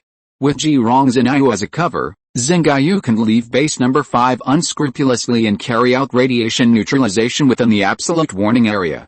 The open cockpit door is enough to make the operation of the Mecha by most of the Mecha warriors in the Federation increase by several levels, but it is not a problem for Xingyu. She does not need a cockpit. Wind resistance can be completely ignored on alien planets. As a result, various radiations that are harmful to the human body entered Xingyu's cockpit, but these radiations are relatively easy to remove and dissipate. In the process of entering and being removed, the nuclear radiation pollution that originally existed in the cockpit also dissipated faster. In short, fight poison with poison. In this way, Xingyu would not have to worry about Ji Xinghe abandoning her and creating another her, and she had more plans in mind. In 2 days, the Lord's expedition should be over. When the Lord comes back, whether the princess can continue to train with me is the Lord's business. It has nothing to do with me, nothing to do with me, nothing to do with me. Xingyu was well-intentioned in order not to offend both sides. The space battleship Shenzhen. 16 federal mechas are ready to go on the orbital airborne combat delivery platform. Ji Xinghe and others are in the Mecha cockpits at this moment. After landing on the space battleship Shenzhen, they have never left the cockpit. In addition to Ji Xinghe and Qintong, the other 14 mechas are all Hanshin class, that is, the Imperial Marcus class. Not counting Ji Xinghe, such power is enough to be terrifying. Even the Empire would not deploy 14 Marcus class Imperial mechas in a local war. The one who led 300 mechas to chase Ji Xinghe in the dust storm was just an Imperial Marcus. The target of Ji Xinghe's first orbital airborne operation was just an Imperial Earl. A noble, afraid of death. From this point of view, these battle heroes of the Federation are all civilians. They can be not afraid of death. They really are not afraid of death. Moreover, they have Ji Xinghe, 1 emperor, 3 dukes, 9 marquises, and 12 earls. Tu Yuan in the command center was already excited when he saw the 16 federal mechas. This is the goal he has always wanted to achieve, a tactical idea he wants to achieve, to gather the most elite forces, to use the upper horse against the middle horse and the lower horse. When Shenmue builds all the other 16 mountain-cutting mechas, and the Xinghe team adds 5 special class mecha warriors, how elite will the Xinghe team be at that time? With such elites, what does it matter if they just defend base number 5? Tu Yuan wants a big victory, an unprecedented big victory for the Federation. I'm the Federal Marshal, even if Jesus comes to help canvas, it's useless, of course, this is just a thought in his heart. Tu Yuan dare not tell anyone, especially Ji Xinghe. Jesus' words are useless, but Ji Xinghe's words are useful. The third orbital airborne operation plan of base number 5 has officially begun. The test results of the Galaxy Squadron's mechas are reported. Champion Hao, normal. Jinyu, normal. Ji Xinghe, normal. Orbital airborne delivery platform, all instruments are normal. The test results of the Galaxy Squadron's orbital airborne delivery mecha kits, all members are normal. The ape has entered the scheduled delivery altitude, and the gravity-affected delivery parameters have been corrected. It's normal. Prepare to deliver. Colonel Ji Xinghe, please confirm the execution of the third orbital airborne operation mission. Confirm. The delivery countdown begins. 10, 9. As the countdown ended, 16 federal mechas were thrown out of the pod of the ape space battleship. Then they were captured by the gravity of the alien planet, and the speed of their fall began to rise continuously. So far, they don't need to worry about being discovered by the Empire's ground forces, because the night is their best camouflage. For this orbital airborne operation, all 16 mechas of the Galaxy team were painted black. Even the Venus on the mechas was darkened. Because their combat mission this time was full of dangers, they chose to attack the Empire's ground forces in the middle. The other two Imperial ground forces on both sides can provide support at the same time. It sounds like a stupid choice of attack target, but in fact, it may be the safest choice of attack target. Does anyone want to make a bet? Tu Yuan was a little nervous when the orbital airborne operation really started, because this was his choice. General, do you want to bet that the Empire has placed its defense focus on the two forces on both sides? Yes, I understand, but no one dared to bet. And many people think that it is not appropriate to bet on this matter. Tu Yuan hesitated for a moment, and began to shout to Ji Xinghe, Ji Xinghe, do you want to bet? If I win, you are not allowed to call me by my name directly in the future. If I lose, when you come back, I will fulfill your wish to fight me one-on-one. This bet. The general has good intentions. Ji Xinghe felt Tu Yuan's good intentions and responded in a polite voice. Okay. Chapter 371 Kill Through. I won. Ha ha ha. Tu Yuan suddenly laughed heartily, but the laughter did not last long, and his expression became serious. Because the battle began. Just like every time they discovered the Federation's orbital airborne mecha core, the Empire would first use firepower attacks to intercept. Even if the plan had failed once before, they did not dare to save firepower. But there were some differences after all. The main force of the Empire, which was referred to as number 2 by base number 5, did not send their mecha troops to intercept when they were firing crazily, but deployed all the mechas in the positions where they needed mechas to guard. For example, the locations of their anti-missile systems, headquarters, logistics vehicles, etc. They were afraid that the Galaxy team would steal their homes again. That is, when their mechas were all started, the ape space battleship determined the number of mechas of the number 2 Empire force through various monitoring equipment. There were only 300. And before, there were 500, which means that they divided 200 to support the number 1 and number 3 Empire forces. From common sense, the targets chosen by the Federation to attack must be the Imperial troops on both sides, so there is no need to worry about the simultaneous support of the two Imperial troops. But Tu Yuan chose to do the opposite. From the current situation, the effect is very good, but only for now. This is not a military strategy, but a pure psychological game. The bet is on the combat efficiency of the Galaxy Squad. As long as the Galaxy Squad fights fast enough and decisively enough, and is not entangled by the number 2 Imperial ground troops, the Imperial troops coming to support from both sides can only see the taillights of the Galaxy Squad. When the number 2 Imperial troops discovered the Galaxy Squad, the support of the number 1 and number 3 Imperial troops did not set off immediately. It was still because of the previous X plan. They were afraid that the 16 Federation mechas that were being airdropped into orbit were all solid iron lumps. If they were attracted by these 16 iron lumps and began to respond quickly to support, when the real Galaxy Squad arrived, their homes would be stolen. Plan X, which seemed to be usable only once, could actually be used many times. The 12 iron lumps that cost a huge amount of money to build, and the 12 abandoned orbital airborne mecha kits, really did not lose anything. A huge profit.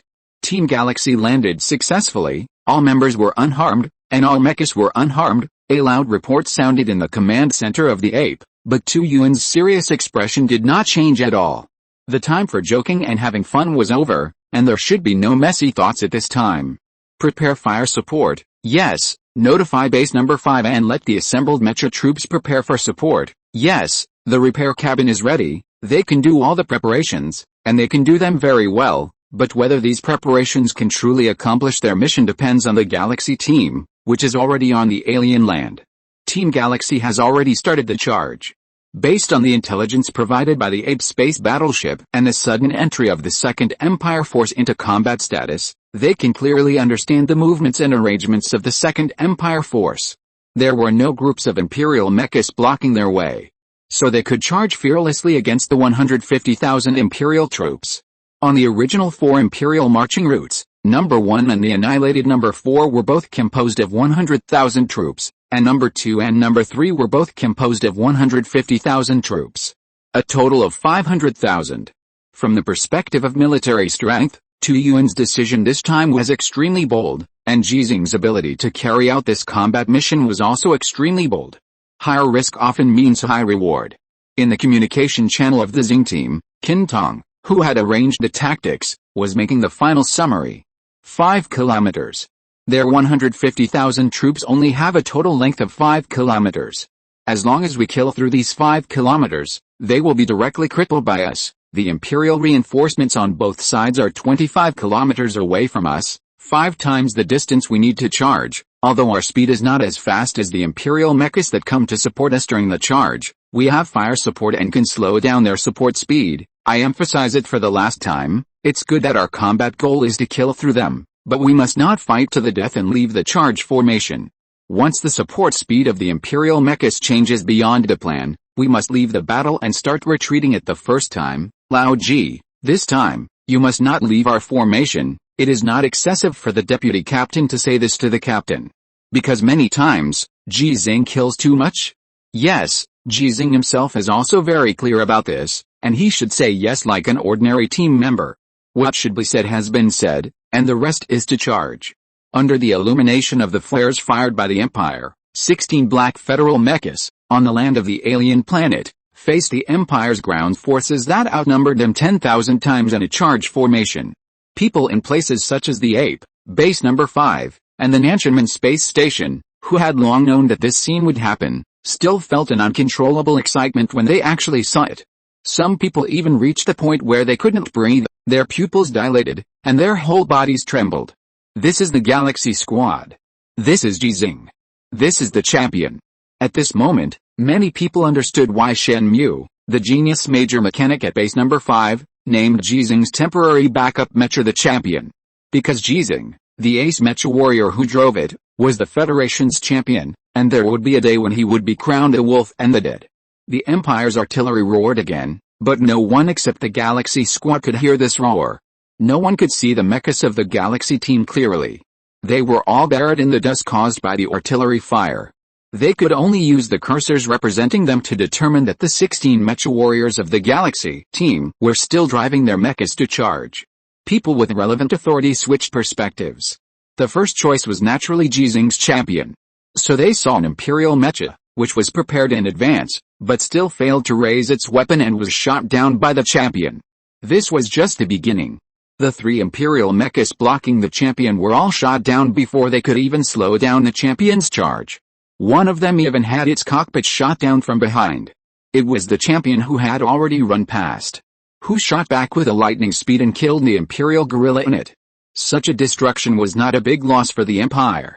Their mechanics could complete the repair of the cockpit in a very short time and put the mecha back into the war. But no one can ask for more. What Ji Xinghe has done with the Galaxy team has exceeded the previous imagination. The battle continues. After determining the charge route and combat objectives of the Galaxy team, the 5-kilometer-long number 2 Imperial force began to change its formation to complete the encirclement. But the number of their mechas is too small. This is an exaggerated fact. With 300 Imperial mechas, they can't even limit the 16 Federal mechas. Their mechas have to protect those strategic targets that need to be protected, and they have to intercept the Galaxy team that keeps charging. They can't find the lighter of the two evils. The non-mecha Imperial arms have a great ability to restrict conventional Federal standard mechas. But the Galaxy team is full of mountain-cutting mechas, and their defense and mobility far exceed their ability to restrict. What's the limit? One Imperial mecha after another was broken, and one strategic target after another was pulled out. The Galaxy team rushed a kilometer away with a complete victory. But the Imperial reinforcements are coming soon. When they confirmed that the 16 mechas were all real mechas, and all of them were led by Ji Xinghe, the mecha corps of the number 1 and number 3 Imperial forces had already started to support at full speed. Qin Tong, who was in charge of the command of this battle, had already learned the news, but he did not order a retreat at the first time, because they could still fight. Galaxy Squad, call for fire support. The ape received the fire support, the target of the attack was confirmed, and the attack began. It is expected that the attack will take 27 seconds to get in place, and the duration of the attack will be 1 minute and 15 seconds. Warning, this attack is an indiscriminate coverage fire attack. Please pay attention to avoid it. Galaxy Squad. Galaxy Squad received. The Empire's mecha support speed is very fast, but the Federation's fire support speed is faster. How can the speed calculated in kilometers per hour be compared with the speed calculated in Mach? The fastest strategic-level orbital ballistic missile of the Federation can reach a speed of Mach 60. Combined with a movable orbital missile delivery platform, it will take no more than 1 minute to strike any coordinate on the surface of an alien planet. Moreover, the speed is so fast that the Empire has no way to intercept it. Once it is launched, it will definitely hit the target. However, this strategic-level missile is too expensive. Even though Longzhou is the richest continent in the Federation, it has only produced 66 missiles. Ji Xinghe does not have the authority to mobilize this strategic-level weapon named Dongfang 666. The time when they are really needed must be when the alien war has reached a moment that concerns the survival of the Federation. Because they can only live up to their manufacturing costs if they are equipped with nuclear warheads. It is a waste of resources to use such weapons with ordinary high-energy explosive warheads. However, for the current war faced by the Xinghe team, conventional firepower support is completely sufficient. 27 seconds, not a second more or less. The firepower of the Federation finally hit the head of the number 2 Empire force.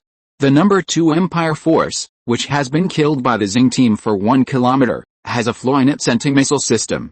They can only activate the ground-based close-in defense artillery to intercept the firepower attack of the Federation. When the muzzles of these close-in defense guns were pointed at the sky of the alien planet, the Galaxy Squad on the ground aimed their sights at them. The charge began again.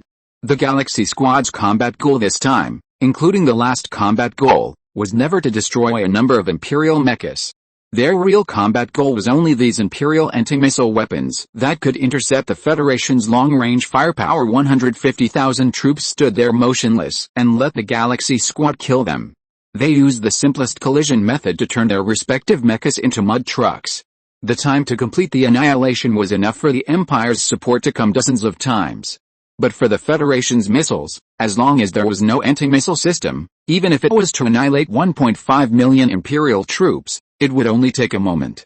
The specific speed difference depends entirely on how much the Federation thinks this battle is worth and how much they are willing to fight. In the last battle, the Galaxy Squad saved Tu Yuan a lot of firepower quota, either for the combat goal or to return a favor. Tu Yuan fought very decisively this time. He was in the ape space battleship, looking at the results of the battle below, feeling a little regretful.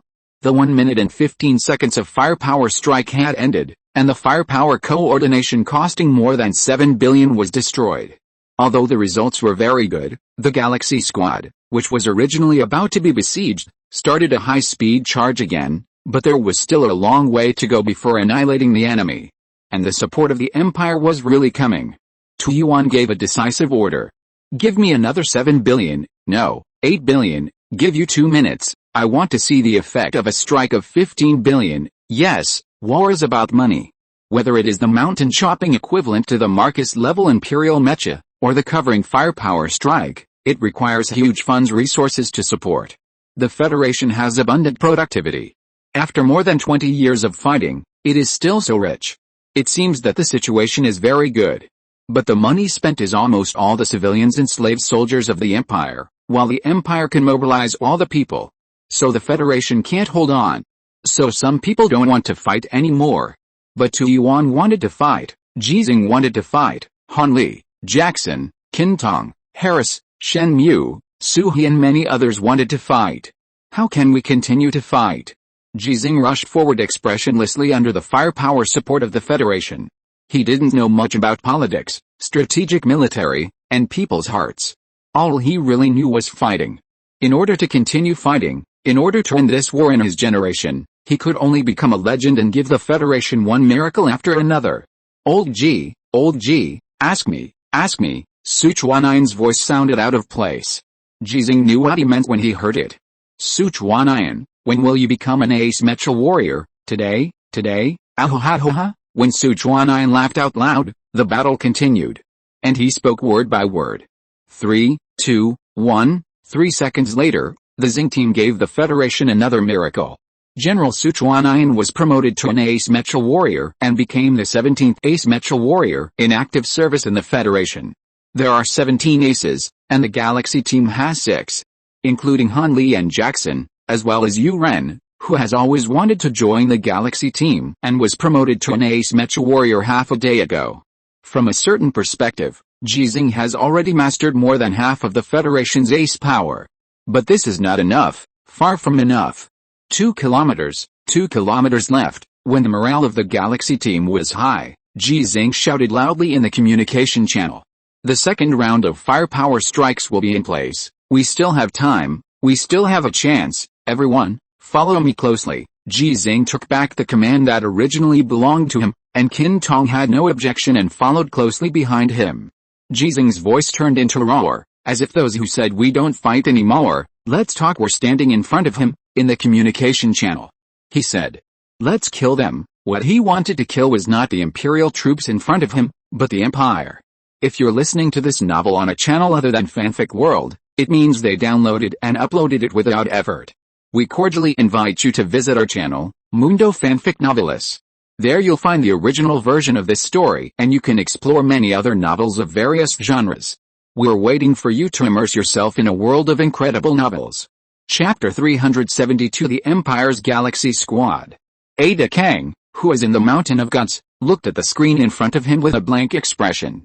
The center of the screen was 16 federal mechas that kept killing through its troops. The federal mechas assembled in a charge formation rushed left and right among its 150,000 troops, and no one could stop them. In a sense, the 5-kilometer-long military formation had been killed more than once. The Galaxy Squad did not rush directly from the front of the No. 2 Imperial Army to its rear, which would be a dead end.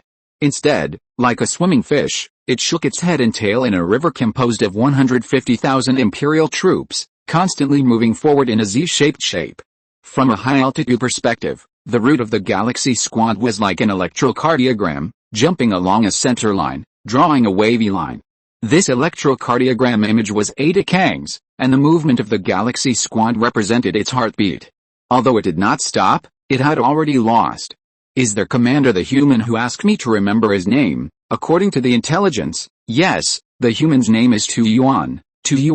I remember it, but whether I can remember it forever depends on him. Ada Kang finally remembered Tu Yuan's name, which was also the 5th human name he remembered. The relevant orders have been issued, which is nothing more than asking the No. 2 Imperial Force to organize an effective defense and let the No. 1 and No. 3 Imperial Forces quickly get in place. When facing the charge of the Galaxy Squad, he had no more options. Fire support can be in place at any time, and there is no need to worry about the interception of the Federation. There is no land-based anti-missile system of the Federation on the 3 existing marching routes. Relying only on high-altitude interception, the Federation cannot effectively defend from the initial and middle stages of the missile launch. Relying on the interception means in the later stage, it is difficult to effectively block all the Imperial fire support. But there are 150,000 Imperial troops there. If the target of the attack is 16 federal mechas that can move at high speed, the fire support launched by the Empire can really effectively kill only their own apes and monkeys. The original 150,000 troops had been reduced by a quarter by the charge of the Galaxy team and the covering fire of the Federation. If they used long-range firepower to attack the Galaxy team at this time, wouldn't they be helping the Federation to annihilate their troops? Looking at the unstoppable charge of the Galaxy team, Ada Kang suddenly regretted it. It once had such power. The 12 guards all have Duke-level mechas, all made of tungsten steel alloy, which are equivalent to Ji Xinghe's general armor in terms of defense. The mountain-chopping armor used by the Galaxy team now can't be compared with the mechas used by its guards.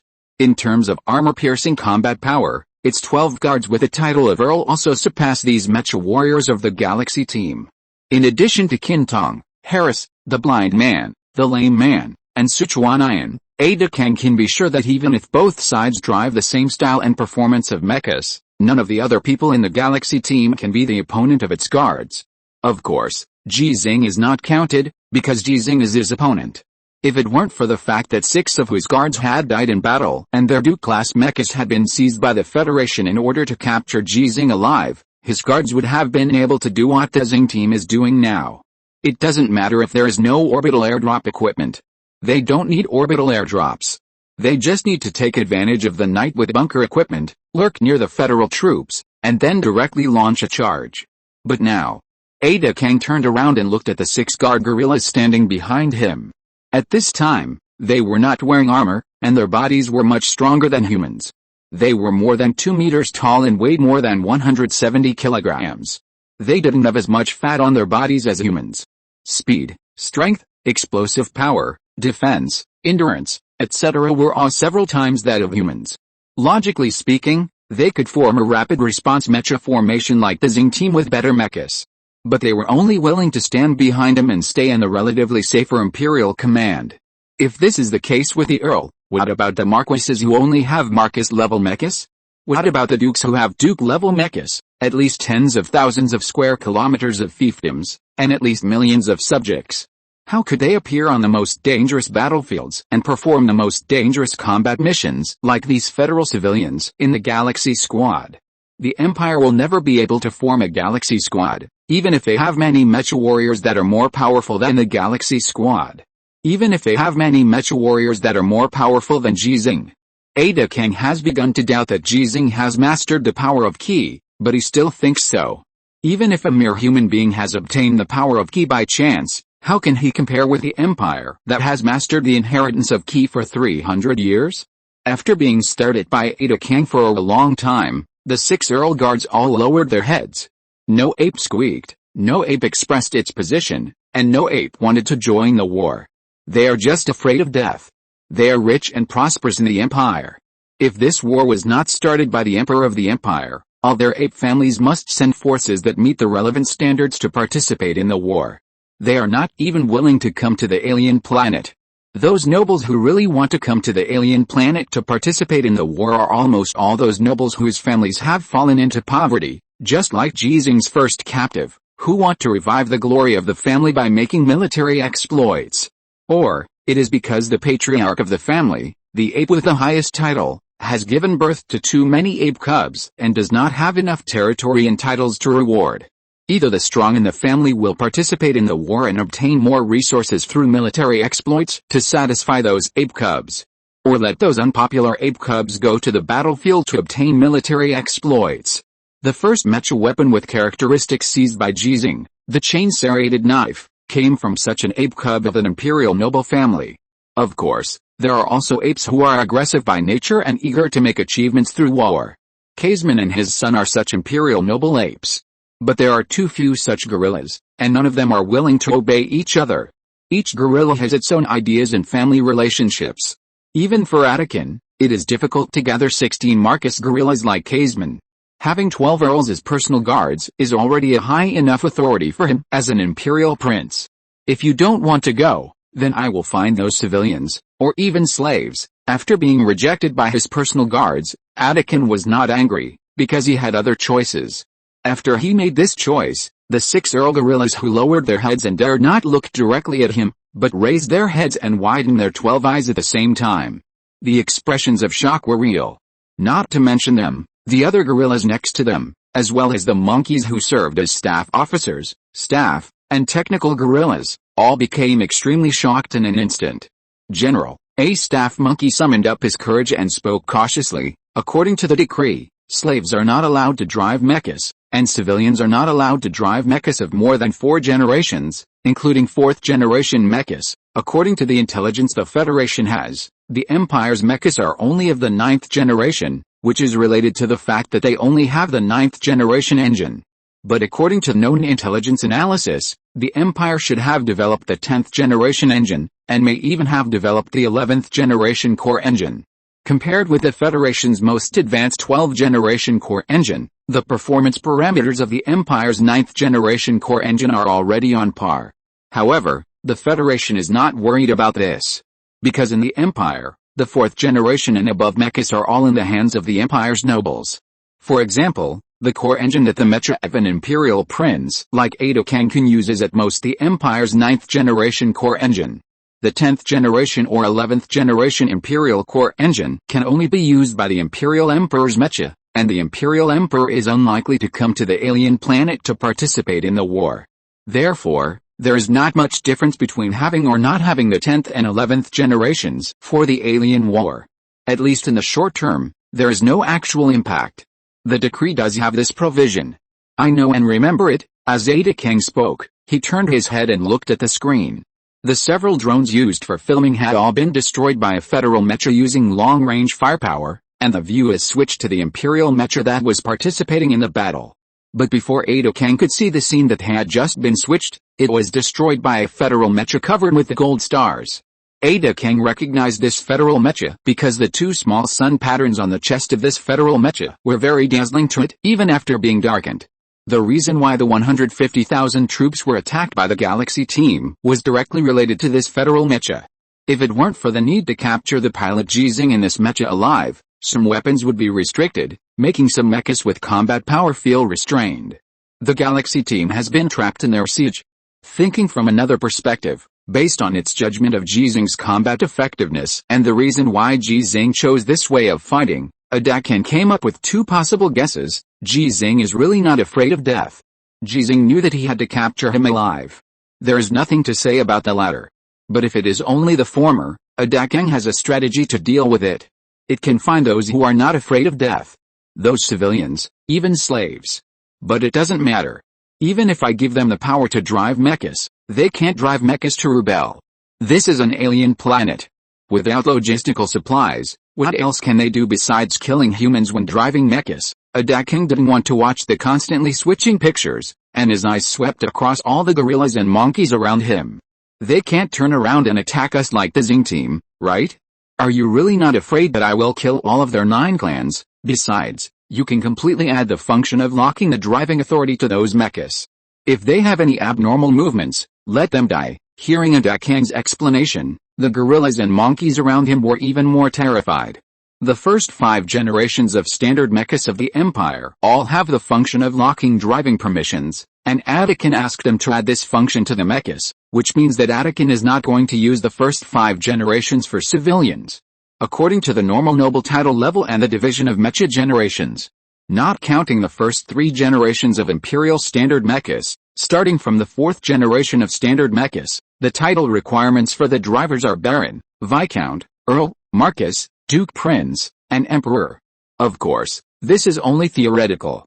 The Emperor's mecha will be updated and replaced. After the Emperor's mecha is updated, the Imperial royal family members and princes will have the opportunity to replace stronger mechas. For example, Ada Kang can only drive the 8th generation mecha according to regulations, but its mecha is actually the 9th generation. Because the Empire really has the 10th and 11th generation core engines. Even when the 9th generation core engine was not replaced, the performance of Ada Kang's mecha far exceeded the normal 8th generation Imperial mecha, which is the so-called Duke level mecha. Because its mecha used tungsten steel gold in all places where it could be used, instead of the tungsten steel alloy used in the Duke class mecha. Let civilians, even slaves, drive the Earl class mecha. A monkey was shocked. Ada Kang looked at the monkey with a calm gaze and asked softly, "Why, do you have any objections?" No, I have no objections, General, I really have no objections, I just lost my composure because of your great talent and strategy. The monkey immediately changed his words. Civilians are not afraid of death for the sake of the title. As long as we give them a chance, we can create an Imperial mecha formation like the Federal Mecha Squad led by Ji Xinghe, which can charge and kill freely in the Federal Army. Ada Kang waved his hand, his face became serious, and gave an order. Select 300 capable civilian mecha warriors, train them, and finally let them fight. The winner will live and the loser will die. You only have 7 days. After 7 days, I want to see a formation of 30 mecha warriors with armor-piercing combat power at the level of an Earl and who are not afraid of death. The most important thing is that they must obey. With one order, 270 elite Imperial mecha warriors will die, and the Federation will not have to spend a single soldier or a single bullet. But this is not Anakin shooting himself in the foot. It picked up a huge rock, held it high, and then looked at the Galaxy team. And it's not just the Galaxy team. Chapter 373 The Old Father of 300,000 Federation mecha warriors. Dozens of flares in the sky were constantly falling or exploding in the air, releasing brief light, making this battlefield sometimes as bright as day. 4 Imperial guerrillas wearing simple protective clothing very skillfully completed the preparations for loading armor-piercing shells and pre-aiming. Then they fired decisively. The armor-piercing shells specially prepared for dealing with mechas rushed towards a Federal mecha with tail flames. But before they really hit it, the Federal mecha had already completed the evasive action. The armor-piercing shells that lost their target did not stop and hit the Imperial guerrilla soldiers in the back. The roar was difficult to spread because of the extremely thin atmosphere. It was as crisp as the cannon on the Azure Star. But its power was no less than that in the normal environment of the Azure Star and the Empire Star. Without the resistance brought by the atmosphere, the broken shrapnel splashed at a higher and more sustained speed. Dozens of Imperial soldiers died on the spot under one shot, and many more were injured. Without time to consider these accidental injuries, the Imperial guerrillas operating the mobile turrets knew that their primary task was to stop the 16 Federal mechas. So they reloaded the shells again and began to pre-aim. But this time, they had no chance to fire. The Federal mechas that had rushed to their vicinity waved their tungsten steel gold mecha swords and cut off the barrels in an instant. In this case, the chance of the barrel exploding was very high. They also had no time to consider whether the barrel would explode, because the Federal mechas that rushed past them had already run over their bodies like a speeding dump truck. A mobile turret lost its combat effectiveness, and the Galaxy Squad, which was charging, encountered new interceptions. Tanks, armored vehicles, mobile turrets, and some portable anti-mecha missile launchers for individual soldiers, etc. When the Galaxy Squad rushed to the last kilometer, the 2nd Imperial Ground Force, which had been half crippled, was completely crazy. They no longer cared about accidentally injuring their own guerrillas, and kept using various weapons to stop the Galaxy Squad's charge. The Empire is not short of fearless apes, because 99% of the Empire's soldiers are civilians or slaves. They will be afraid of the strength of the Federation's mecha warriors, and they will fight desperately because they are trapped in a dead end. If they can get military merits, they will become nobles, they will have their own fiefdoms, their descendants will be able to receive better education, and they will have the opportunity to serve in various precious professions in the Empire government. Perhaps, they will never have to participate in such a war again. There are strong Empire ape soldiers who carry heavy machine guns that humans need to set up on the ground to fire. Special armor-piercing bullets, at a speed of 500 rounds per minute, chased a running Galaxy team and began to shoot. On the way, a large number of Empire soldiers were accidentally injured and killed on the spot, and they didn't even need to rescue them. There are also Empire apes, who completely gave up using weapons similar to the Federation's close-in defense guns to intercept the Federation's long-range firepower from the sky. Their target has also become the Galaxy team that keeps rushing. Compared with armor-piercing bullets, the ammunition used by these close-in defense guns is more powerful and has a very fast firing rate. No matter how mobile the Galaxy team is, they can completely avoid it when they are in the enemy's position. Fortunately, the mechas they drive are all mountain chopping level. Unless they are hit for a long time, their mechas will not be damaged to affect their mobility. Ji Xinghe, the only mecha whose performance is weaker than his teammates, is the best in the team in driving mechas. While maintaining the formation, he avoided a lot of damage. The crazy Imperial soldiers did cause a lot of trouble to the Galaxy team. If these troubles continue, they will become a real crisis. The support of 400 Imperial mechas is about to arrive. The reinforcements of the number 1 and number 3 Imperial ground forces are both mecha corps composed of 200 mechas as the main force. Under the interference of the Federal firepower, their support speed is much slower than the normal running speed. But the distance between them and the number 2 Imperial ground force is not far. The number 2 Empire ground force, whose formation was 5 kilometers long, had been half crippled. The 400 Empire mechas that came to support them chose to take care of the tail and ignore the head, and rush directly to the location of the Galaxy team. They had only one goal, which was to keep the Galaxy team. The fire support of the Federation did not cause damage to the 400 Empire mechas, and they were in very good condition. Compared with the Galaxy team that went all out to rush into the 4-kilometer formation, it can be said that it was waiting for the opportunity. The absolute advantage in numbers is enough to eliminate the gap in the performance of the mechas of both sides. Even if the Galaxy team had Ji Xinghe, if they were entangled by these 400 Empire mechas, then in the end only Ji Xinghe would be able to escape. It has nothing to do with Ji Xinghe's strength, but because all the people in the Galaxy team will use their lives to help Ji Xinghe block the pursuers. There may be gains. But what's the point? Retreat. Ji Xinghe gave the order decisively. He wanted to give the Federation a miracle, but he gave it up just like that. There is always a limit to human power. After killing through 4 kilometers, he couldn't lead the Galaxy squad to kill through the last kilometer, because this kilometer was the craziest kilometer on this battlefield and the most fully prepared kilometer. If I was driving the General Armor today, if Qintong, Harris, the Blind Man, the Lame Man, and Sichuan exclusive mechas for ace fighters were in place, if Jackson and Han Li were by my side, Ji Xinghe's ifs were all his regrets. He regretted that he couldn't create a miracle that shocked the entire Federation.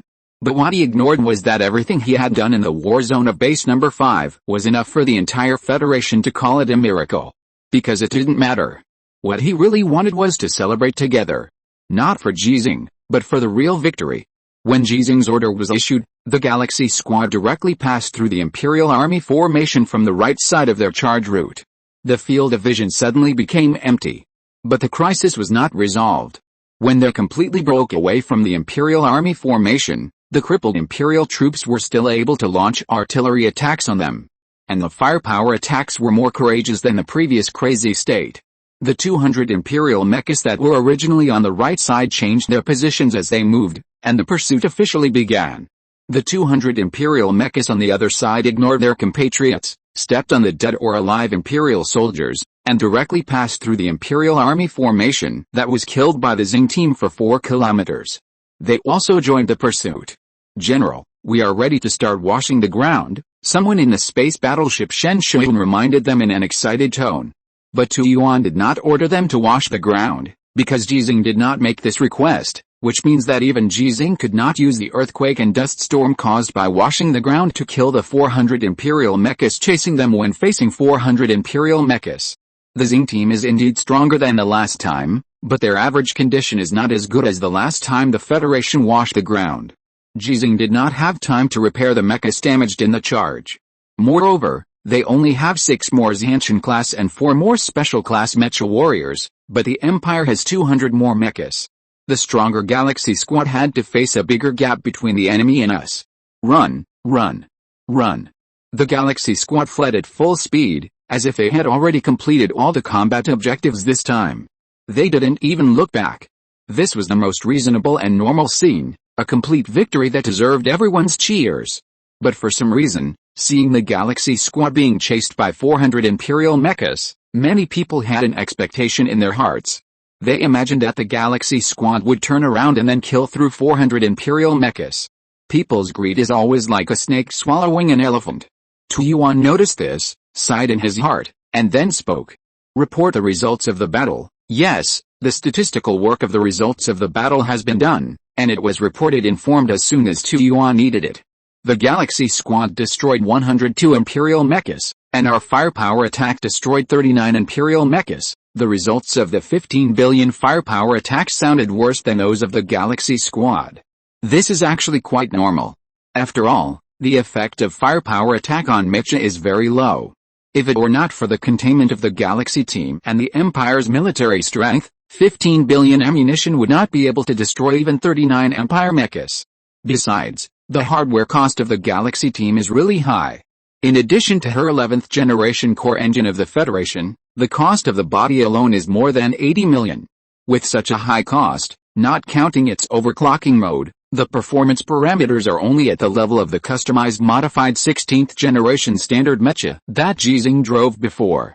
The Xiantian, which has performance parameters equivalent to the Imperial Marcus level mecha, uses the 12th generation core engine of the Federation. Ji Xinghe couldn't get this thing even if you had money and merit. Only counting the manufacturing cost, not counting the cost premium of scarce resources, The cost of building Xiantian would cost 1 billion. It is already very close to Ji Xinghe's general armor.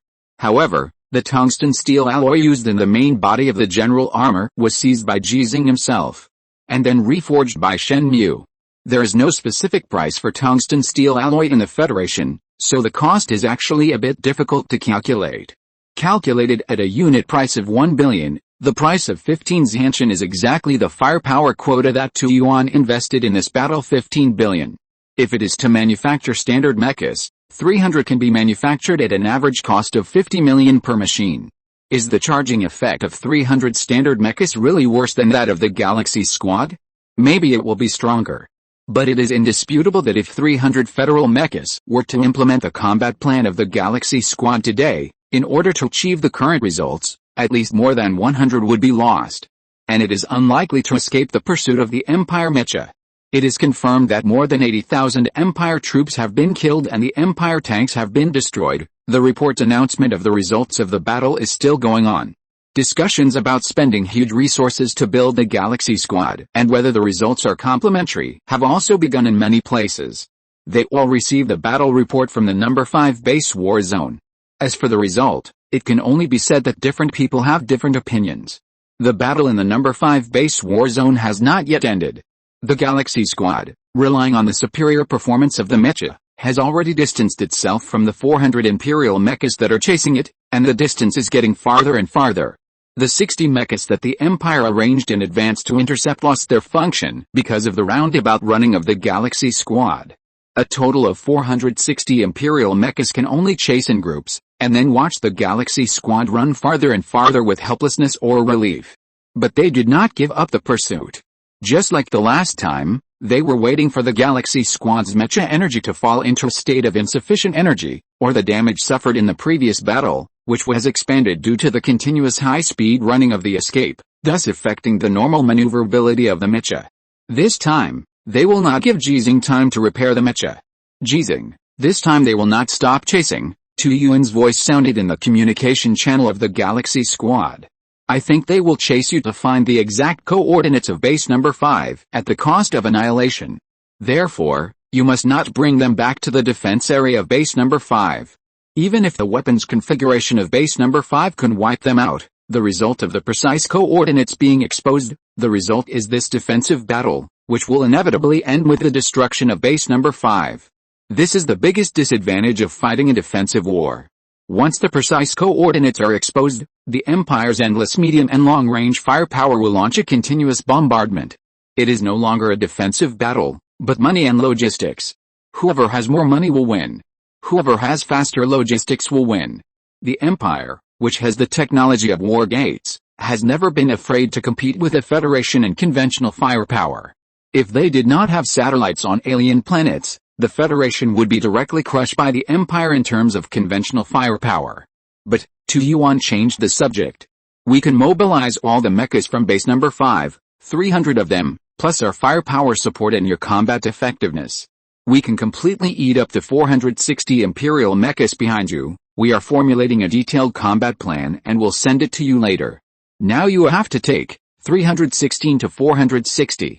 When the average combat power of the mechas is not as good as that of the Empire, the Federation will never dare to fight such a cluster of mechas. But when there are the Galaxy Squad and Ji Xinghe among the 316 Federation mechas, Tu Yuan dares to fight, and he firmly believes that he can win. But Ji Xinghe is unwilling to fight, or rather, unwilling to fight like this. Wait a minute before giving the order, because I don't want to disobey the military order again. I know that this is not good, Ji Xinghe interrupted Tu Yuan, which surprised everyone. You know that disobeying military orders is not good, so what about interrupting the order of the Supreme Commander? Ji Xinghe's calm voice rang out in the communication channel of the Xinghe team, and in the command centers of the Shenzhen space battleship, base number 5, and Nanchunmen space station. Many people have told me that a general's success is the result of the sacrifice of thousands of people. What does it matter if more people are sacrificed for victory? In order to make me a little cold-blooded, Shen Mu and the others made me a general's armor.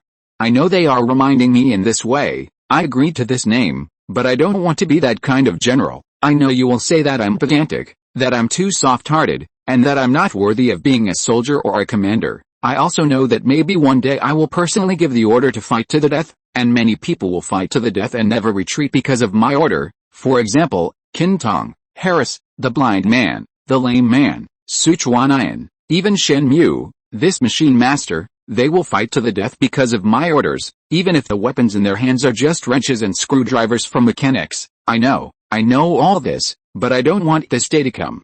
And I don't think it's that day now, so we can't fight like this. I am a soldier now, but before I became a soldier, I was a father. I don't want to see those young people like my son die on the battlefield like my son. I don't want to see their parents, like I was before. Tu Yuan, you should know very well what I was like before. I won the bet we agreed on, and you still call me by my name? Tu Yuan was a little angry, but when he thought of Ji Xinghe when he first met him, he couldn't get angry anymore. That was an old man who brought his kitchen knives and fruit knives and came to the alien planet to seek revenge at the cost of stealing a single soldier starship. If he didn't have a granddaughter, he would have died on the alien battlefield now. A person who is determined to die will die no matter how strong he is. I know I can't save everyone, and I know that this war is destined to have many people sacrificed. Ji Xinghe's tone became firm. But please allow me to do everything I can. The people who heard Ji Xinghe's voice were very quiet, especially those mecha warriors on standby. The special mecha warriors among them could hear Ji Xinghe's voice because they were in the command center. In a trance, they seemed to see their fathers on the blue star. Their father's voice was as old as Ji Xinghe's voice. Their father, like Ji Xinghe in the past, was waiting for the children of the expedition to go home. Their father still had a chance to wait until that day, but Ji Xinghe would never wait, so Ji Xinghe would help them go home and help their parents wait for them to go home. Another somewhat old voice suddenly sounded. Ji Xinghe, what do you think you can do today? It was Federal Marshal Li Anbang. His voice finally made Tu Yuan angry. He said that he would not point fingers and let me take full command. Why did you come here to make trouble when Ji Xinghe made trouble? Because you two are old men? Tu Yuan dared to be angry but did not dare to speak, because he knew that the decision that was about to happen was something he could not make. Ji Xinghe answered softly. I can lead them around in circles. Can you seize this opportunity? Li Anbang asked. How long can you lead them around? Ji Xinghe hesitated for a moment, and then said with certainty. Until Shen Mu has made a new general armor, I will change armor and kill them all. P.S. As I was writing, this chapter exceeded 5,000 words. I'm asking for monthly votes. I still need 271 votes to reach 1,000 this month. Please help me, bosses. Chapter 374. A respectable and lovely person. It was not until Champion Hao left the formation of the Galaxy team alone that people finally recalled the two sentences Ji Xinghe said just now. Only me, no us. He was going to circle around with 460 Imperial mechas alone. Before people could persuade them out of worry, they saw a shocking scene. 460 Imperial mechas actually gave up the other 15 mechas of the Galaxy team without hesitation, and collectively turned to target Champion Hao, who was directly pointing at Ji Xinghe. Why? Is it because they know that their mechas have relatively poor performance and it is impossible to catch up with the 15 mountain-cutting Federal mechas, so they chose to give up? To be honest, the performance of Champion Hao is far inferior to that of the mountain-cutting mechas, and the possibility of successfully chasing Champion Hao is greater. But the problem is that Tu Yuan has just made a judgment. The Imperial Metro will find the exact location of base number 5 at all costs. Judging from the running speed of the Galaxy team, the distance between them and the Imperial pursuers is not enough for the ape space battleship to land safely and take them away. So if the Galaxy team wants to survive, they can only flee to base number 5. Either use the defense force of base number 5 to annihilate 460 Imperial mechas, or disregard sacrifice and mobilize all the more than 300 Federation mechas in base number 5 to fight head-on with the Imperial pursuers. For Ji Xinghe, the Empire was willing to give up the opportunity to destroy nearly 300 Federation mechas and the precise location of base number 5. Why? Many people couldn't figure it out. Because of speed, a staff officer in the command center of the ape space battleship gave his analysis. The Galaxy squad has only 2 non-Zhanshan mechas.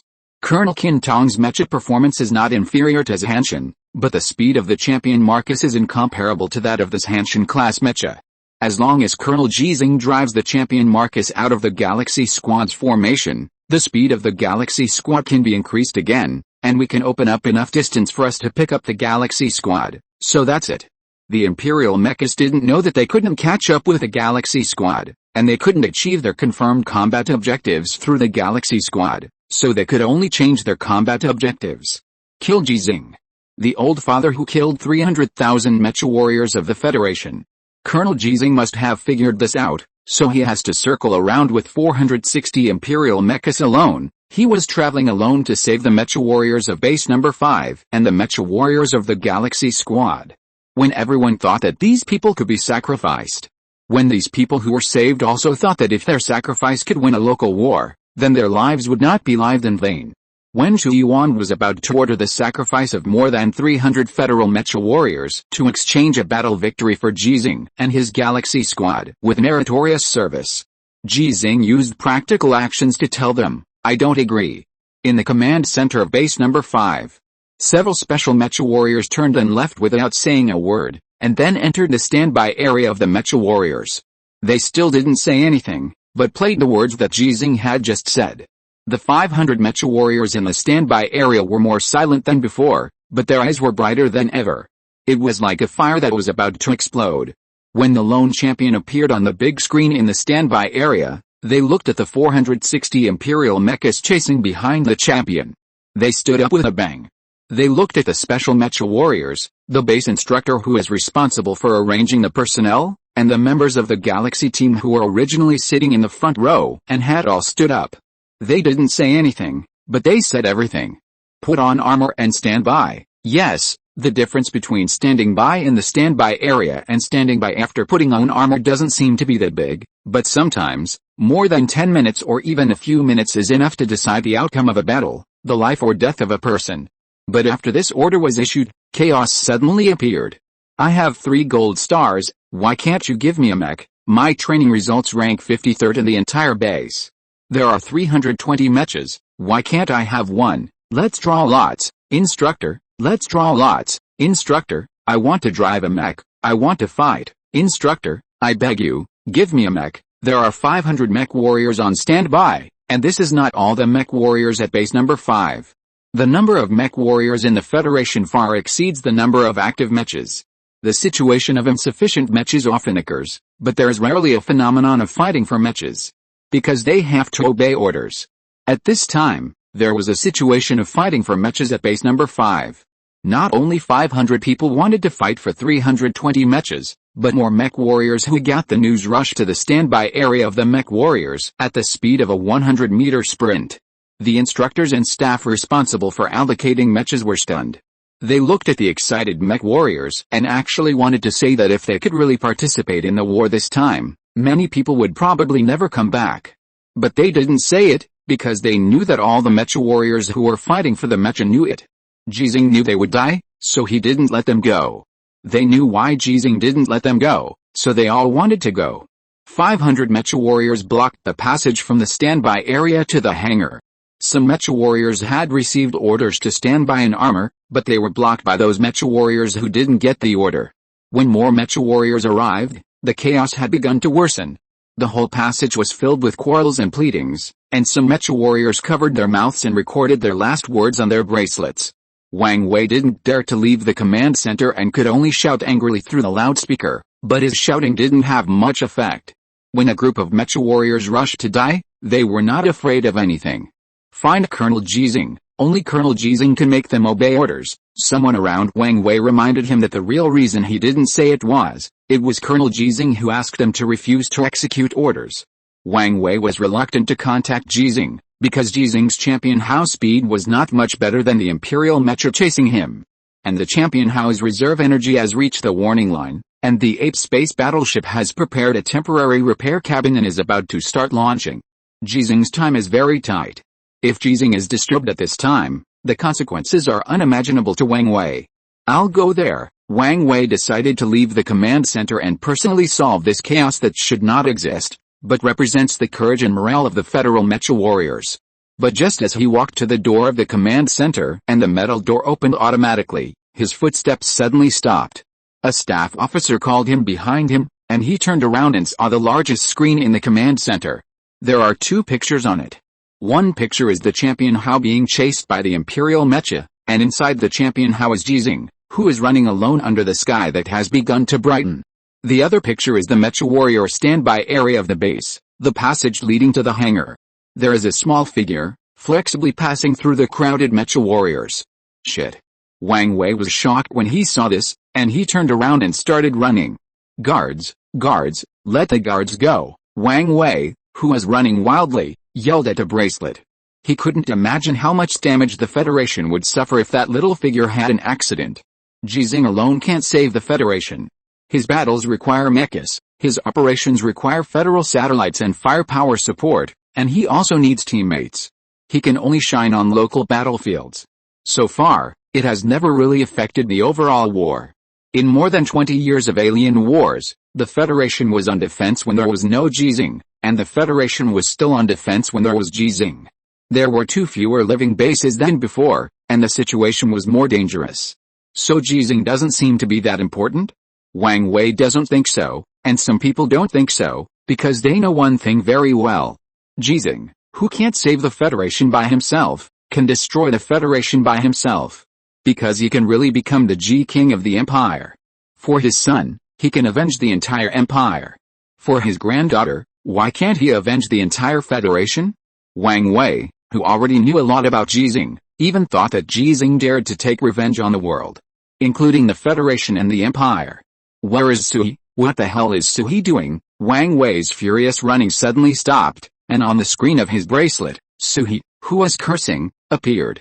Suhi, wearing a single soldier exoskeleton armor, was like a spider, hanging upside down on the top of the metal channel and crawling madly. The function of the magnetic suction device was fully utilized by Suhi. Seeing this scene, it is hard to imagine that Suhi is actually a war correspondent.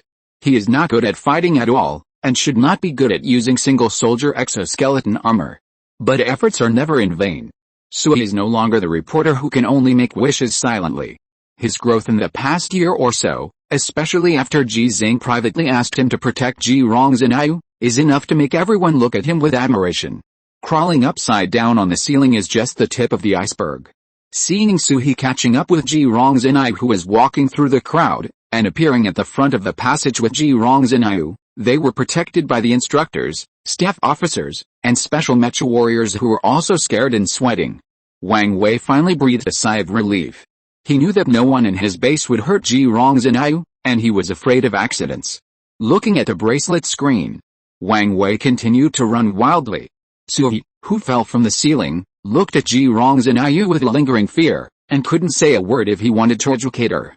The body function detection system of the individual exoskeleton armor prompted that his heart rate had reached 150. Uncle Su, can you squat down? Ji Rongzhenyu asked with his head raised. Suhi was stunned for a moment, and then realized what Ji Rongzhenyu was going to do, so he stood in front of Ji Rongzhenyu, turned around, and squatted down with his back to Ji Rongzhenyu.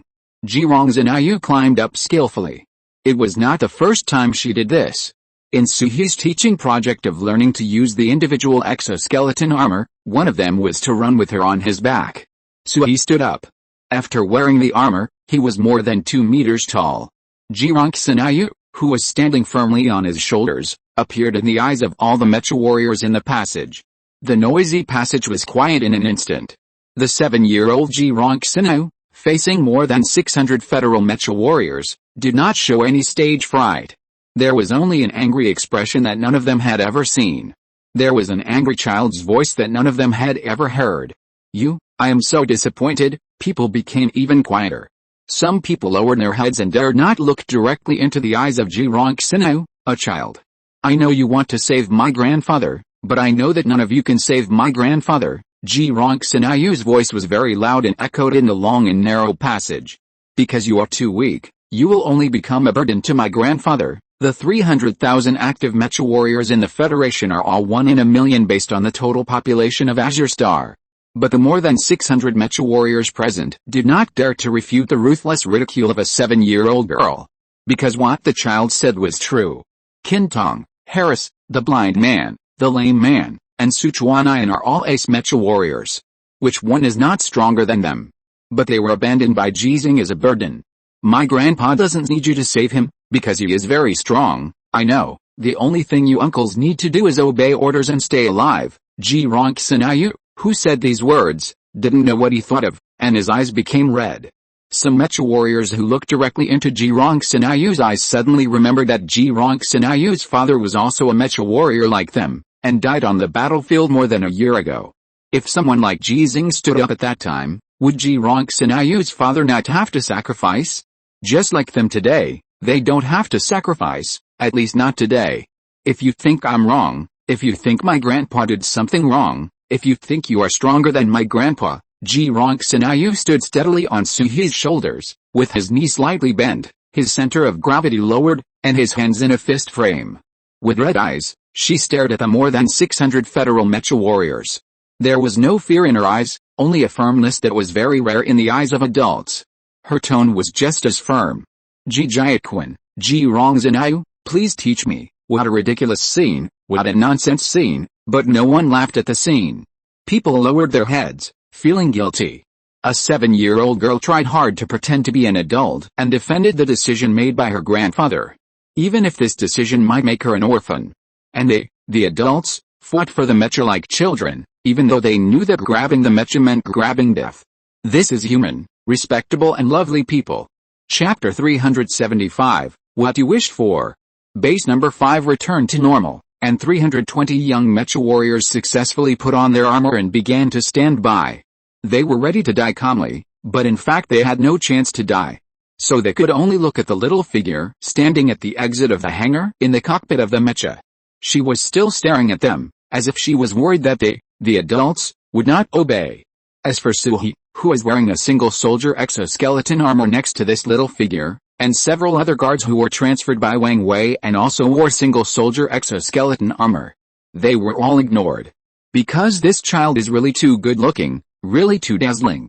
Don't worry, Zixin, your grandfather. Sui squatted beside Ji Xinghe, and was about to explain something when he was interrupted by a voice in his ear. Yes, after responding, Sui turned on the bracelet that came with the single soldier exoskeleton armor, turned on the protective mask at the same time, and then stretched the bracelet screen in front of Ji Xinghe. Ji Xinghe, who was still staring at the mecha warriors, or rather at the mechas, shifted her sight to the bracelet screen. Two men in military uniforms, with resolute faces and shining general stars on their shoulders, appeared in her sight. The one on the left spoke first. Ji Xinghe, hello, I'm Li Anbang. Ji Xinghe's eyes widened, and she covered her mouth with her hand and let out a low cry. How could people on the alien planet not know the name of the federal marshal? When she heard the name, Ji Xinghe had already recognized Li Anbang's rank through his shoulder badges. 5-star general. There's only one in the Federation. Even though Ji Xinghe was often held high by Qintong, Harris, the blind man, the lame man, Su Chuanyan and other Federal Ace Mecha warriors, she dared to block their mouths when they wanted to kiss her. It is also hard to imagine that the highest military commander of the Federation on the alien planet would talk directly to herself. Soldiers are soldiers, and generals are generals. Ji Xinghe was worried that her grandfather Ji Xinghe had offended Lieutenant General Tu Yuan.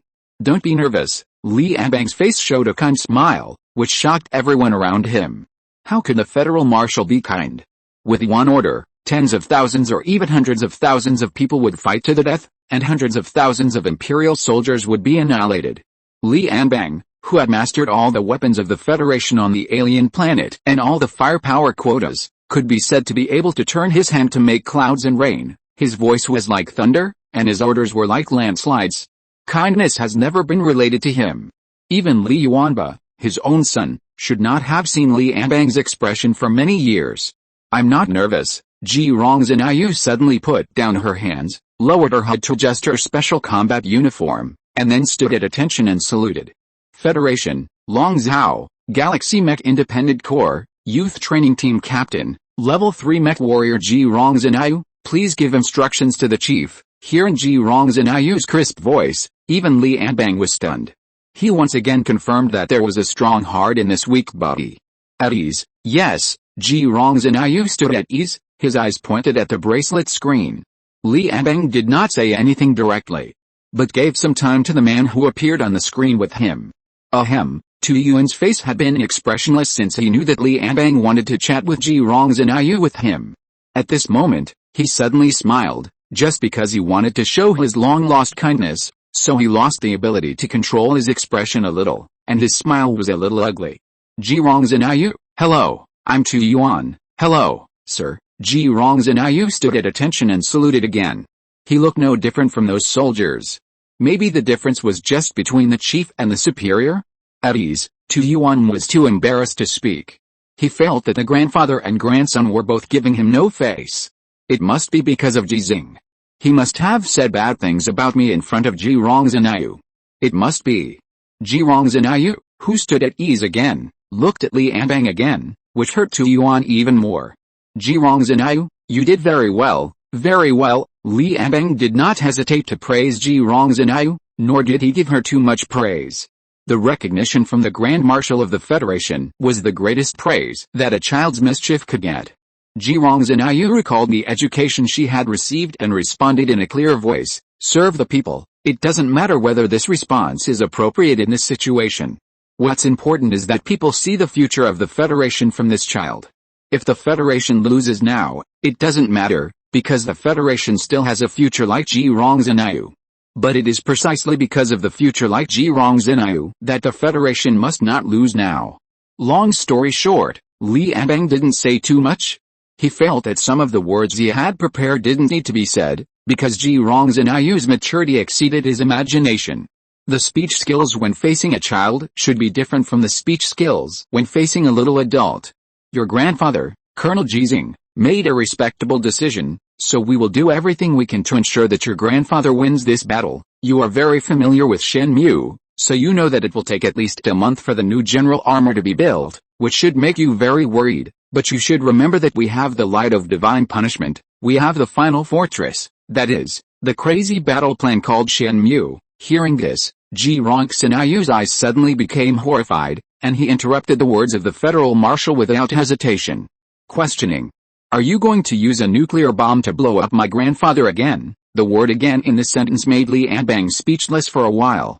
It's not like that, Li Anbang patiently explained. We have begun to transform the final fortress that is being built. In 2 days, it can be transported by the Heart Moon Fox space battleship. At that time, it can cooperate with the light of divine punishment to fight. Ji Xinghe understood, so she laughed happily. In her opinion, the light of divine punishment combined with the final fortress is much safer than nuclear weapons combined with the final fortress. It is safer for Ji Xinghe, but even more dangerous for the imperial mechas that are chasing Ji Xinghe. If they can quickly escape from the core area of the nuclear bomb explosion, they still have a chance to survive. But facing the light of divine punishment, which will not directly kill them, they don't even have a chance to escape, because their mechas will be completely shut down and can't move. Not to mention more than 400 imperial mechas, even if there are another 400, as long as they are within the attack range of the light of divine punishment, Ji Xinghe can really kill them all by himself. Even if he is driving a champion. Even if the 800 imperial guerrillas can get out of the mecha, they only have small caliber weapons such as standard pistols. It's really like chopping melons and vegetables. Li Anbang saw Ji Xinghe's smile and knew that the child understood and was not afraid. So he was ready to end this direct dialogue that should not have happened. But Ji Xinghe suddenly asked a question. Then, if you use the light of divine punishment and the final fortress, the mecha that my grandfather destroyed, would it be considered my grandfather's Venus? Li Anbang was stunned by the question. The last time the light of divine punishment was used, Ji Xinghe's destruction was not counted as his gold stars. Otherwise, the number of gold stars that Ji Xinghe has captured now has exceeded 1,000. Under normal circumstances, it certainly cannot be counted as Ji Xinghe's personal destruction. After all, those mechas cannot be moved. And the light of divine punishment is really expensive. If it was Ji Xinghe who asked, Li Anbang would have reminded him sternly, but now it was Ji Xinghe who asked. So, Li Anbang decided to divert the conflict. You have to ask the highest commander of your war zone. Xinghe, I have something else to do. When you come to the Nanshanmen space station, I will take you on a tour. Li Anbang, who called out Ji Xinghe's nickname, hung up the call directly, and Ji Xinghe didn't have time to say goodbye. So, she could only look at Tu Yuan. Tu Yuan. Ji Xinghe, who was driving the champion how to escape, knew the Federation's combat plan earlier than Ji Xinghe. So he was not panicked at all. When he didn't know about the battle plan, he didn't panic, because he was the only one in the Federation who knew that the more than 400 Imperial mechas behind him just wanted to capture him alive, not to kill him. If he was captured alive, there would be a chance. Colonel Ji Xinghe, the temporary repair cabin is in place.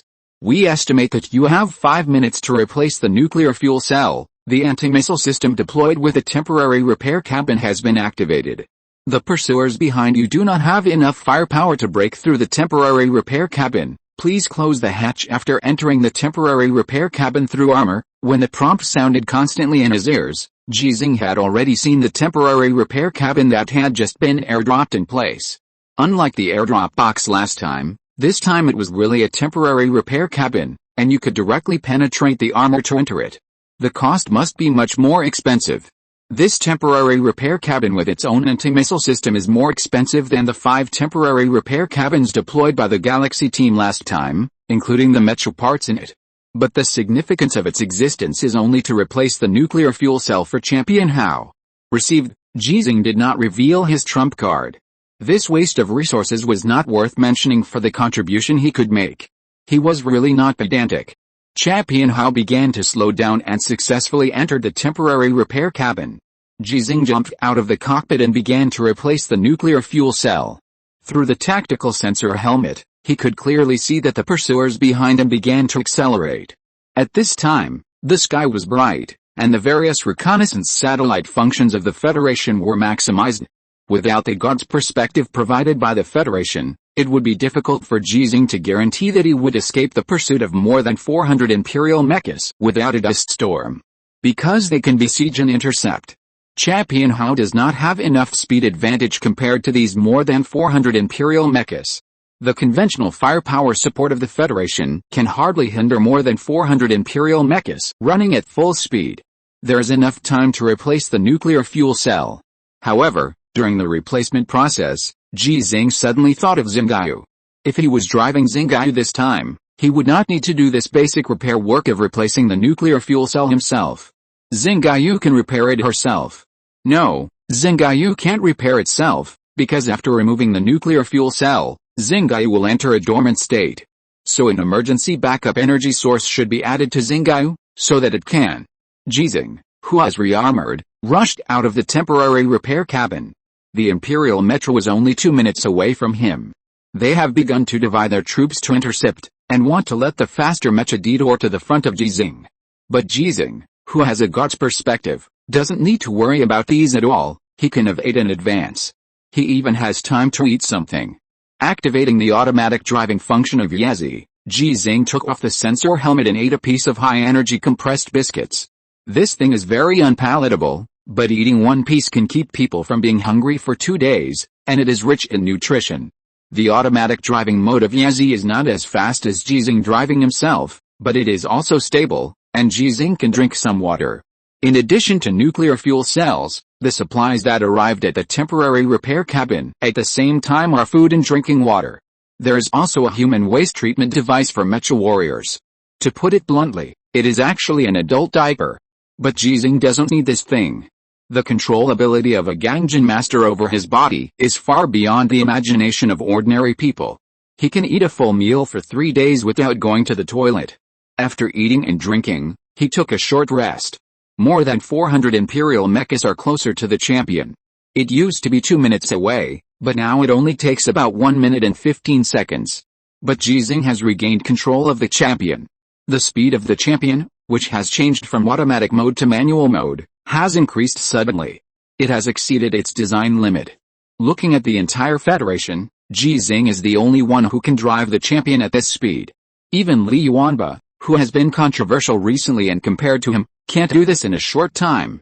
Li Yuanba needs time to get familiar with the champion, and Ji Xinghe is already very familiar with the champion. The pursuit distance, which was originally shortened, began to expand after Ji Xinghe regained control of the mecha. 1 minute and 20 seconds. 1 minute and 35 seconds. The Imperial mechas that chose to chase and intercept failed to make the turning maneuver, and they were getting farther and farther away from Ji Xinghe. They couldn't guess which direction Ji Xinghe would suddenly turn. Just looking at the speed of turning maneuvers, Ji Xinghe was faster than all the gorillas. 1 minute and 50 seconds. The safe distance was almost restored to its previous state, and there was a trend of continuous expansion, but Ji Xinghe didn't feel proud at all, only sad that others couldn't empathize with him. Looking at the endless alien land and the more than 400 imperial mechas chasing him through the perspective of the Mecha, Ji Xinghe said silently in his heart, "Son, I know they are like you, and they won't run, so I'll run for you." Ji Xinghe, who wanted to escape for Ji Xinghe, got what he wanted. P.S. Thanks to the Silver Alliance rewarded by 9 Chuan boss, I have already rewarded 2 Alliance leaders and 1 Silver Alliance. Boss, please don't reward any more. This book was a bit difficult to write, and I also found time to get married in the middle of it, so I couldn't finish it as fast as I should have. I really don't deserve this. End of this chapter. Thank you very much for reaching the end. Don't forget to like. Looking for more exclusive content and immediate access? Subscribe to our Patreon. Remember, every like, subscription, or donation encourages us to continue. Thanks to everyone. See you in the next video.